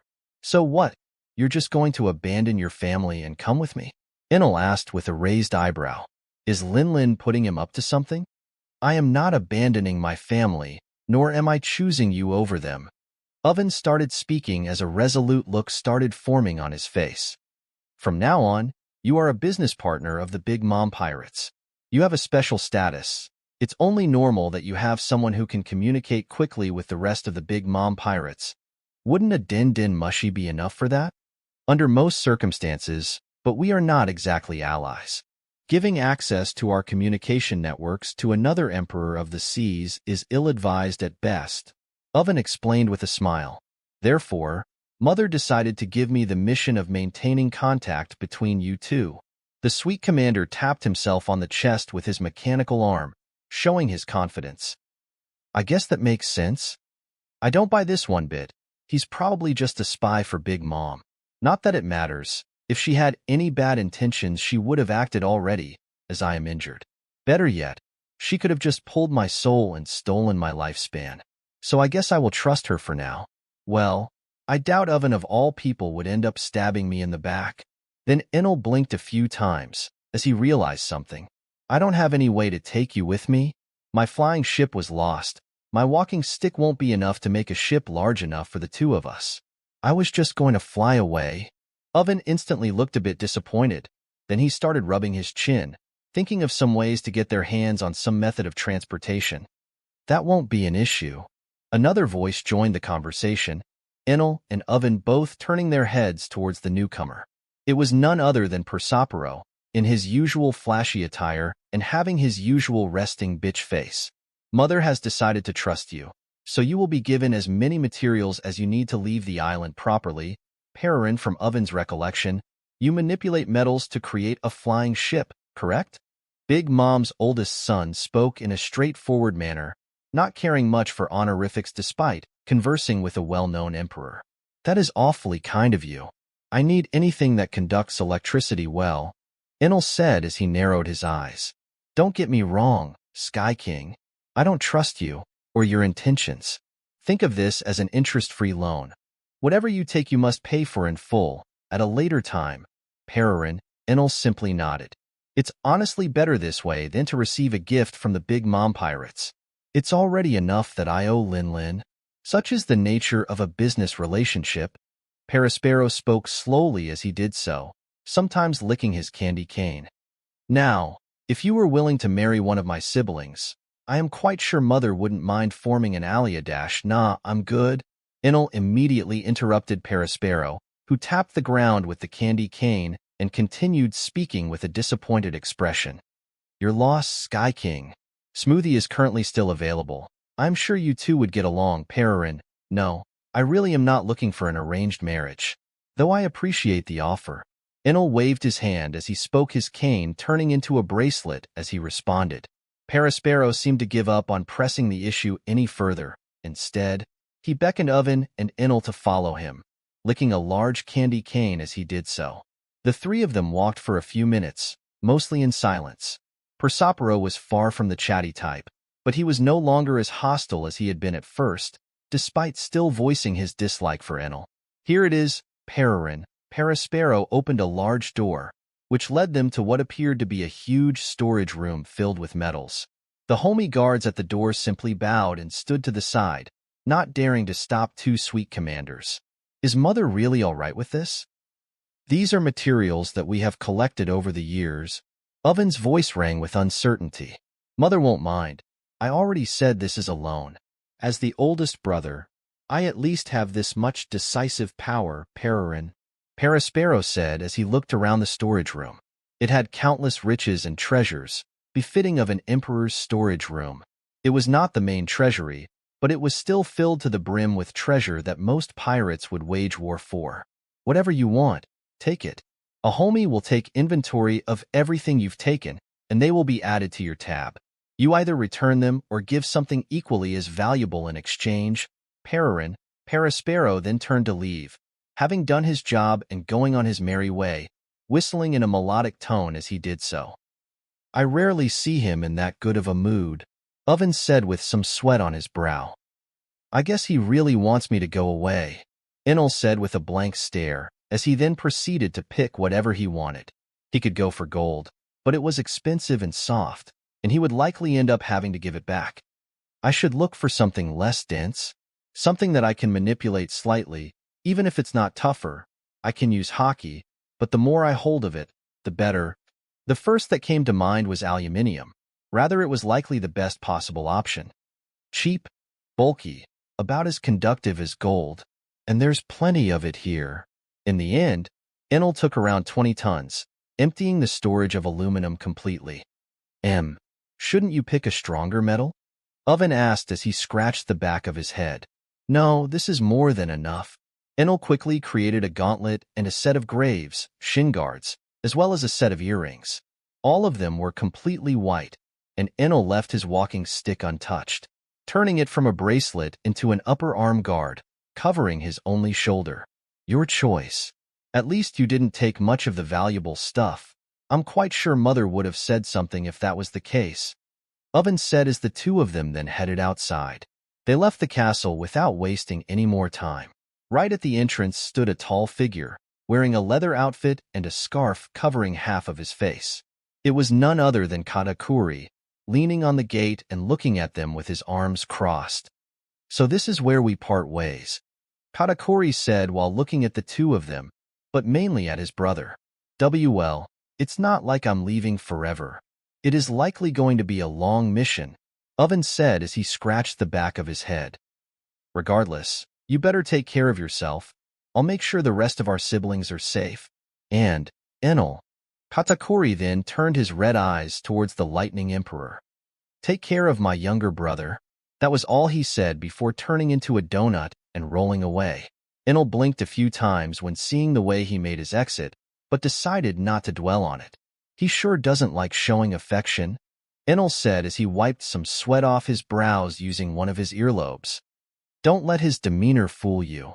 Out of everyone, he cares the most about his siblings.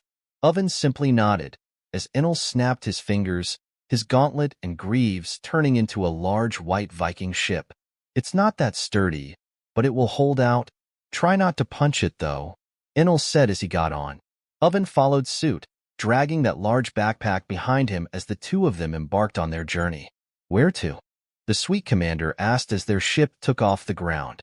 Looking back, he could see some of his siblings waving at him as he left.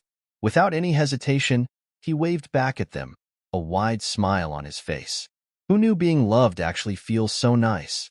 First stop, Dress Rosa. That's where we'll most likely reunite with the revolutionaries. And some other characters that you may not like meeting. Revolutionaries? Huh. You've sure got a lot of stories to tell. Oven smiled a bit, not dwelling much on the last part of Enel's sentence. Indeed. Good thing we'll be able to talk as we train, Enel said as a sadistic smile rose to his lips. Oven's smile shook a bit before confidence returned to him. Heh. I hope you'll be able to keep up. Enel simply smiled at his training partner's enthusiasm. I can't wait to beat him into exhaustion. Chapter 143, Dress Rosa Incident and Unexpected Aid. As Oven and Enel embarked on their journey, the situation at Dress Rosa took a turn for the worse. The old King Riku Doldo III had been doing his best to lead his people better and to repair the damage that had been done by Doflamingo's mad reign. Families that needed to be mended, lives that had been uprooted. The cleanup of the destroyed buildings by itself took months. Learning of Enel's actions at Marineford did shock their country, but they all had their own issues. So the public soon forgot about it. The Riku family that had befriended him simply decided to trust in him and in his judgment. Even with the Marines being moved to the Holy Land, the country of Dress Rosa was given quite a bit of protection. More importantly, although the Marines were weakened in the Marineford War, those sailing the New World still didn't dare to act up too much. There were those that sought out the new emperor, hoping for a chance to join the Sky King's crew, but otherwise, things were just as chaotic as usual in the New World. Where Doldo's difficulties started at the raid on Baltigo, or more specifically, the Great Massacre. The wise king wasn't stupid. He knew that the world government had rushed into a war in order to take attention from the news that started circulating. The truth of the O'Hara incident did shock quite a few of the Riku family, but Doldo himself wasn't surprised at all. The actual disaster that was caused by the Great Massacre was the complete fallout of the Marines and the destruction of most of their foothold in the New World. The formerly somewhat balanced sea became a chaotic hot pot of misery for the people without strength. Dress Rosa was thankfully not swarmed by riot control, as they hadn't marched to the streets after the news about O'Hara. But they were instead swarmed by pirates soon after the news broke out that most of the leading Marine figures had died on Baltigo. Not only that, communications with the Marines became non-existent. The news was only coming to him, the king, from representatives of the world government. Simply put, low-ranking CP agents. They only delivered the news to the big cities, and they spread out their propaganda cleanly for everyone to enjoy, while their pacifistas cut through protesters with their lasers. The CP agents obviously never talked about that. They only spoke about the efforts they were making to combat the revolutionaries and their secret weapon that had erased Baltigo from the map. Of course, they also counted protesters in most major cities as revolutionaries, as they were surely crowds incited by the despicable revolutionary dragon. Yeah, right. Neither Doldo nor any person with a finger on the pulse of that situation believed even a word from the CP messengers. They had obviously entered dark times, and Doldo only knew about it thanks to some of the friends he had made after becoming king once more. More specifically, pirate friends.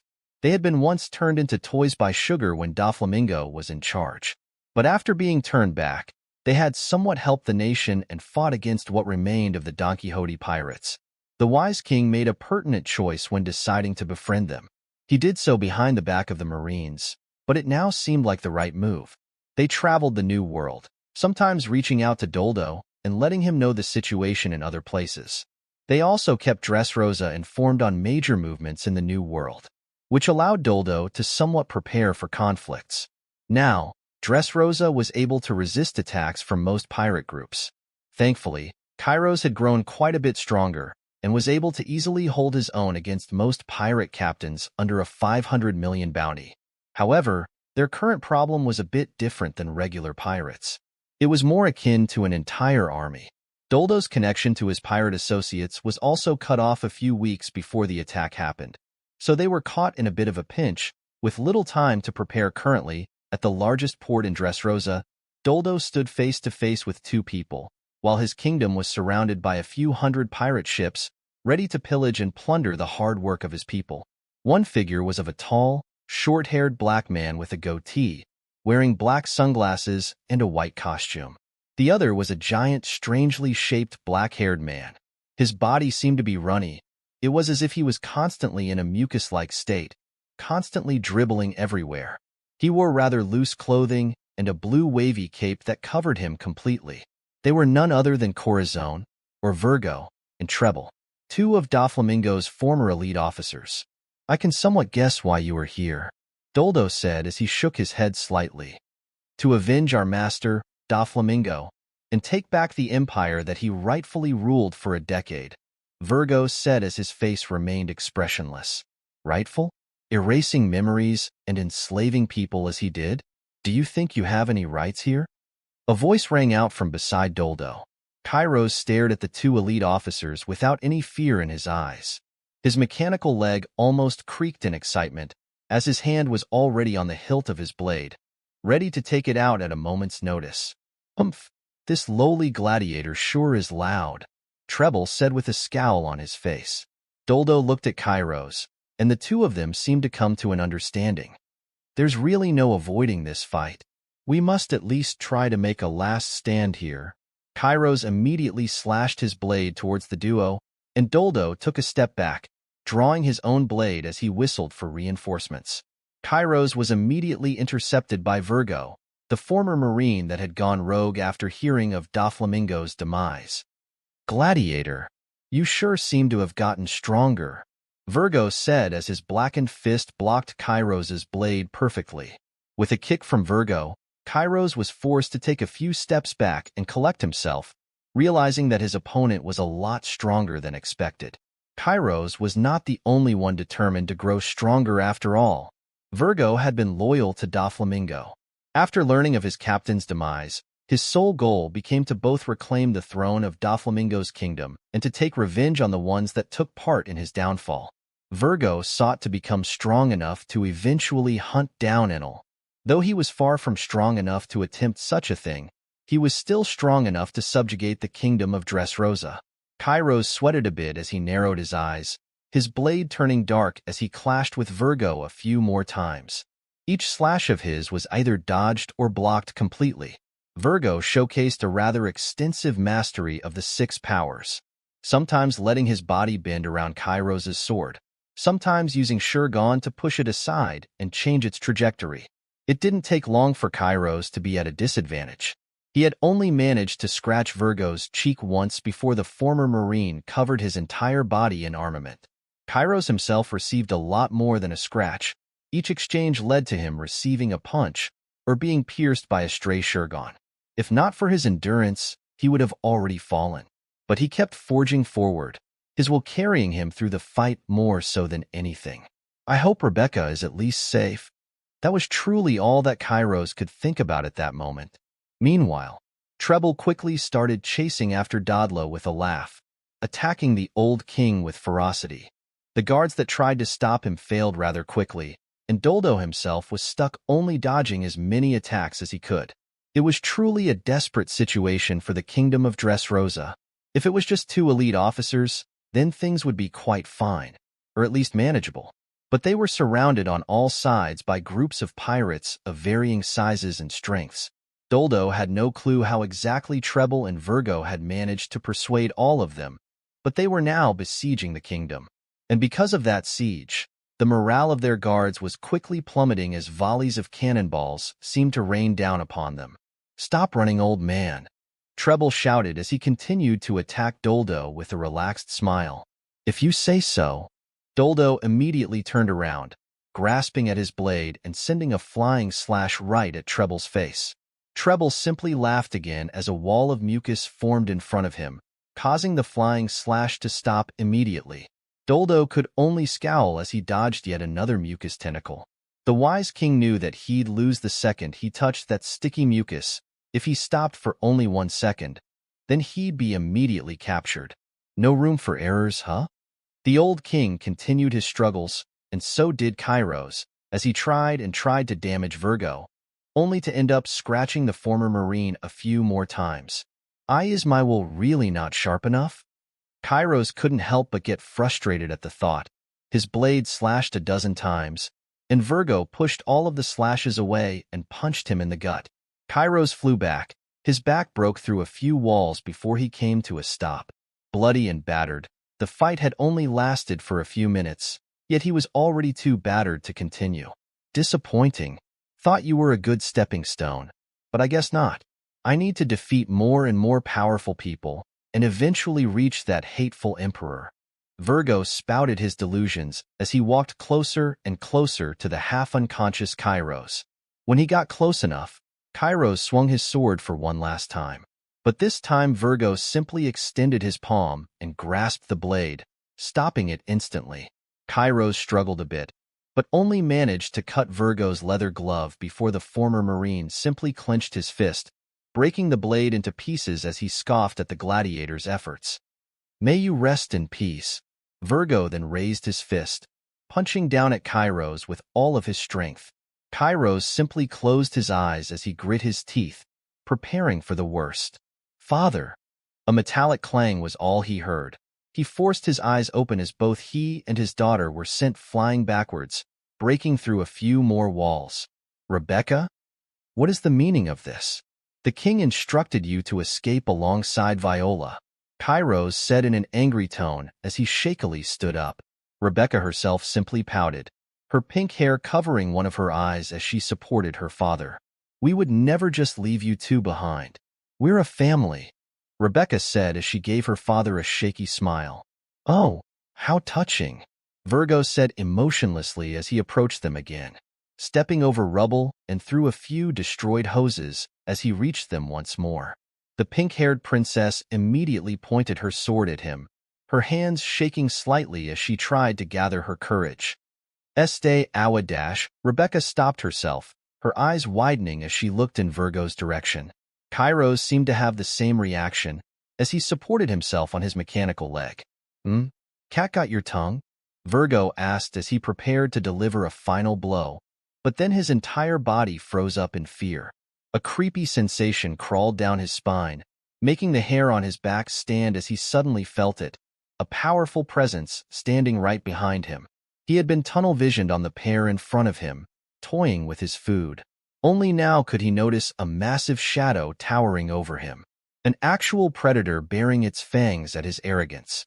The former Marine only managed to turn around halfway as he tried to use Saru and escape, but his head was grasped in an instant. He didn't even have the time to react. A large hand completely raised him up from the ground, suspending him in the air as he struggled needlessly against the much stronger opponent's grip. His glasses cracked and fell off his head as he finally caught a glimpse of the person holding him up. Fleet Admiral Akainu. Fear wasn't all that was present in his voice. A shock was a great second. It was as if a corpse had risen from the grave to punish him for his sins. That was all he got to say before his head suddenly started feeling hot. In a panic, Virgo tried to grab at Akainu's hand, trying to pry himself away. But he had absolutely no chance. He only struggled for a few more seconds, screaming and thrashing around, as his head was swallowed by magma. Geez, Enel is so sloppy. To think he'd leave such loose ends alive. Still, to think one was even in the Marines. Akainu simply shook his head as Virgo's headless corpse fell on the ground. Fleet Admiral Akainu? Kairos said as his eyes widened. It was as if he was staring at a ghost. Yes, shocking, I know. Keep silent for now. Our appearance here must be kept secret. Kairos then looked to the side, his eyes widening once again as he saw Treble had already been turned into an ice sculpture. Akiji simply stood over him, his leg pressing the mucus human's head into the frozen dirt. Viola and Doldo simply stood nearby, staring at the situation with just as much shock as Kairos and Rebecca. Viola had rushed to help her own father, much like Rebecca, but she could only attack from a distance, as getting close to Treble was dangerous for her. She didn't get to fight for long, though, as Akiji arrived soon after her, finishing Treble off in half a move. Then they all heard a few explosions, making them turn their heads towards the ships in the distance. They could see light rays raining from the clouds, exploding many of the nearby ships. Countless yellow lights became explosions that swallowed entire ships, burning and sinking them with ease. On the other side, they could see a violet glow simply forcing the ships to sink to the depths of the seas. The ocean around Dress Rosa was quickly filled with drowning pirates and sunken ships. Were we saved so easily? Doldo almost couldn't believe his eyes. All of the large figures that were thought dead were there. Well, most of them. Their death was the main reason why Virgo and Treble could entice so many pirates to take over a kingdom. Even a single admiral would have been enough to demolish their gathering after all. But why were the Marines there? And why were they pronounced dead? Now that that's done, let's talk in the castle. I am sure you have plenty of questions, Akainu said as he turned to the Riku family after he was done observing the sunk ships around Dress Rosa. Doldo could only nod, and they all started heading for the castle in that instant, not even bothering to give the corpses behind them a second look. Kizaru and Fujitora, who had been hiding in the clouds, also joined them on their way to the castle, and their conversation started as soon as they entered closed doors. Chapter 144. Goal, Troubled Sea and Vastness. Both Enel and Oven were sprawled on the deck of the flying aluminium ship. They hadn't bothered to tone down the intensity of their training just because the ship's stability was a bit weaker than before. Enel could quickly repair the ship each time it threatened to fall from the sky. So they were fighting with great intensity and not bothering to hold back at all. This is a lot more tiring than expected. Oven couldn't help but ponder on that as he whizzed some air into his lungs. Training with Enel was just as tiring as before, as the Emperor seemingly decided to no longer hold back on him. Still, Oven realized quickly that Enel now wasn't actually that much stronger than him physically. I guess his speed is still much better due to his devil fruit, and his observation hockey is leagues above mine. But in physical strength and armament hockey, he isn't that much better. I can still catch up to him. Sure, if the two of them were to fight, Oven would likely die in less than half a second. But that didn't discourage the sweet commander one bit. He was actually excited at the prospect of one-upping Enel in a few aspects, of being able to say that he could actually be of help, contributing to whatever his friend's quest was. Wait a minute. Oven immediately shot up and looked at Enel with a confused look. I've been following him, but what does he even want to accomplish? I thought he was a Marine initially, with his own sense of justice and whatnot. But now he's an Emperor of the Seas, one that has specifically gone against the world government constantly. Well, he was fighting agents while in the Marines as well. But what exactly does he wish to accomplish?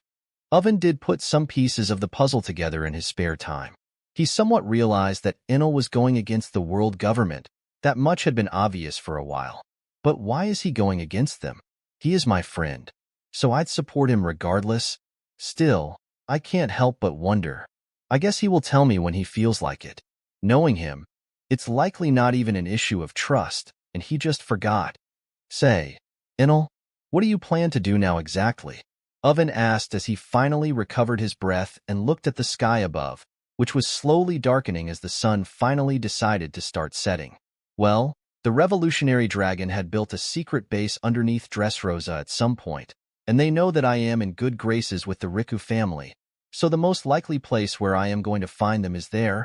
So we are just meeting the revolutionary army? Well, that and a few former Marines, Enel said as he tried to think of a good way of telling Oven that they would meet the man who had dismembered him in the past. Marines joining the revolutionaries? I guess it's not that surprising with the government's recent actions. Well, I am not sure if they've joined up per se, but they are traveling together from what I know. No offense, but I find it hard to believe that Dragon would just be traveling with Marines after the recent disaster at Baltigo. The risk of them being government agents would be too high. Enel sighed when he heard that. It was a bit amusing, thinking of Akainu and the rest as government spies, but the amusement didn't last long, as Enel still wondered how to inform Oven of Akainu and the rest. In the end, after a few more seconds of staring at the slowly appearing stars, Enel decided to stop trying to drift around the issue and just crashed into it directly. I'll just be honest with you. The people we're about to meet are the Marines that were dubbed as dead on Baltigo. Former admirals and fleet admirals specifically. Can't exactly avoid this meeting, and Oven is a friend of mine and an ally. He will be there when we eventually wage war on the world government, so he needs to also be present in the meetings that lead up to that. Oven leaned on the railing of the ship when he heard that, his eyes widened in confusion. So they aren't actually dead? What the hell happened at Baltigo then? I can tell you are quite confused. I will give you a brief rundown of the way things unfolded. Enel then also stood up, supporting himself on his cane as he started talking a bit more about the incident at Baltigo. He didn't go into many details about the war itself, as it had just been him fighting the Marines for a while before the giant eye appeared in the sky. Enel stopped at that point, as he could tell that he had lost Oven somewhat. So a giant red eye appears in the sky, and you can't use future sight on it, and you didn't flee? Oven said as he looked at Enel's missing limb and shortened earlobe. Well, the thought certainly crossed my mind, but I couldn't exactly abandon Sengoku and the rest. Although we were just fighting, my relationship with the Marines is a bit complex. We aren't exactly enemies, or it's more accurate to say we aren't enemies at all. So your relationship with them is good enough to risk your life for them? Oven said as he crossed his arms. If an attack took off his arm, then it could just as easily have killed him on the spot. He basically just got lucky. Well, honestly, I didn't think we'd fail to block whatever was coming our way. Sengoku and the rest are strong, and I always trust my devil fruit when it comes to firepower. It just happened to not be enough this time around. Oven asked a few more questions about the situation. His reaction was already quite a bit better than Enel had expected. If anything, Oven didn't seem to care much about Akainu, not even bringing him up in the discussion. Now, Enel wasn't daft. That certainly didn't mean Oven was now 100% prepared to work together with Akainu. But at the very least the two could be in the same room without trying to kill each other. Wait a minute. What if Akainu just attacks Oven? I mean, I'll obviously just stop him, but that would be stirring the pot in a really bad direction. Well, me being there should be enough to prevent him from just acting up and baring his teeth at my associates. Their conversation continued for a while after that. Enel told Oven as much as he could about the situation, including news of Sengoku's state, the fact that devil fruits didn't seem effective against that island erasing attack, and the fact that they were rescued by Shanks of all people. Well, they were actually saved by Shanks and Dragon, but if Shanks didn't halt the attack, Dragon wouldn't have been able to pull them all away in time. Sure, that argument went both ways, but Shanks did get there faster as well, so that certainly gave him extra marks. Eventually, the conversation died down, and Oven decided to rest his eyes for a bit. Enel couldn't exactly sleep, as he needed to keep the ship moving, so he was left alone with his thoughts. From time to time, he would flare up his observation hockey and radar, scouting the area ahead of him and even the seas below.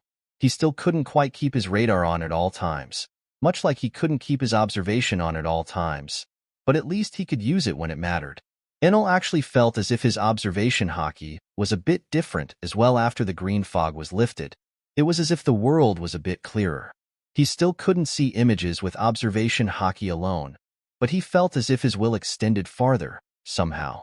At that moment, Enel realized that there was likely no one in the world that could see as far as he could, that even the most skilled observation hockey users were unable to sense the world around them as clearly as he could for such great distances. Eventually, Enel felt some movement, but it wasn't from the sides or from in front of him. It wasn't a ship, nor was it a human for that matter. It was instead the gigantic figure of a snake, following his flying ship at a great pace. Enel blinked a few times as he noticed it, because something else was strange about it. Enel simply couldn't sense the end of the Sea King. How big is this fucking thing? Now, the Lightning Emperor wasn't scared.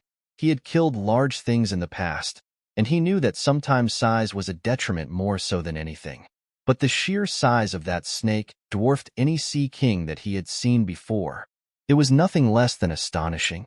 Enel could sense upon searching further that other Sea Kings seemed to be either hiding or running away from the gigantic water snake. He thought about trying to speed up and lose it for a few seconds, but the snake seemed to be able to easily keep up with him regardless of what he did. No way in hell I can make this ship move faster than this Sea King. Huh? Eventually, Enel stopped, circling around in one place. As Enel stood on one of the railings of his ship and stared at the large shadow that seemed to cover the entire sea underneath him. Had it not been for the moonlight, then Enel wouldn't even have been able to notice it at all. The water shifted, as a gigantic head rose from the waters at a slow speed. Enel could see tsunamis forming just from the smallest movements of the Sea King. What is this? Enel had truly never seen such a being in his life. It looked distinctly different from other Sea Kings he had seen as well. It did look quite a lot like a snake, but it seemed to have two sets of eyes instead of one, and its teeth seemed to be more similar to those of a shark. Its scales seemed to be much thicker than anything he had seen before. It didn't have any gills, but its body did seem to be filled with scars. One thing was for sure, though. Its size was certainly not there for show. Hell, this thing looks like it could easily crush an island by coiling around it. I am glad to finally have reached you, descendant of the Sky King. Enel's eyes widened as he heard that voice, and his hockey flared up as he realized that, for some reason, He could actually understand the gigantic being. The voice of all things? No, I believe you lack that particular ability. Thankfully, I do not. The ancient voice quickly cleared things up for Enel. As the snake's head rose and stood directly in front of Enel's ship, Enel was basically forced to land his ship on the snake's head, something that it didn't seem to mind or care about. After all, it was larger than some islands, and the ship was smaller than an ant for the Sea King. Well, I guess I can't just have everything served to me on a platter. What is your name? What do you want? Why have you been seeking me, and why did you call me a descendant of the Sky King? Enel said to the snake in his mind. My name? Well, what you are standing on is merely one of my heads. Humans had called me Yamada no Orochi at one point, but you may simply call me Orochi. Orochi? Wasn't there a devil fruit like that as well? Mythical Zoan as well? That is true. I did give a small part of my power to a certain tree, and it did grow a fruit out of it, but that is not truly important. What the hell's that about? Enel was even more confused after the answer than before asking the question, but it seemed that Orochi didn't feel the need to explain himself. What you hold and what you use is a fragment of the former Sky King's power, which is why I reached out to you first. The sun god is still in his infancy, but you seem to be close to awakening. Enel managed to understand a few things, but if Orochi wasn't lying to him, then he had just learned a lot more about devil fruits than he had thought he ever could. So is this Sky King the reason you are contacting me now? Indeed, the more you hold a lot more power than you are aware of. That fragment may yet evolve into the full power of the Sky King if you train it hard enough. I was unable to reach you before, as there was something else shrouding any connection I could have made with you. Probably that green fog Big Mom ate. But why exactly are you telling me all of this? Things have been moving too fast. Your interference in this world has altered its fate greatly. Now it all hangs in a feeble balance, and that balance is currently reliant on you. I do not know who you are or who you were before, but you have long since lost the right to abstain from acting. I merely wish to inform you of this, for your actions or inactions may either doom this world or make it better. Enel simply looked at the night sky. His gaze was still confused. He hadn't quite expected to hear something like that, or to learn so much in one mere night. It was certainly a lot of information to process. The snake seemed to understand that as well, as it seemed to sigh, the slight movement of its gigantic body creating immense waves all around it. Alas, you seem to already be on the right track, but I urge you to try and awaken your devil fruit faster. The sun god must hurry as well. The fate of this world has already become unpredictable. Without awakening, you stand no chance for any challenges you are to face in the future. I'm guessing you are not going to give me any hints on how to awaken or any further details about this fate, right? Enel almost scowled as he spoke. He noticed the way the snake was talking in circles, the way it was only implying things and not really saying them directly. Getting involved in such things is a danger in itself. I have already done enough. If you wish for further details, may you find that information yourself. Fear not, we will meet again, though I can't assure you of when or under what circumstances. Until then, I bid you the fondest of farewells.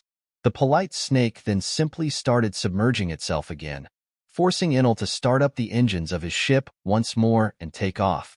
He tried asking a few more questions as Orochi's head disappeared into the depths, but none of them were answered.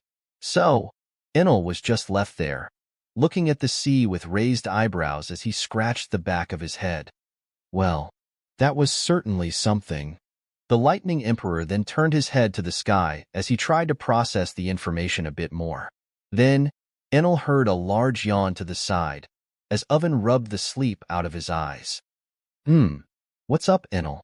Something interesting in the night sky? The sweet commander asked as he stretched his body a bit. Interesting? Maybe. I guess I just realized how vast it truly is.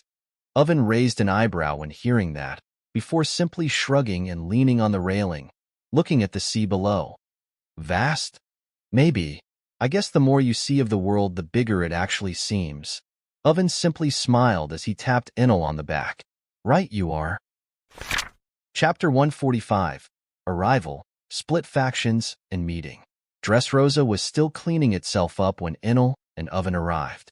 The two pirates sailed close to the clouds above the island kingdom and looked at the civilians preparing their homes with quite a bit of confusion. Say, do the Big Mom pirates have any intel on the situation around these parts? Enel asked as he noticed some traces of fighting here and there. His radar also picked up on quite a few sunken ships, some even surprisingly intact. Not really.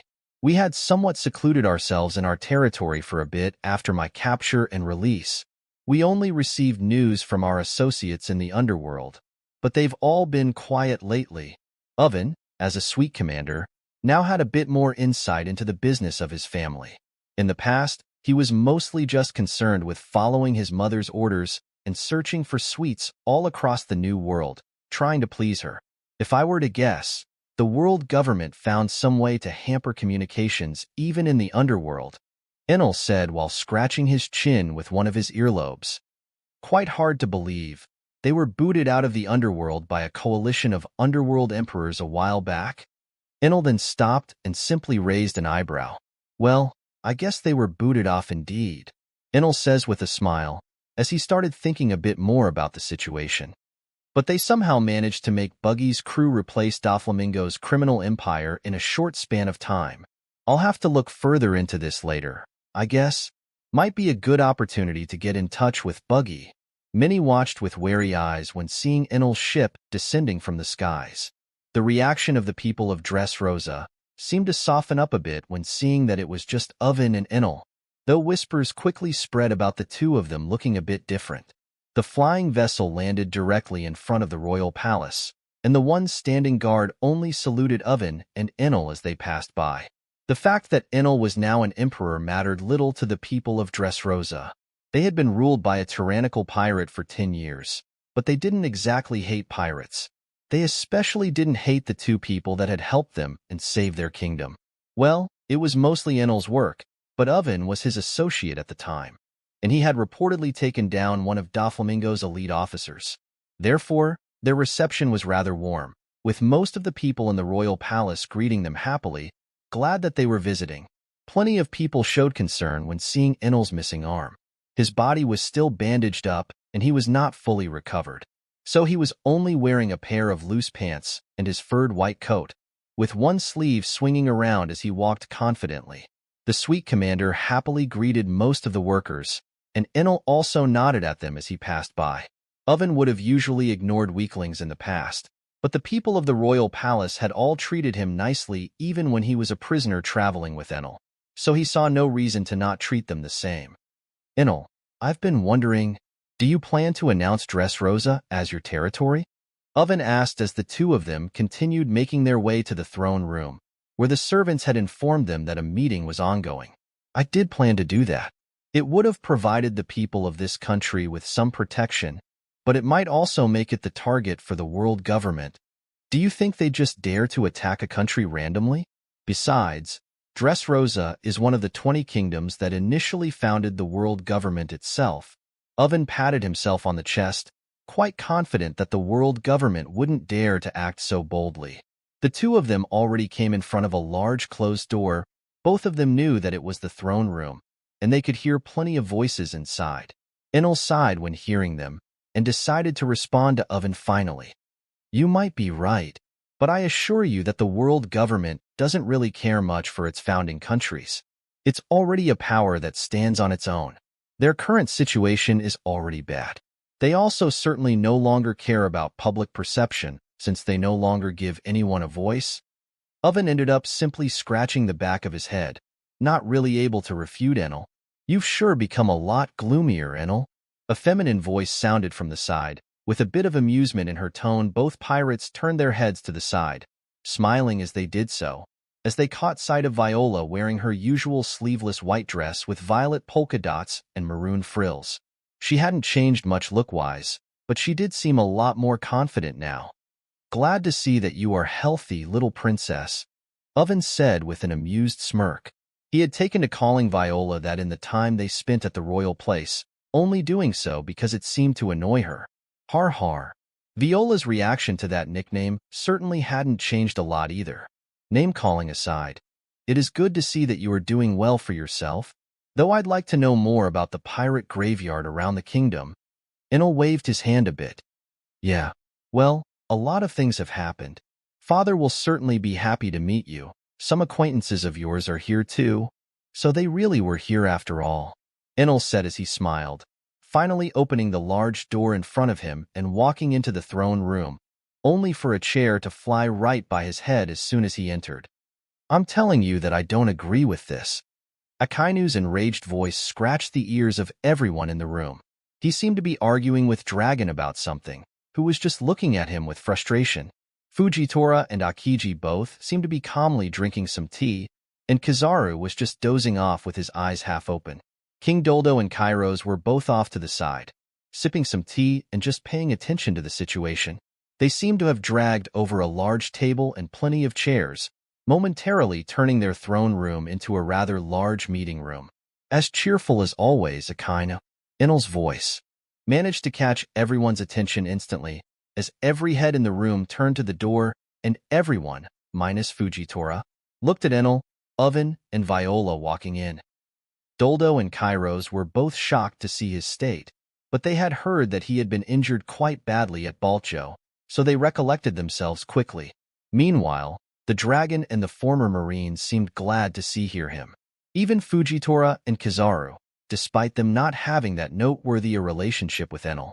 Well, it hadn't been that noteworthy before the war. But now they did appreciate Enel for choosing not to run despite the way things had turned out. He, an emperor, had actually fought to protect them, as he could have always escaped easily as soon as that eye showed up in the sky. Akiji was just glad to see him, as he knew that Enel could somewhat calm down Akainu. At least that was what he had heard from Sengoku at some point. He hoped it would still apply. Enel, you look like shit. Akainu, the former fleet admiral, said as he crossed his arms and smiled. What got stuck up your ass, Magma Boy? Enel also smiled calmly as he spoke, not bothering to react to the odd looks he received when speaking.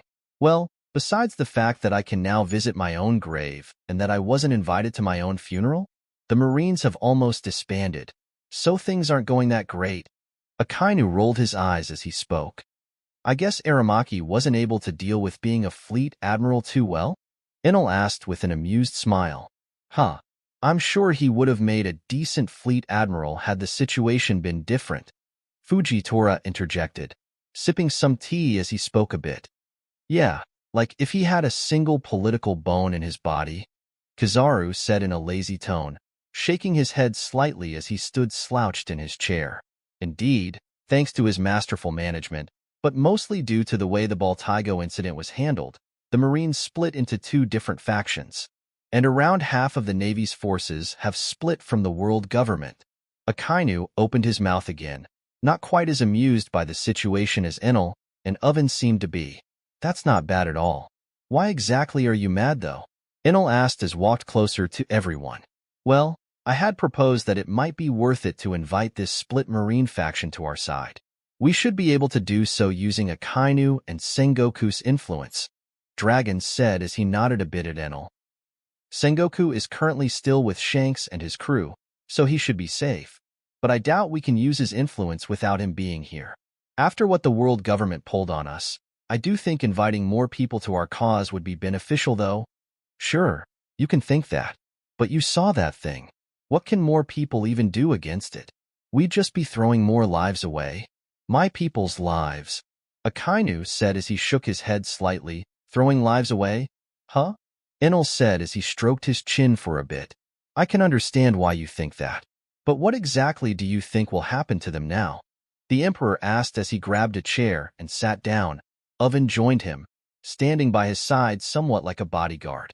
The Marines did notice Oven, but they didn't comment much on it for now. Well, they will obviously continue doing their jobs as Marines and hunting down pirates. No, they will just get branded as criminals on some trumped-up charges and then get hunted down. That's just the way these things work. I doubt Tsuru of all people would allow something like that to happen. She is reportedly the head of the Neo Marines, and she has both Gion and Tokicake by her side. Even better, Teacher Zephyr also decided to join her faction, despite being impartial for so many years, so they have considerable power, and are a group split off from the world government. And you're telling me you don't believe the government will consider them a threat? Enel asked as he gradually raised his eyebrow with each sentence. I'm saying that the government will be too preoccupied with us to consider them. Getting them involved will just put their lives at risk. Akainu crossed his arms, and at that point, Enel understood why Akainu was so difficult to sway. He was making a rather solid point, but it was built on a rather large misunderstanding. We are not going to be facing the world government soon. We need to get our forces in order, and there are many things we need to do before we are able to go head-to-head with them. Enel simply crossed his earlobes. He could tell that most of the people in the room weren't expecting those words from him. Kizaru even straightened up when hearing them. Wait, so after that, you're telling me to just stay put and wait? Akainu said, his tone ramping up with each minute that passed by. Enel simply stared at him, unimpressed. I'm sorry, Akainu, but do you have any fucking idea what exactly hit us? Do you have any clue on how to counter it? Enel wasn't about to go hiding his frustration at Akainu's brave plan. It was as brave as it was foolish and lacking. If we act fast enough, we can take them by surprise. They won't even have time to use it. What if it's something instant? You plan to jump off a cliff with a blindfold on just because it might not be that steep? Dragon to the side was also considering Enel's words. They were assuming quite a few things while planning their assault on the Holy Land. They truly didn't know how the world government's island erasing weapon worked. I believe waiting a bit is indeed the most pertinent thing we can do in this situation. Fujitora now seemed to agree with Enel, quite quickly as well. Akiji also nodded, a careful approach to the situation being more his style. Kizaru looked at his friend, Akainu, who seemed to be clenching his fists and contemplating the situation. It was clear that his decision would be the same as Akainu's, no matter the circumstance. I guess we will have to think on this further. Observe their moves and act accordingly. Dragon ended up sighing as he spoke, and Akainu seemed to agree with him, scowling as he looked to the side. Akainu then turned his head, his gaze finally landing on Oven, who didn't seem to be perturbed by him at all. Enel, are you going to explain this dirty pirate's presence? The former fleet admiral didn't mince any words at all. The admirals didn't react much, only looking, at least two of them looked, at Enel and waiting for an answer. Oven here is now a suite commander of the Big Mom pirates, who I find myself in a partnership with currently. So what, you're just letting a pirate follow you around now? Akainu didn't seem all that impressed by Oven's presence, and the suite commander wasn't quite enjoying Akainu's presence either. He just chose to keep silent, out of respect for Enel. I assure you that Oven is an ally that can be trusted, and Linlin has also proven to be the same, though she is still not decided if she wants to ally herself with us and face the world government by our side. Oven was glad to hear that Enel was defending him, smiling internally as he did so. I guess I was right to follow him. Enel had also decided not to give them any details on the situation with the Big Mom pirates, as his deals with Linlin were more of a personal matter in the first place. But Dragon wasn't daft either, so he realized that it likely had something to do with Soul's and Enel's vested interest in them, if you say so. But you better keep him out of my way. I don't work with pirates, Akainu said as he narrowed his eyes at Oven, seemingly trying to judge the suite commander's intentions. I'm sure you'll come around eventually. For now, we need to talk about relocating our operations to my base. Your base? You mean the Sky Island that the government agents were talking about during the war? Fujitora said as he stroked his beard. Yes, it has since moved. So it is in an undisclosed location. Enel nodded, not really shocked that the admirals had heard his exchange with the government agents back in the war. Well, we've yet to really settle here properly. Most of our things are still loaded in the blimps. But are you certain that it is a safe location? Dragon spoke out, thinking about the move for a few seconds. Relocating from under Dress Rosa would be a good move, as staying there put a lot of people in danger. I can assure you that it is still a safe place. Garp is still there, alongside other noteworthy individuals. Enel decided not to elaborate on Francisco being there. He thought it a bother to explain the situation to everyone, and figured he would do so when actually getting there. I see. Well, it is worth checking out. Sooner or later the world government will notice our activity here. Especially after the protests calm down completely. Dragon said as he crossed his arms. "We can cover you here for as long as you need." "I doubt they will go as far as to attack us directly," King Doldo said as he put down his tea finally. "I'd rather hope it doesn't come to that, though. It is better for all sides that they do not learn of your involvement with us for now," Dragon said as he shook his head. The meeting continued, as they all continued speaking about what decisions they could take and how much time the relocation would take. Seeing as the situation was no longer tense, Kairos also stood up and went over to Oven, tapping his shoulder as the two of them went off and started talking about random things off to the side. The day ended on a low note, as the meeting was mostly about depressing topics and their future steps. The king was rather glad to catch up with Enel, though, and Viola was just as glad. She didn't seem to be quite as infatuated with him as she seemed when he had rescued her, but that was something he had expected. She acted in an understandable way at the time, as he had just rescued her from a precarious situation, but she quickly got over him as she started working for the kingdom once more. She still valued his help and appreciated him greatly, but she couldn't quite bring herself to feel the same way she had that day. Viola was quite glad that Enel didn't bother to bring up those moments, as she did consider them slightly embarrassing.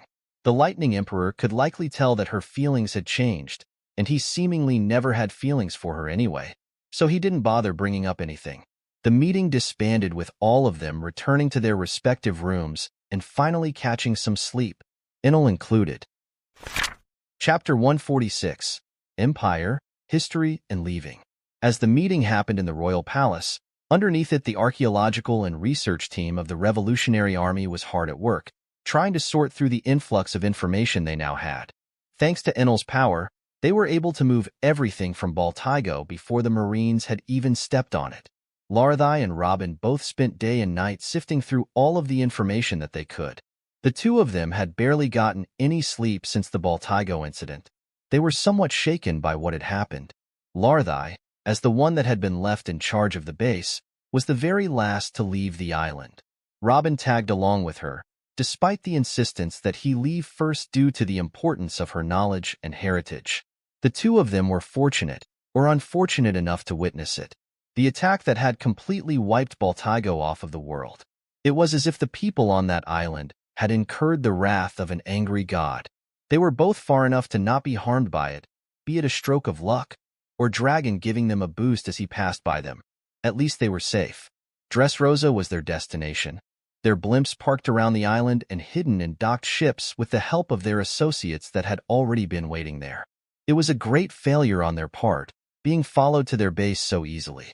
Thankfully, they hadn't truly lost anything. Robin was visibly concerned for Enel, only calming down after Dragon also arrived at Dress Rosa, though finding out about him losing a limb made her feel even more worried in a sense. At least she knew he was alive and relatively safe in the hands of Shanks, who had saved him. The problem for her was the people that arrived with Dragon, the other Marines that had been pronounced dead at Baltigo. She didn't interact much with them, as she didn't trust them one bit. Even if it looked like the government had betrayed and tossed them aside, she still didn't think they would start actively working against it. She had no way of knowing that Akainu and the others had been doing just that for quite a while, not long after Garp's imprisonment. To her, they were the people that had destroyed her home, bearing Fujitora, as he was a new admiral, and had little relation to that particular incident. She understood that their powers could be helpful to the revolutionaries, but that didn't mean she had to like them or even attempt to converse with them.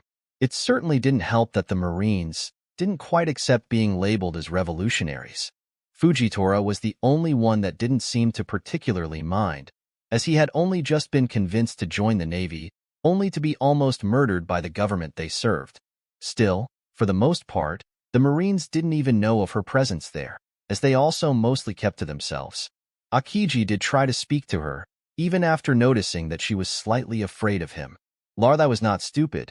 She took notice of that and made it clear that she didn't quite appreciate his presence in her study room, so she asked Sabo to boot him out. She also made sure that Robin was guarded at all times, just to prevent anything from happening. Akiji didn't protest much, as he felt he wasn't exactly welcome there. Kizaru mostly steered clear of Robin, either out of an odd feeling of guilt or simply not caring enough. Akainu's situation was a bit more complicated. After learning more about the O'Hara incident and the government's intentions behind it, did he start feeling guilty for his actions. But he was not stupid. No apology would ever change what they had done. So he also decided to steer clear of Robin for the most part. The former fleet admiral knew all too well that he had done many deplorable things in the name of his justice. He had killed and maimed many, maybe even those that didn't quite deserve it. Still, apologizing simply was not a choice. In most cases, there was no one he could apologize to. So, he simply decided to turn his guilt into rage, and that rage into a spear sharp enough to pierce through the world government. He had also decided to try and avoid any more needless loss of life from that point forwards, especially from his Marines, which led to the conflict that was happening when Enel entered the throne room. Now while the argument was raging on above, Larthai and Robin felt that they were coming closer and closer to answering a few of their questions. The Great Kingdom? It feels like a mistranslation almost, Larthai said as she shifted through a few papers, her bloodshot eyes tiredly scanning through them as she did so. Maybe, some parts are missing, even with this much information gathered, Robin said, her eyes looking much the same as she kept herself busy, scribbling ideas in her notebook. It can't be helped. Some poneglyphs have long since been lost. Some pieces will obviously be missing, Larthai said as she put the papers down and sipped on some sugar-overflown coffee. Still, with all of this information gathered in one place, it's safe to assume that the Great Kingdom was actually the Great Empire, Robin said as she leaned back on her chair and rubbed the bridge of her nose. Indeed, a coalition of 3 powerful kingdoms, their kings united, ruling together. Not a conventional empire, but one nonetheless, Larthai said with a satisfied smile.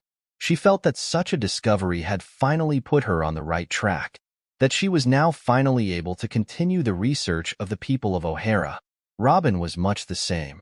She felt that she was steadily getting closer to the truth. But the more he found, the more she realized that she was unable to answer. Their discoveries spoke of 3 kings. 3 men with godlike power ruled over that great kingdom. One was described as a free spirit and the personification of the sun. Robin was quick to connect that with the legend of the sun god Nika from Skype. He was also described as the god of liberation. To Robin, it made sense that the great kingdom was ruled by an incarnation of such a powerful figure. It was even stated that his powers altered reality itself to the user's imagination. Larthai and Robin couldn't help but stare at that description in wonder. To think such powers actually exist in this world. Or existed, I guess. But Nika wasn't alone as a leader of the great empire. Besides Nika, there was the King of Hearth. His powers weren't known or explained much, but he was said to be on par with the other kings, meaning that he stood at the top of the world. And finally, the one with the most destructive power was called the King of the Skies, or the God of Thunder, Raijin. He was said to be able to make an island disappear by merely waving his hand once.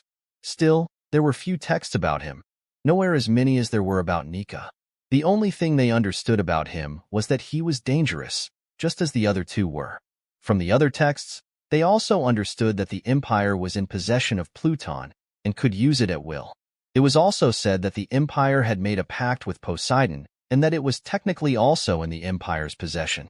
It was obvious to the 2 archaeologists that the Empire wielded great power and was obviously the greatest power at that time.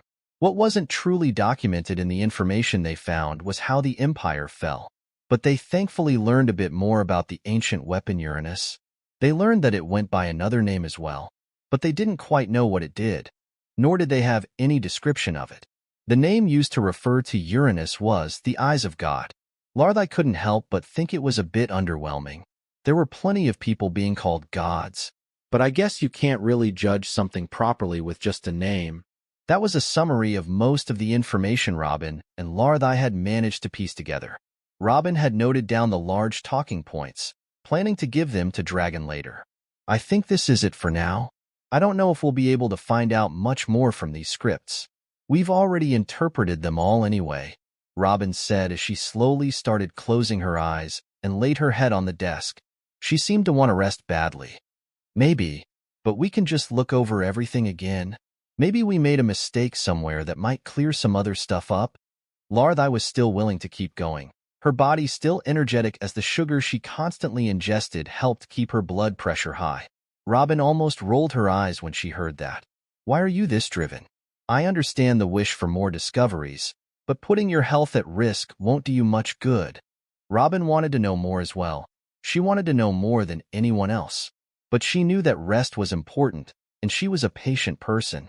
At this point, Robin saw Larthai as a close friend, someone that she could trust, especially after the Akiji situation, so she also cared for her safety.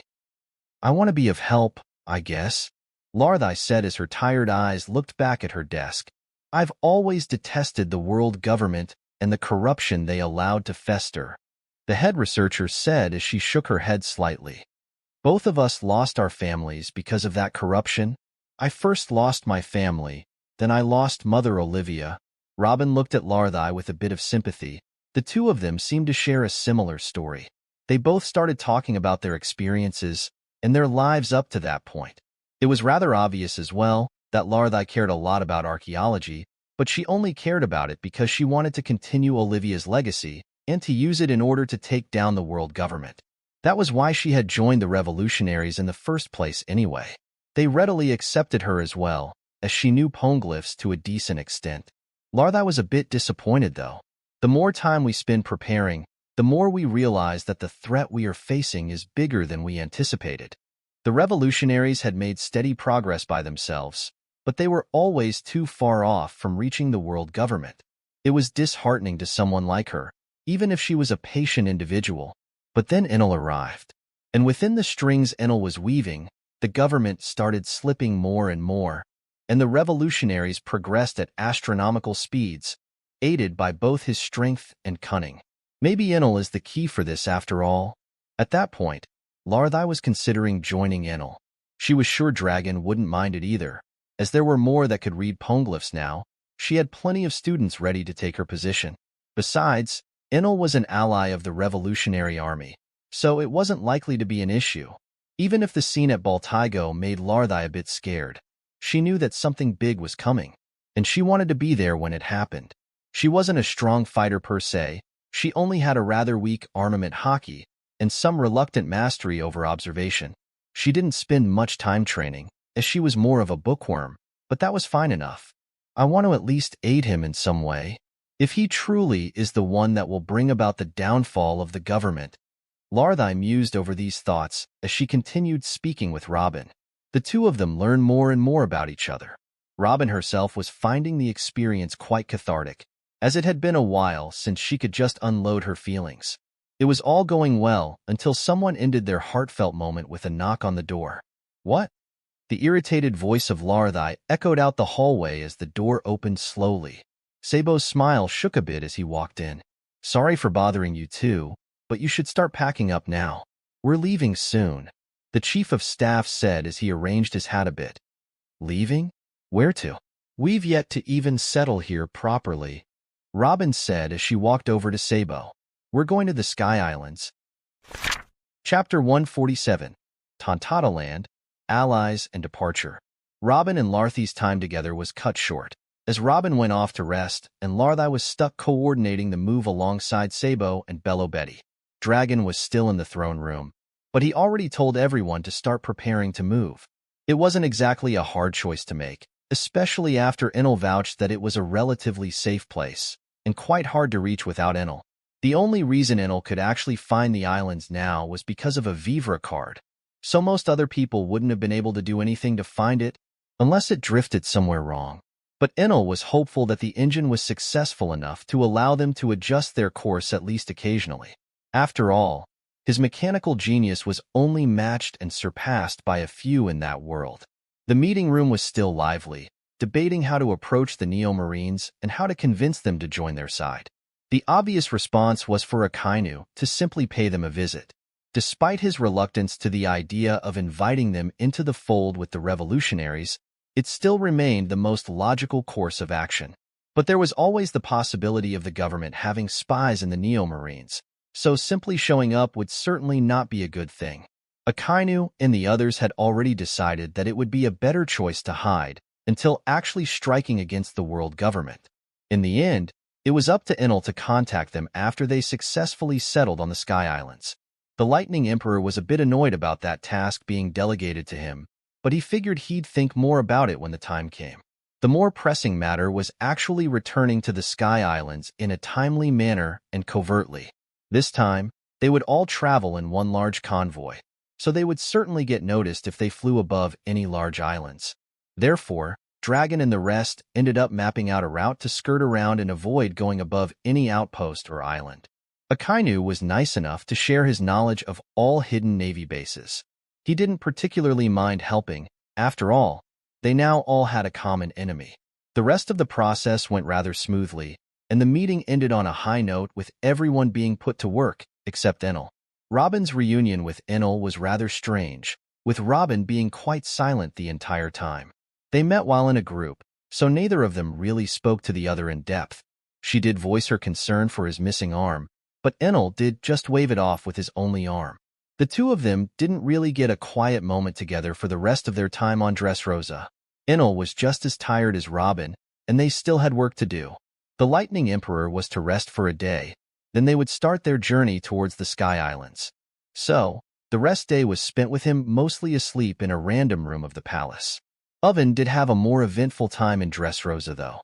Despite the Marines and revolutionaries being somewhat wary around him and keeping an eye on him, the royal family was rather happy to see him drop by. That was especially true for the two princesses and Kairos.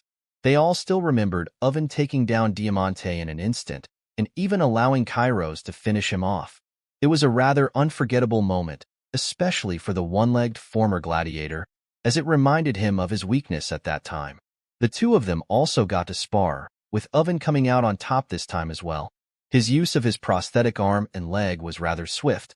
He was able to take Kairos by surprise with both his expandable blade and cannon arm. Oven didn't actually shoot him with a buggy ball, though, as he didn't want to cause too much damage to their surroundings. He also didn't have an endless supply of them, so he needed to use them more sparingly. Contacting the clown warlord for more was annoying. Overall, Oven may have won, but it was not as decisive as their previous spars, with Kairos actually managing to get some hits in before losing. Granted, the sweet commander didn't use his fruit at all in the bout, but it was still proof that Kairos had grown quite a bit.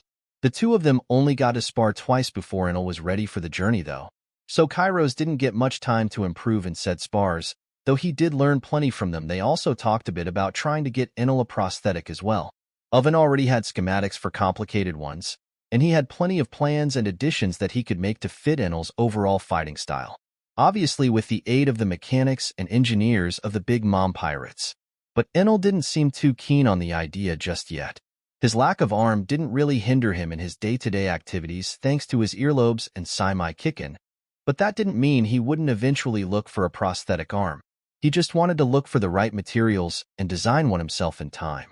He didn't feel the need to rush it, and he didn't really feel like it was a good time, what with him being as busy as he was. At least those were the reason that Enel gave the two of them. But the most important part was that he couldn't quite bring himself to put on a mechanical arm. It simply didn't feel all that natural yet. He hadn't even properly come to terms with losing the damn thing. Going ahead and replacing it just felt wrong.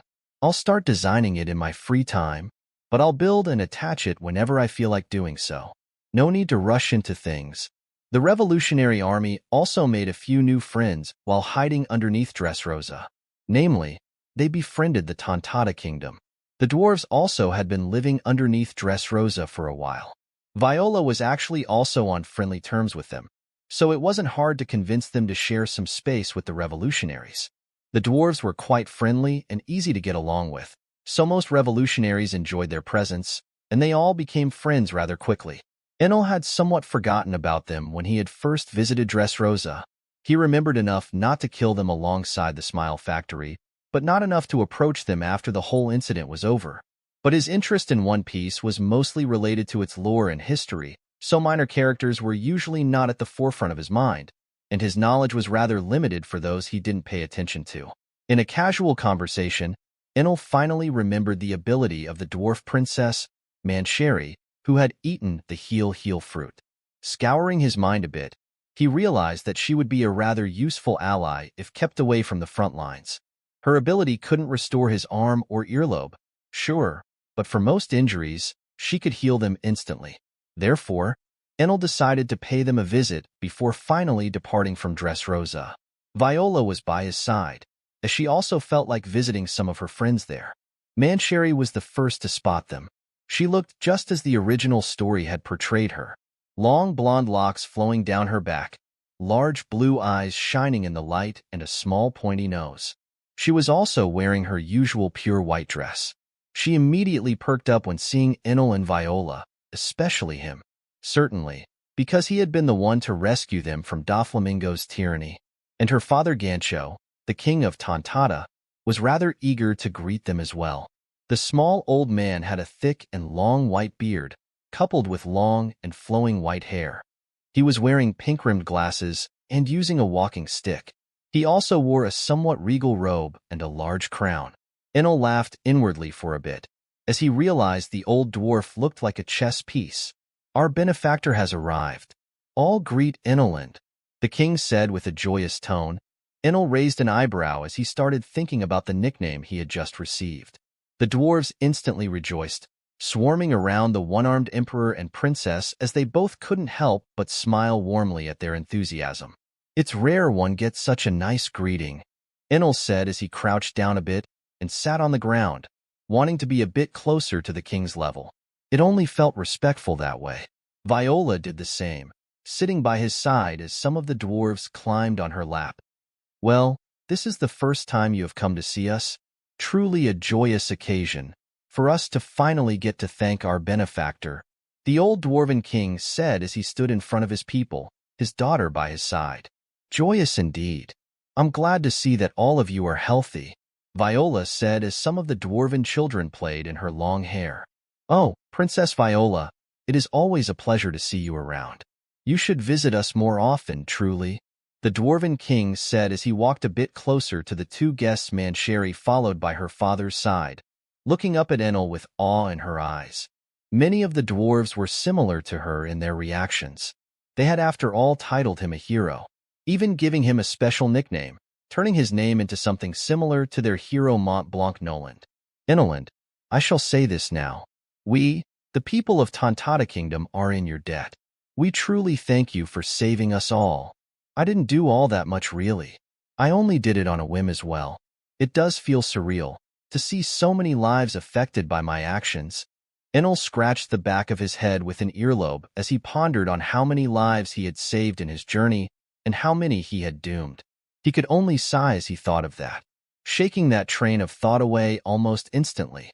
The world of One Piece was never a kind one in the first place. No one was truly safe in that world, and such thoughts would only slow him down. The one-armed emperor then extended his hand, placing his palm in front of the small royal family, allowing them to step on it and raising them at eye level. "Humble as well, truly a great hero," Gancho said as he stroked his long beard. Mancherry by his side nodded, her golden locks swaying a bit as she looked up with sparkling eyes. Then, she froze for a second. "Eneland, are you injured?" she asked in a panic, finally noticing the bandages covering parts of Enel's body. "Well, I was in a scuffle recently.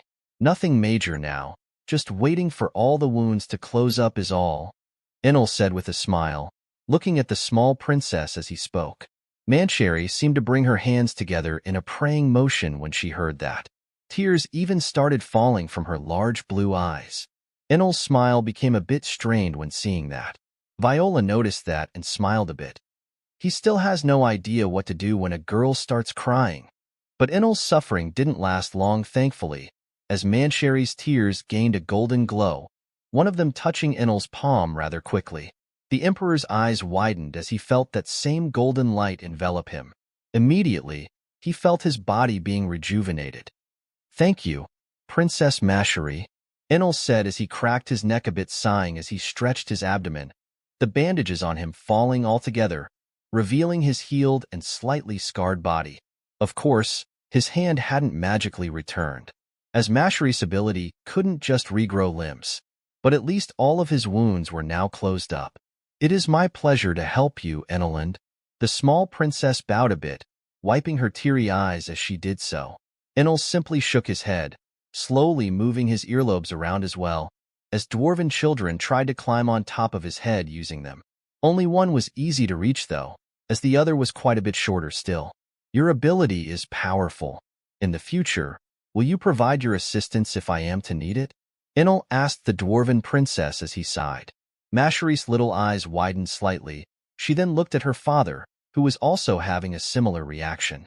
Well, Enel, the old king was the one that decided to respond, as it was something concerning his daughter's safety. We are still indebted to you, be it now or in the future. You will always have the full support of my people.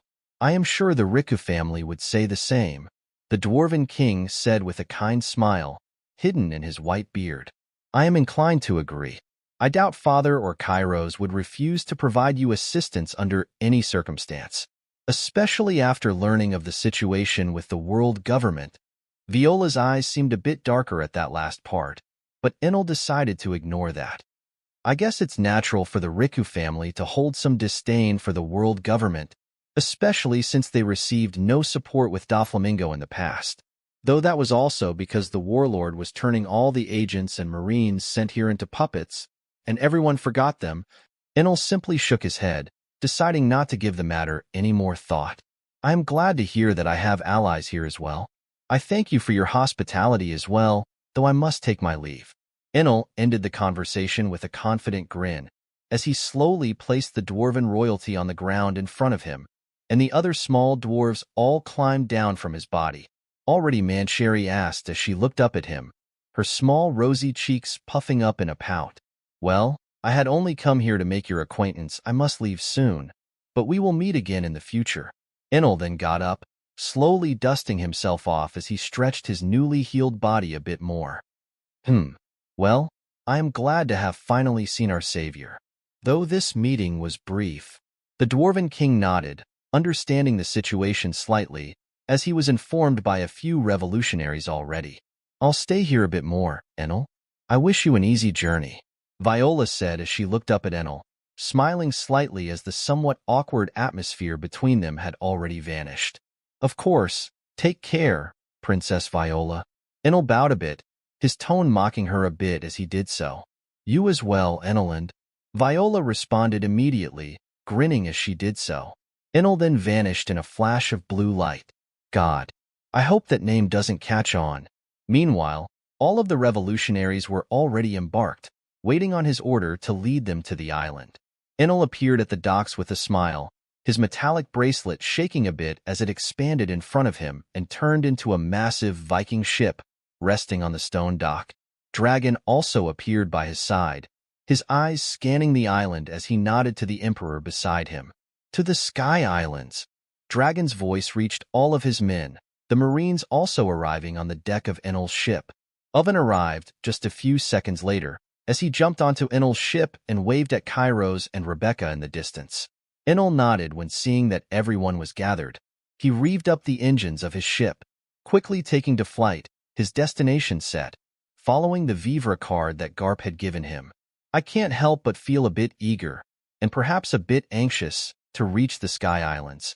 I'm sure a lot has happened during my absence. Unbeknownst to him, the Sky Islands now were more akin to a sky archipelago. Chapter 148, Developments, Reaction, and Arrival. Things had been rather quiet on the Sky Islands ever since Shiki joined the fray. The worry of simply drifting off and being found by government agents completely vanished. With his precise control, they were now in a somewhat fixed position, ignoring the wind and slowly orbiting around the coalition of islands that he had gathered. Francisco and the Golden Lion still got along rather well. Garp hung around them for a while but didn't really join the conversation still. Gonfal did end up joining them though. He even got along quite well with Shiki. The two of them had both been good friends of Roger, at least Shiki liked to think he was one. They had a lot of stories to share, and Francisco was rather happy to hear more about the man that had taken down his captain. The more Francisco heard, the more he understood that the Pirate King truly deserved his title. Roger had fought Zebek a bit before his prime. It was a fight in which he grew immensely both as a swordsman and hockey master. Francisco was rather confident from the stories he heard that Roger had at least become as powerful as Zebek had been in his prime. Garp was still as wary as he was in the beginning. But he was also less worried, knowing that it was about time Enel actually showed up on the island, and he figured Enel's presence would at least even things out if something were to happen. Francisco was strong, sure, but Garp was confident that he could take him on with a bit of support from the Lighting Emperor. Things did become complicated when Shiki got involved, but Garp was somewhat banking on the fact that Enel was strong enough to face the Golden Lion while supporting him. Francisco sure had more attacking power, but Garp was still confident that his endurance and armament would win in the end, if, of course, he managed to convince Bonnie to return him to his prime. Though not weakened greatly by his age, he couldn't afford to even be weakened slightly when facing someone like Francisco. The problem was that Bonnie herself was a pirate. Not only that, a pirate that seemed to be getting along really well with Francisco. It was really annoying for Garp, but at least the recruits were mostly on his side. Wiper and Bellamy were still stuck in their training, with Garp now drilling every single Skyguard a lot harder, actually doubling their training and the amount of effort that they had to put in. His training was considered difficult in the past, but now it basically left everyone unable to feel their bodies midway through the routine. Garp drilled them like they were animals, and it was grueling. Barely a few days had passed since that new training routine had started, and virtually no one had gotten used to the increased workload yet. The only people that were managing to hold on properly were Wiper, who was physically the strongest on the island among the recruits, and Bellamy, who was surprisingly resolute about growing stronger and also had a better base than most other recruits. Garp made sure to give the two of them some attention after seeing that they had more resistance. That attention resulted in a lot more work for them, to the point where they passed out after every session.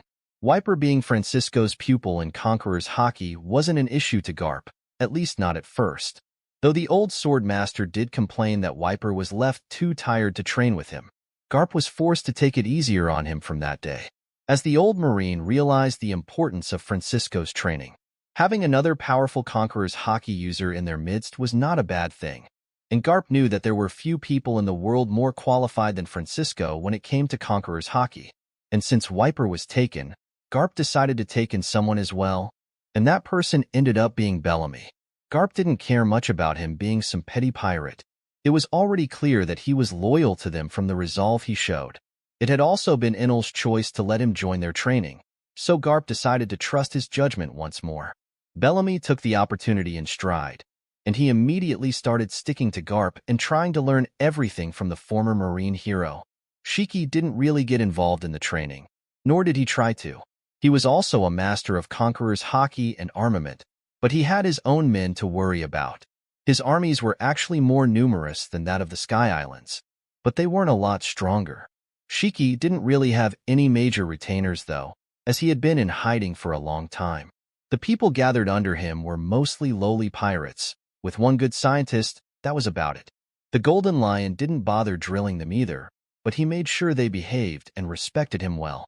They were also forbidden from setting foot on the Sky Islands. Not that they could fly over to them without Shiki's help anyway. The training went on for another week. A full week of training, in which the blimps of the Revolutionary Army were slowly but surely making their way towards the flying islands. Their convoy wormed around in the New World and then the Calm Belt, sailing above the clouds using the wind that Dragon was controlling to make their blimps go faster, allowing them to somewhat keep up with Enel's newer, lighter ship. Dragon and Enel both made sure to control the clouds as much as they could, allowing them to have a constant cover so that no one below would notice their convoy. They were up high, and the temperature reflected that as well, as some of the blimps had even caught thin layers of ice on them. The Lightning Emperor usually took care of that. His control over his devil fruit was precise enough to allow him to simply melt the thin ice without burning the blimp itself. Enel's ship was transporting all of the Marines and a few elites of the Revolutionary Army, including Larthai and Robin, who were more of a package deal at that point. The two of them needed to be together to discuss and compile all of the information that they had. They all had separate rooms underneath the deck of the ship. An oven stood by Enel's side at all times. Enel sat down for most of the week, his palms sparkling with electricity as he touched the arm of his chair. His head was tilted to the side as his cold eyes scanned the stars in front of him. From time to time, his observation hockey would flare up alongside a stream of electromagnetic waves, spreading within the massive range that the Lightning Emperor covered with ease. As to not tire himself, Enel periodically used the radar at fixed intervals and for a fixed time. He was after all supposed to be awake for 2 weeks, keeping up both the engine of his ship and making sure that their convoy was both unnoticed and unfollowed. Dragon helped a bit on the unnoticed part, but his observation hockey was nowhere near as developed as Enel's. His lack of radar also meant that he was unable to see through any stealth technique that could slip by his regular observation. Enel had inadvertently created the perfect advanced observation technique that couldn't be replicated by anyone that wasn't him. Well, technically anyone could do it, as long as they had absolute control over electromagnetic waves. Enel's emotionless eyes scanned the stars without any reaction. Oven was asleep at that moment, passed out on the ground. He had stayed awake as much as he could, but in the end, still fell asleep. His earlobe twirled around and reached for a table that stood by his side, clasping around a large metallic cup of cold coffee. As he brought the coffee cup closer to him, his earlobe sparkled a bit, and the cold coffee instantly started releasing steam. I will never get over how convenient this power is. Enel sighed as he sipped some warm liquid with a small smile, his emotionless visage breaking for a few seconds, though his eyes still remained cold, thoughtful. So much has happened in the past few months. It can't even be compared to the decades I had spent with my nose buried in books. Enel couldn't help but ponder on how uneventful his previous life had actually been. Fleeting, hard to recall even. The only notable thing he had done was find that ancient civilization, which was still a result of his obsession and study.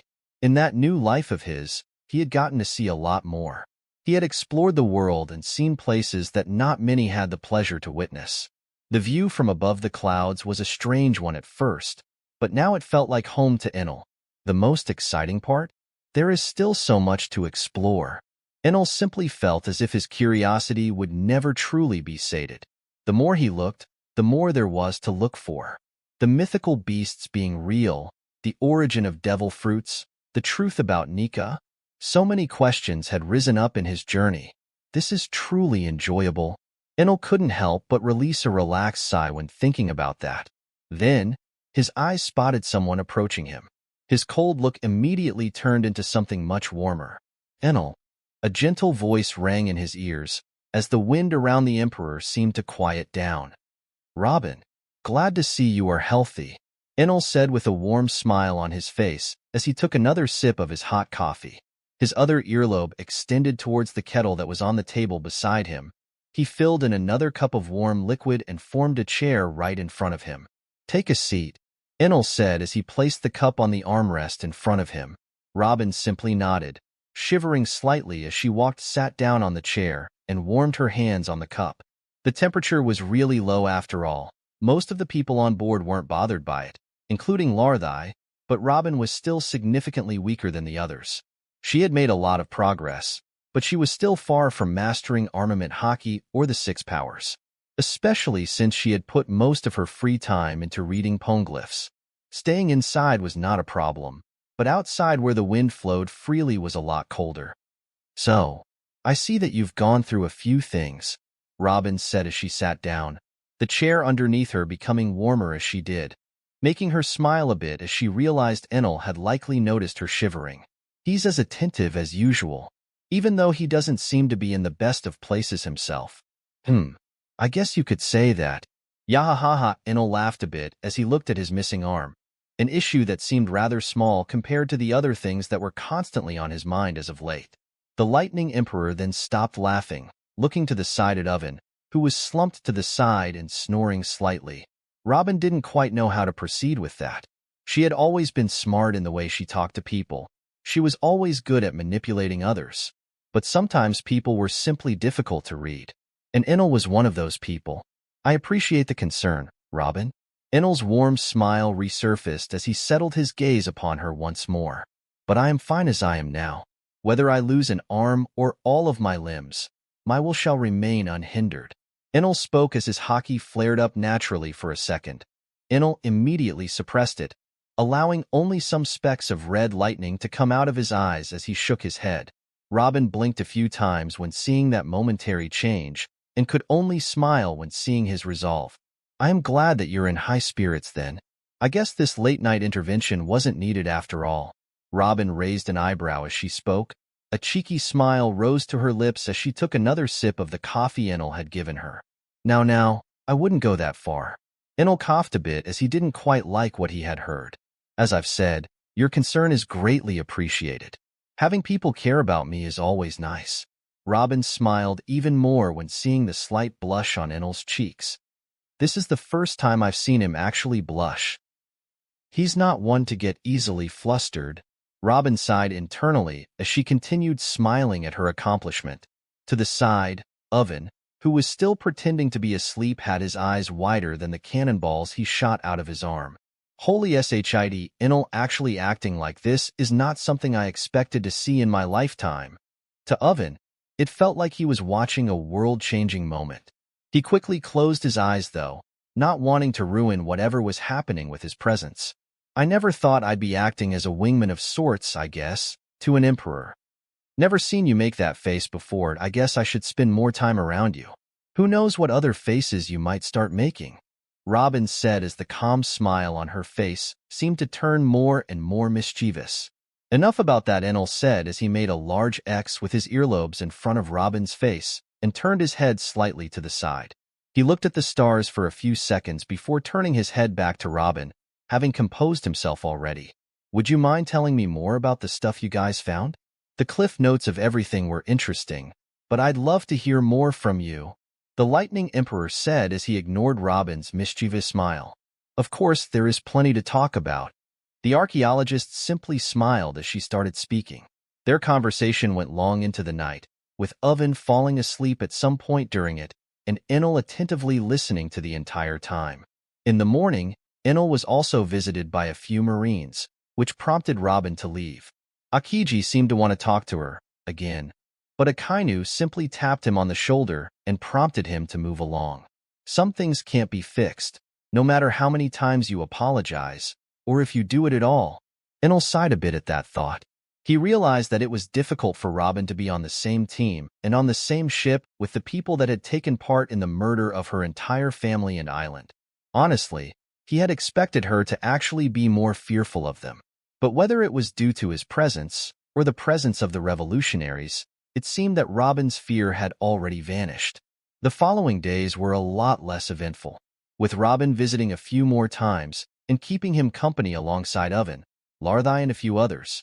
Enel didn't spar with Oven or anyone at all during the entire journey, though Enel truly wished that they could have. More specifically, Enel wanted to beat up Oven after the Sweet Commander had winked at him the morning after Robin left for the first time. Unfortunately, he needed to conserve his energy the entire journey, so as to not have any stops along the way.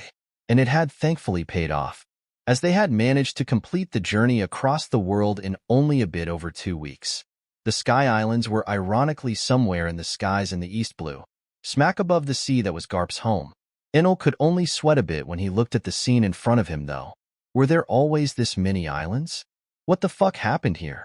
It was only now that Enel somewhat regretted not visiting the Sky Islands at all during his journey. Chapter 149, Sky Paradise, Catching Up in News. 2 flying islands, huh? Dragon asked with a cheeky smile on his face. Okay, maybe a few things have occurred in my absence, though it's barely been a few weeks. Okay, maybe around 2 months. Enel said as looked at the multitude of floating islands they were approaching. 2 months is actually a lot when you think about it. How much has happened to us in 2 months? Dragon said as he stroked his chin for a few seconds.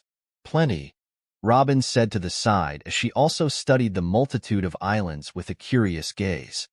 Looks to be the work of the Golden Lion, Dragon said with narrowed eyes as their ships got closer and closer to the Sky Islands. Shiki, huh? Enel's voice contained a hint of realization. The Golden Lion only appeared in a movie from what I remember, but I don't know much about him besides the fact that he was part of the Rocks Pirates. Enel somewhat calmed down when he remembered that particular detail. Even if he was as powerful as the Yonko, it didn't matter. As long as he used to be a friend of Francisco, everything would be fine. Now, if he had been an enemy, Enel was quite sure that he'd already been dead to both Garp and Francisco. so there was ultimately not much to worry about. That flying rat? Akainu also stepped out on the deck in time to hear their conversation. The other Marines trailed behind him. None of the current admirals had been there for the time Shiki had attacked Marineford in order to try and break out Roger before he was to be shipped off to Logue Town. But they had all heard the stories about how he had lost but destroyed a large part of the island in his fight against Sengoku and Garp. Although he was now reportedly missing his legs after breaking out of Impel Down, he was still a dangerous figure. He does have a history with the Marines. Dragon nodded as he looked at Enel once again. Where are we supposed to land, Enel? The Revolutionary Army leader asked as he prepared to relay the information to the convoy following behind them. We'll land on the 2 islands that seem to be circling around the rest. They are my original base. Garp will also be there. Dragon nodded when hearing that, and proceeded to tell everyone to follow swiftly and prepare for landing. The Revolutionary Dragon was admittedly quite happy to have found a safe spot for his army. But he was also quite anxious to meet with his father. One thing was for sure, Dragon expected to be punched in the face at least once. It was how Garp expressed his affection. Really? Vice Admiral Garp is also here? Huh? Kizaru said in a low voice as he surveyed the flying islands with a yellow glint in his new sunglasses. Enel ruined his old ones. I hope he is healthy. Akiji grabbed his backpack and also prepared to disembark as soon as their convoy came close to the islands. I've heard so much about him. I can't help but be excited to meet him, truly, Fujitora said as he also grabbed his blade walking stick and tapped it on the ground a few times. I'm sure he'll be excited to meet you guys. But please be careful on how you relay the status of Sengoku to him, Enel said with a strained smile as he wondered how the former Marine hero was going to react. All of the Marines present, besides Fujitora, seemed to tremble a bit when thinking about that. He's certainly not going to take kindly to this, Akainu said as he rearranged his Marine cap. At the very least, Sir Sengoku survived. He's in good hands too. Not many doctors out there can claim to even come close to Crocus in skill, Kizaru said with a rather calm tone. I am sure it's going to be fine, Fujitora said with a shrug, not really knowing much about the former Marine's hero relationship with Sengoku. I expect a few fists to be thrown, at the very least. We are certainly going to be on the receiving end, Akiji said as he shook his head a few times. Well, I did what I could. I planned to dodge punches coming my way. Enel simply shrugged a bit as he prepared to land his ship on the island. Do you still live in that cabin, Enel? You never did tell me where you moved it, Robin said from the side, somewhat ignoring the Marines around her as she spoke. Oh, I just moved to a different corner of the island. I don't even know if I live there anymore, honestly. I let someone else use it for a while, Enel said with a tired tone, as his ship finally touched ground in the middle of the forest. The second they landed, 3 figures appeared in front of them. Enel smiled when seeing them. One of them was Garp, wearing a white suit similar to the one he did in the Marines. His hair was still just as white as ever, and his annoyed expression seemed unchanged. Francisco looked quite a lot different than what Enel had remembered, though. He was now a blond young man with long hair, wearing loose pants and a white shirt, with his blunt cutlass strapped to his waist. That cutlass was the only reason Enel could recognize him. Shit, something did happen in this place. I wonder why Bonnie ended up making Francisco of all people younger. I honestly thought she'd pick Garp first. Enel had already expected something major to have happened, especially since the Beast Pirates had already been raiding the islands when he was still in Baltigo, holding back the Marines. The third figure was one that Enel didn't quite recognize, but he could guess who it truly was. Yet another tall old man with blades instead of legs, long dyed yellow hair, and a short beard, with 2 blades strapped to his waist. The old man was also wearing a yellow kimono, to match the color of his hair most likely. The Golden Lion? He certainly doesn't look like an enemy. Well then, I see we're receiving a warm welcome. Enel was the first one to jump from the ship, landing right in front of the trio of old men. Enel, you sleazebag dash, Garp was about to admonish him for being late and leaving all of his duties off to other people, but he took notice of the missing arm and decided to hold off for now. What happened, Captain? Francisco also took notice of that rather quickly and decided to ask right away, not even bothering with reintroductions or with clarifying his identity. Quite a lot it seems. I bet just as much has happened here as well. Enel then looked at Shiki for a moment. The Golden Lion smirked a bit, seemingly studying Francisco's new captain for a bit. He doesn't seem all that special. But who knows? Appearances are always deceiving. Shiki decided not to try anything for the time being, and just kept observing the situation. Well, you've surely missed out on a bit of action, Garp said as he finally recollected himself. He no longer seemed mad about Enel's absence. His anger was mostly replaced with concern. Indeed, is that Kaido I feel in our prison, by chance? Seems like the two strongest in his crew are with him. Enel looked to the side with a strained smile as he wondered out loud. Francisco instantly burst out laughing. Shiki seemed quite amused as well, as he started smiling widely. Well, I see you catch on quick, Shiki said with an odd gaze as he wondered just how far Enel's observation haki could spread. Can't help it. Noticed quite a few interesting changes on the island. Did protocol wings fail? Enel asked with a wary gaze. Well, it depends on what you'd consider failure, Francisco said with a strained smile. But Garp was holding nothing back. Yeah, it fucking failed. Some battery you created caught on fire after a few uses, Garp said with a scowl. Well, to be precise, we may have miscalculated just how much heat the whole operation would generate, and we may have also made the rotors a tad too big. We can also look into different materials for the battery itself, Francisco said as he scratched the back of his head.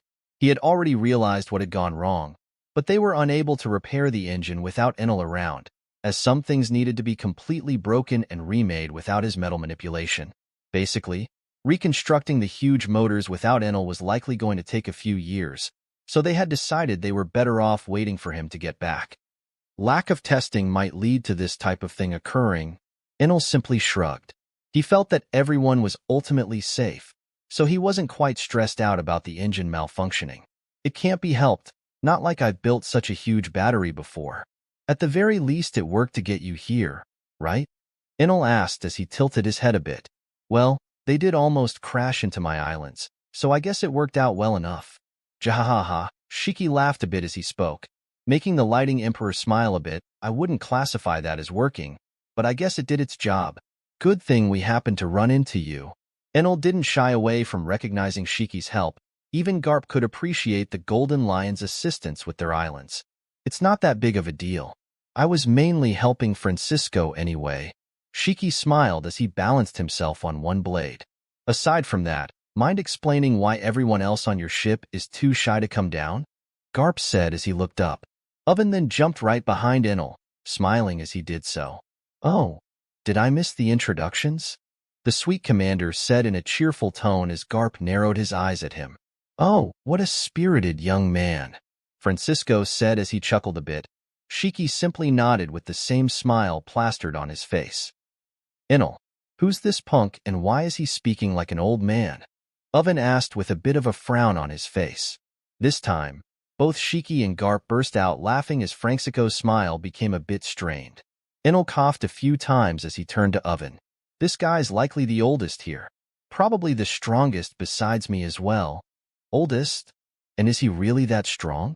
Even the former Marine hero is here, Oven said with a confused expression.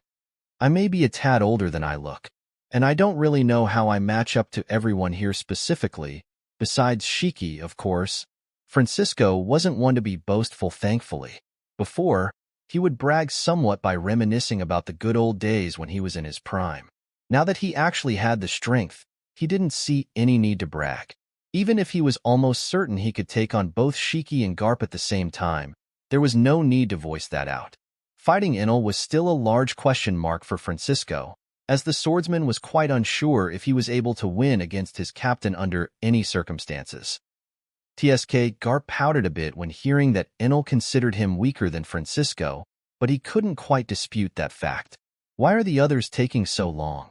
Enel asked as he tapped Oven on the shoulder with his earlobe.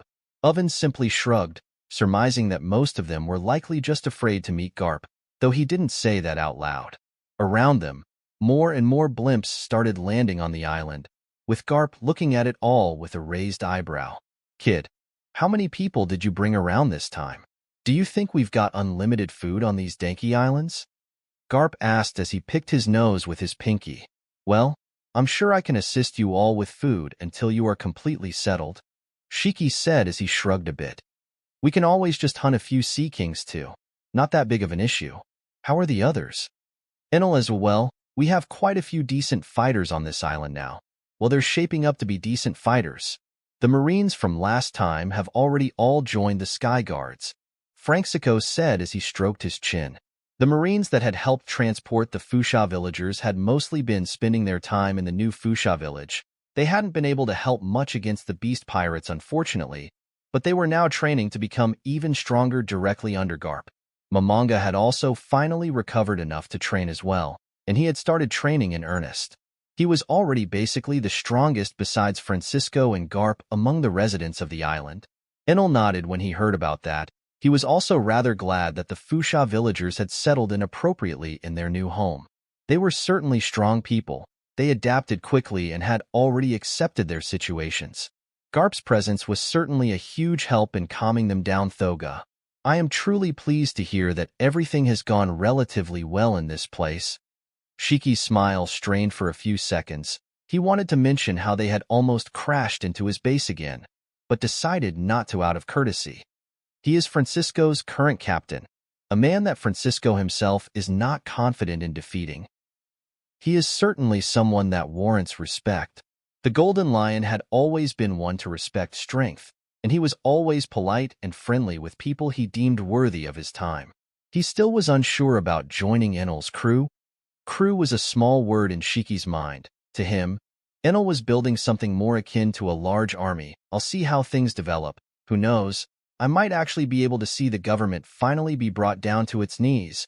Then more and more people started disembarking from Enel's ship.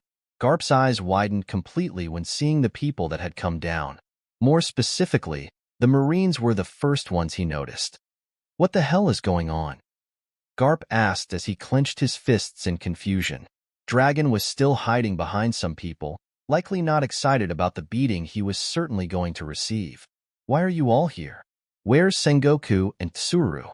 You better start explaining yourselves, Garp said as he crossed his arms.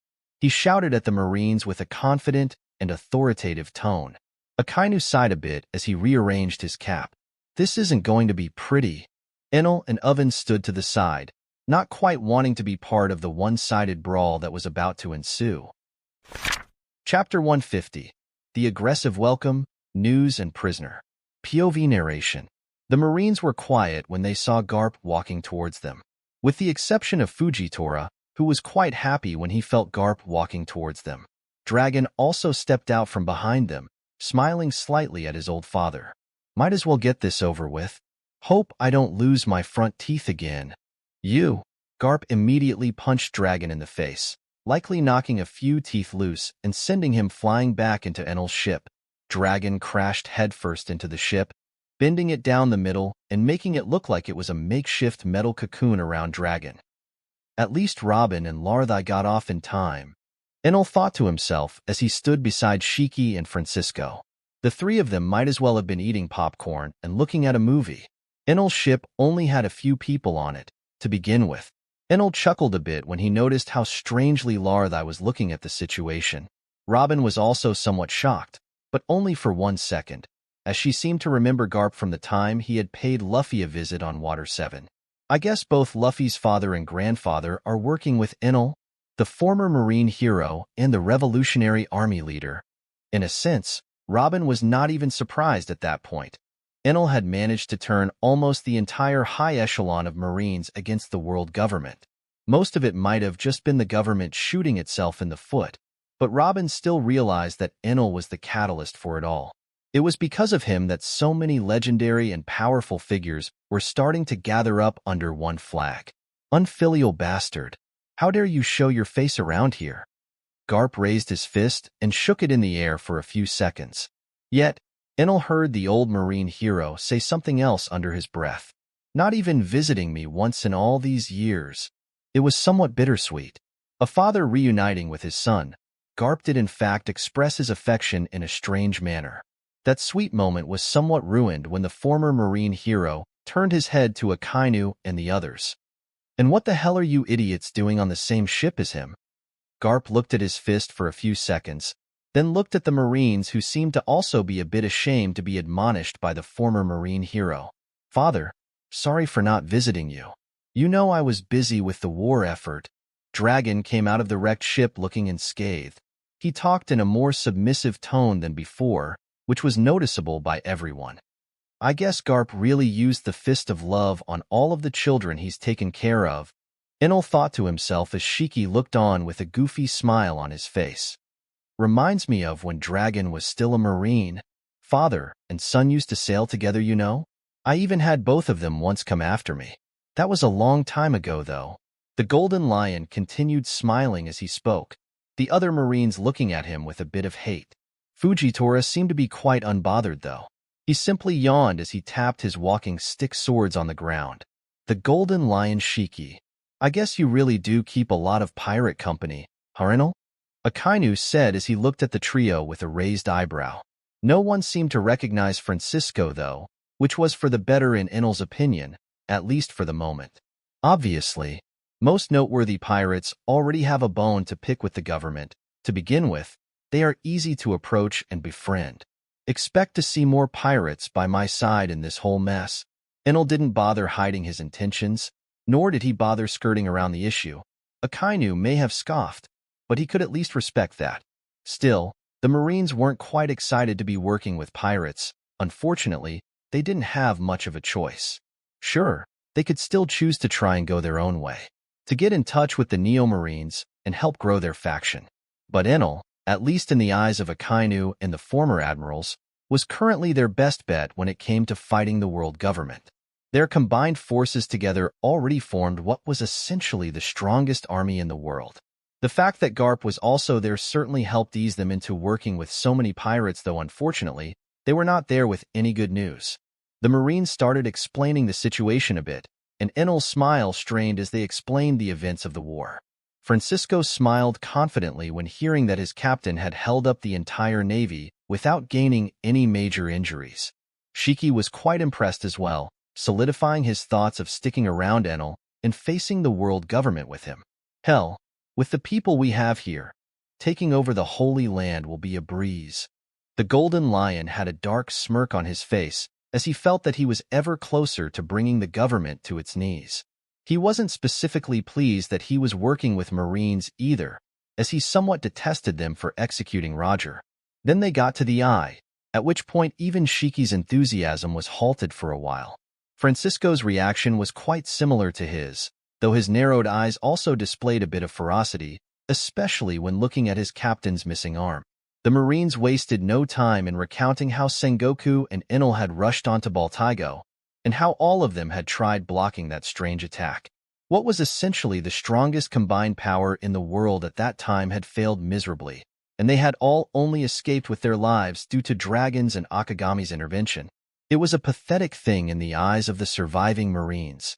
For them to have been so helpless against an attack, even if it was from presumably an ancient weapon. Then they reached the part where they started recounting injuries.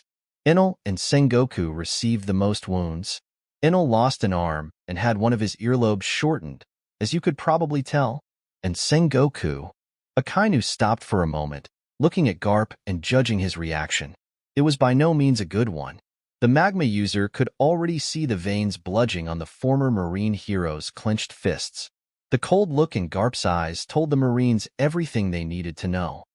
"You better not tell me that he died, because you will be joining him soon if that's the case." The old Marine legend was certainly not beating around the bush. The sudden proclamation did make most of the people present sweat, thinking that it was a joke. But Enel, as well as Akainu and Akiji, knew that Garp was not kidding. He was both capable and willing to kill Akainu in a fit of rage for failing to save his best friend and comrade, though Enel planned to dissuade him from doing such a thing. Sengoku had put his life on the line to protect Akainu and the rest. After all, killing any one of them would just be spitting on his efforts. He survived, thankfully. Crocus ended up saving his life at Shanks' behest, but he lost all of his limbs. Enel decided to be the one to give the news, as he was the one that had the best relationship with Garp. Garp turned his head around, looking at the one-armed emperor with a furious gaze. It was clear that he wanted to swing his fists towards something, but in the end, he simply clenched his fists and sighed. At least he's safe. Enel, I don't care how you convince her, but that lassie Bonnie better help heal Sengoku sooner rather than later. The old marine hero was surprisingly a lot calmer than they had all expected, but it somewhat made sense to Enel, especially after seeing Francisco's new look. He knows that such injuries aren't necessarily permanent, so he's less violent about it. At the very least, he won't be trying to kill anyone because of it. I'll try to make a deal with her. I'm sure there are plenty of things she may want. As an emperor, I should have the means to grant them. Enel nodded as he spoke, agreeing with Garp. The others seemed a bit confused, with the exception of Shiki and Francisco, who both knew what Garp was referring to. The marine legend was still quite peeved that Akainu and the rest were mostly uninjured, while Sengoku was left almost dead. But in the end, it had been Sengoku's decision to protect the others, so Garp couldn't really blame them for his old friend's heroic actions. Still, he made sure to make them feel shame for even needing to be saved in the first place. Overall, it had gone much better than anyone had expected initially. Garp didn't even punch Dragon that many times, and the Marines were mostly unscathed if a bit ashamed of themselves. Now that that's out of the way, do you plan for the Revolutionary Army to stay here for the long term? Garp's gaze was pointed at Enel as his words came out. Dragon stood by his side with a few bumps on his head indeed. This way they are safer, and keeping my allies closer to me is ideal in these situations. Enel clapped his earlobes together with a smile on his face. He then tapped his ship with his palm, making it shift and compress into a walking stick and a white gauntlet. Now, I'm quite excited to learn about how things have been going in these parts. I'm sure I still have a lot of catching up to do. Gonfall will certainly be curious about the new arrivals as well. Wait till the Shandian tribe find out that you decided to use their island without asking anyone for permission. Garp scowled a bit when Enel started speaking about Gonfall, who was the actual leader god of the Sky Islands. Francisco also seemed to somewhat agree with him. This may technically be your territory, but you aren't its tyrannical leader. You can't keep making these types of decisions all by yourself, the old master swordsman said as he crossed his arms and looked at Enel with half-closed eyes. I don't want you ending up like my former captain. You better manage diplomatic relations better than him, Francisco thought as he continued looking at Enel, waiting for his response. I understand that this isn't ideal. I'll make an effort to return here ahead of time and talk to Gonfall and you all before coming back with any more people. What? You're planning on allying yourself with even more people? Akainu asked with a raised eyebrow. At that moment, Enel already had a lot of people willing to join him and face the world government, even more than anyone present knew when considering that the Whitebeard pirates were still strong and active. One can never be too prepared. It is better to have allies upon allies. The more we have, the less we'll have to face later. Ha! All until one of them stabs you in the back? Shiki spit on the ground in front of him as he looked at all of the Marines present. The Marines all gave him a pointed look, with the exception of Fujitora, who simply raised an eyebrow.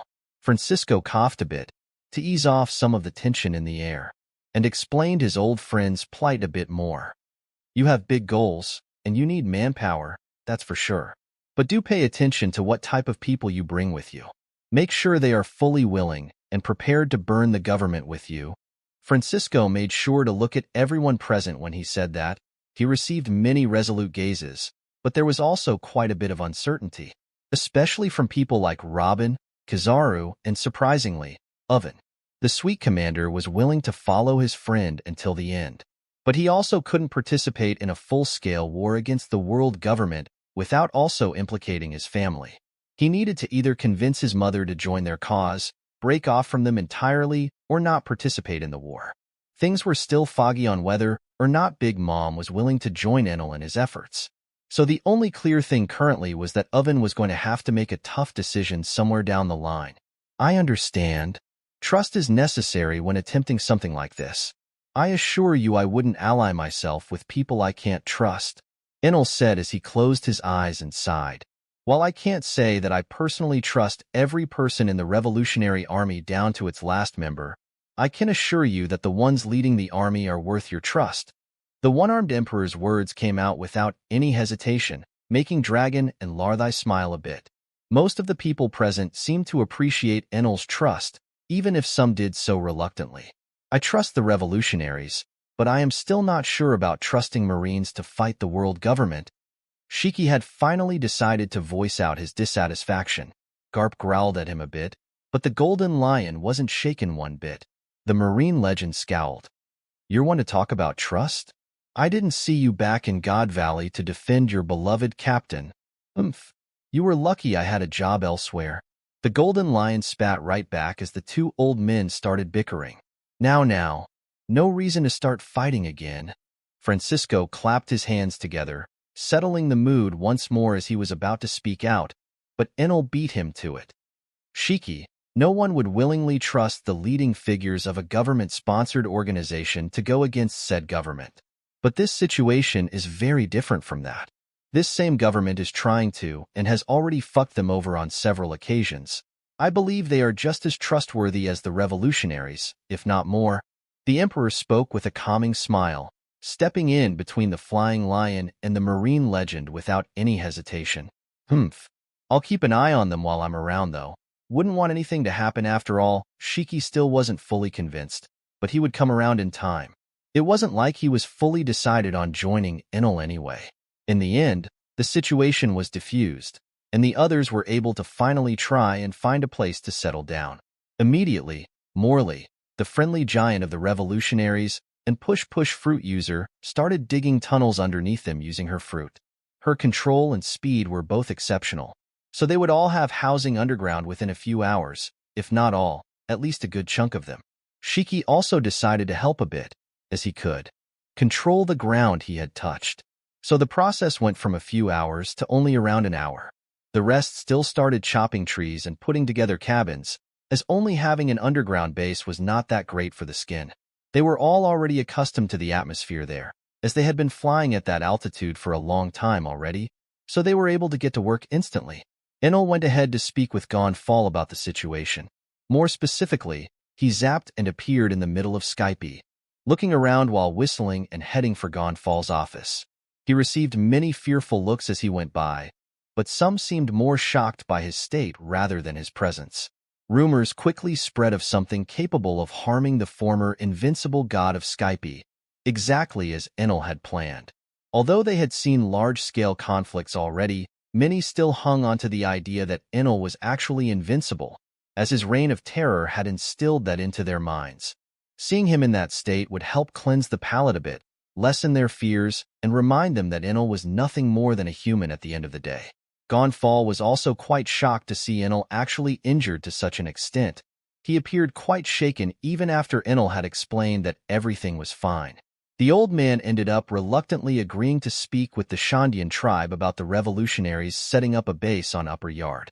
It would have been Enel's job under normal circumstances, but he was already a bit busy with something urgent. What was that exactly?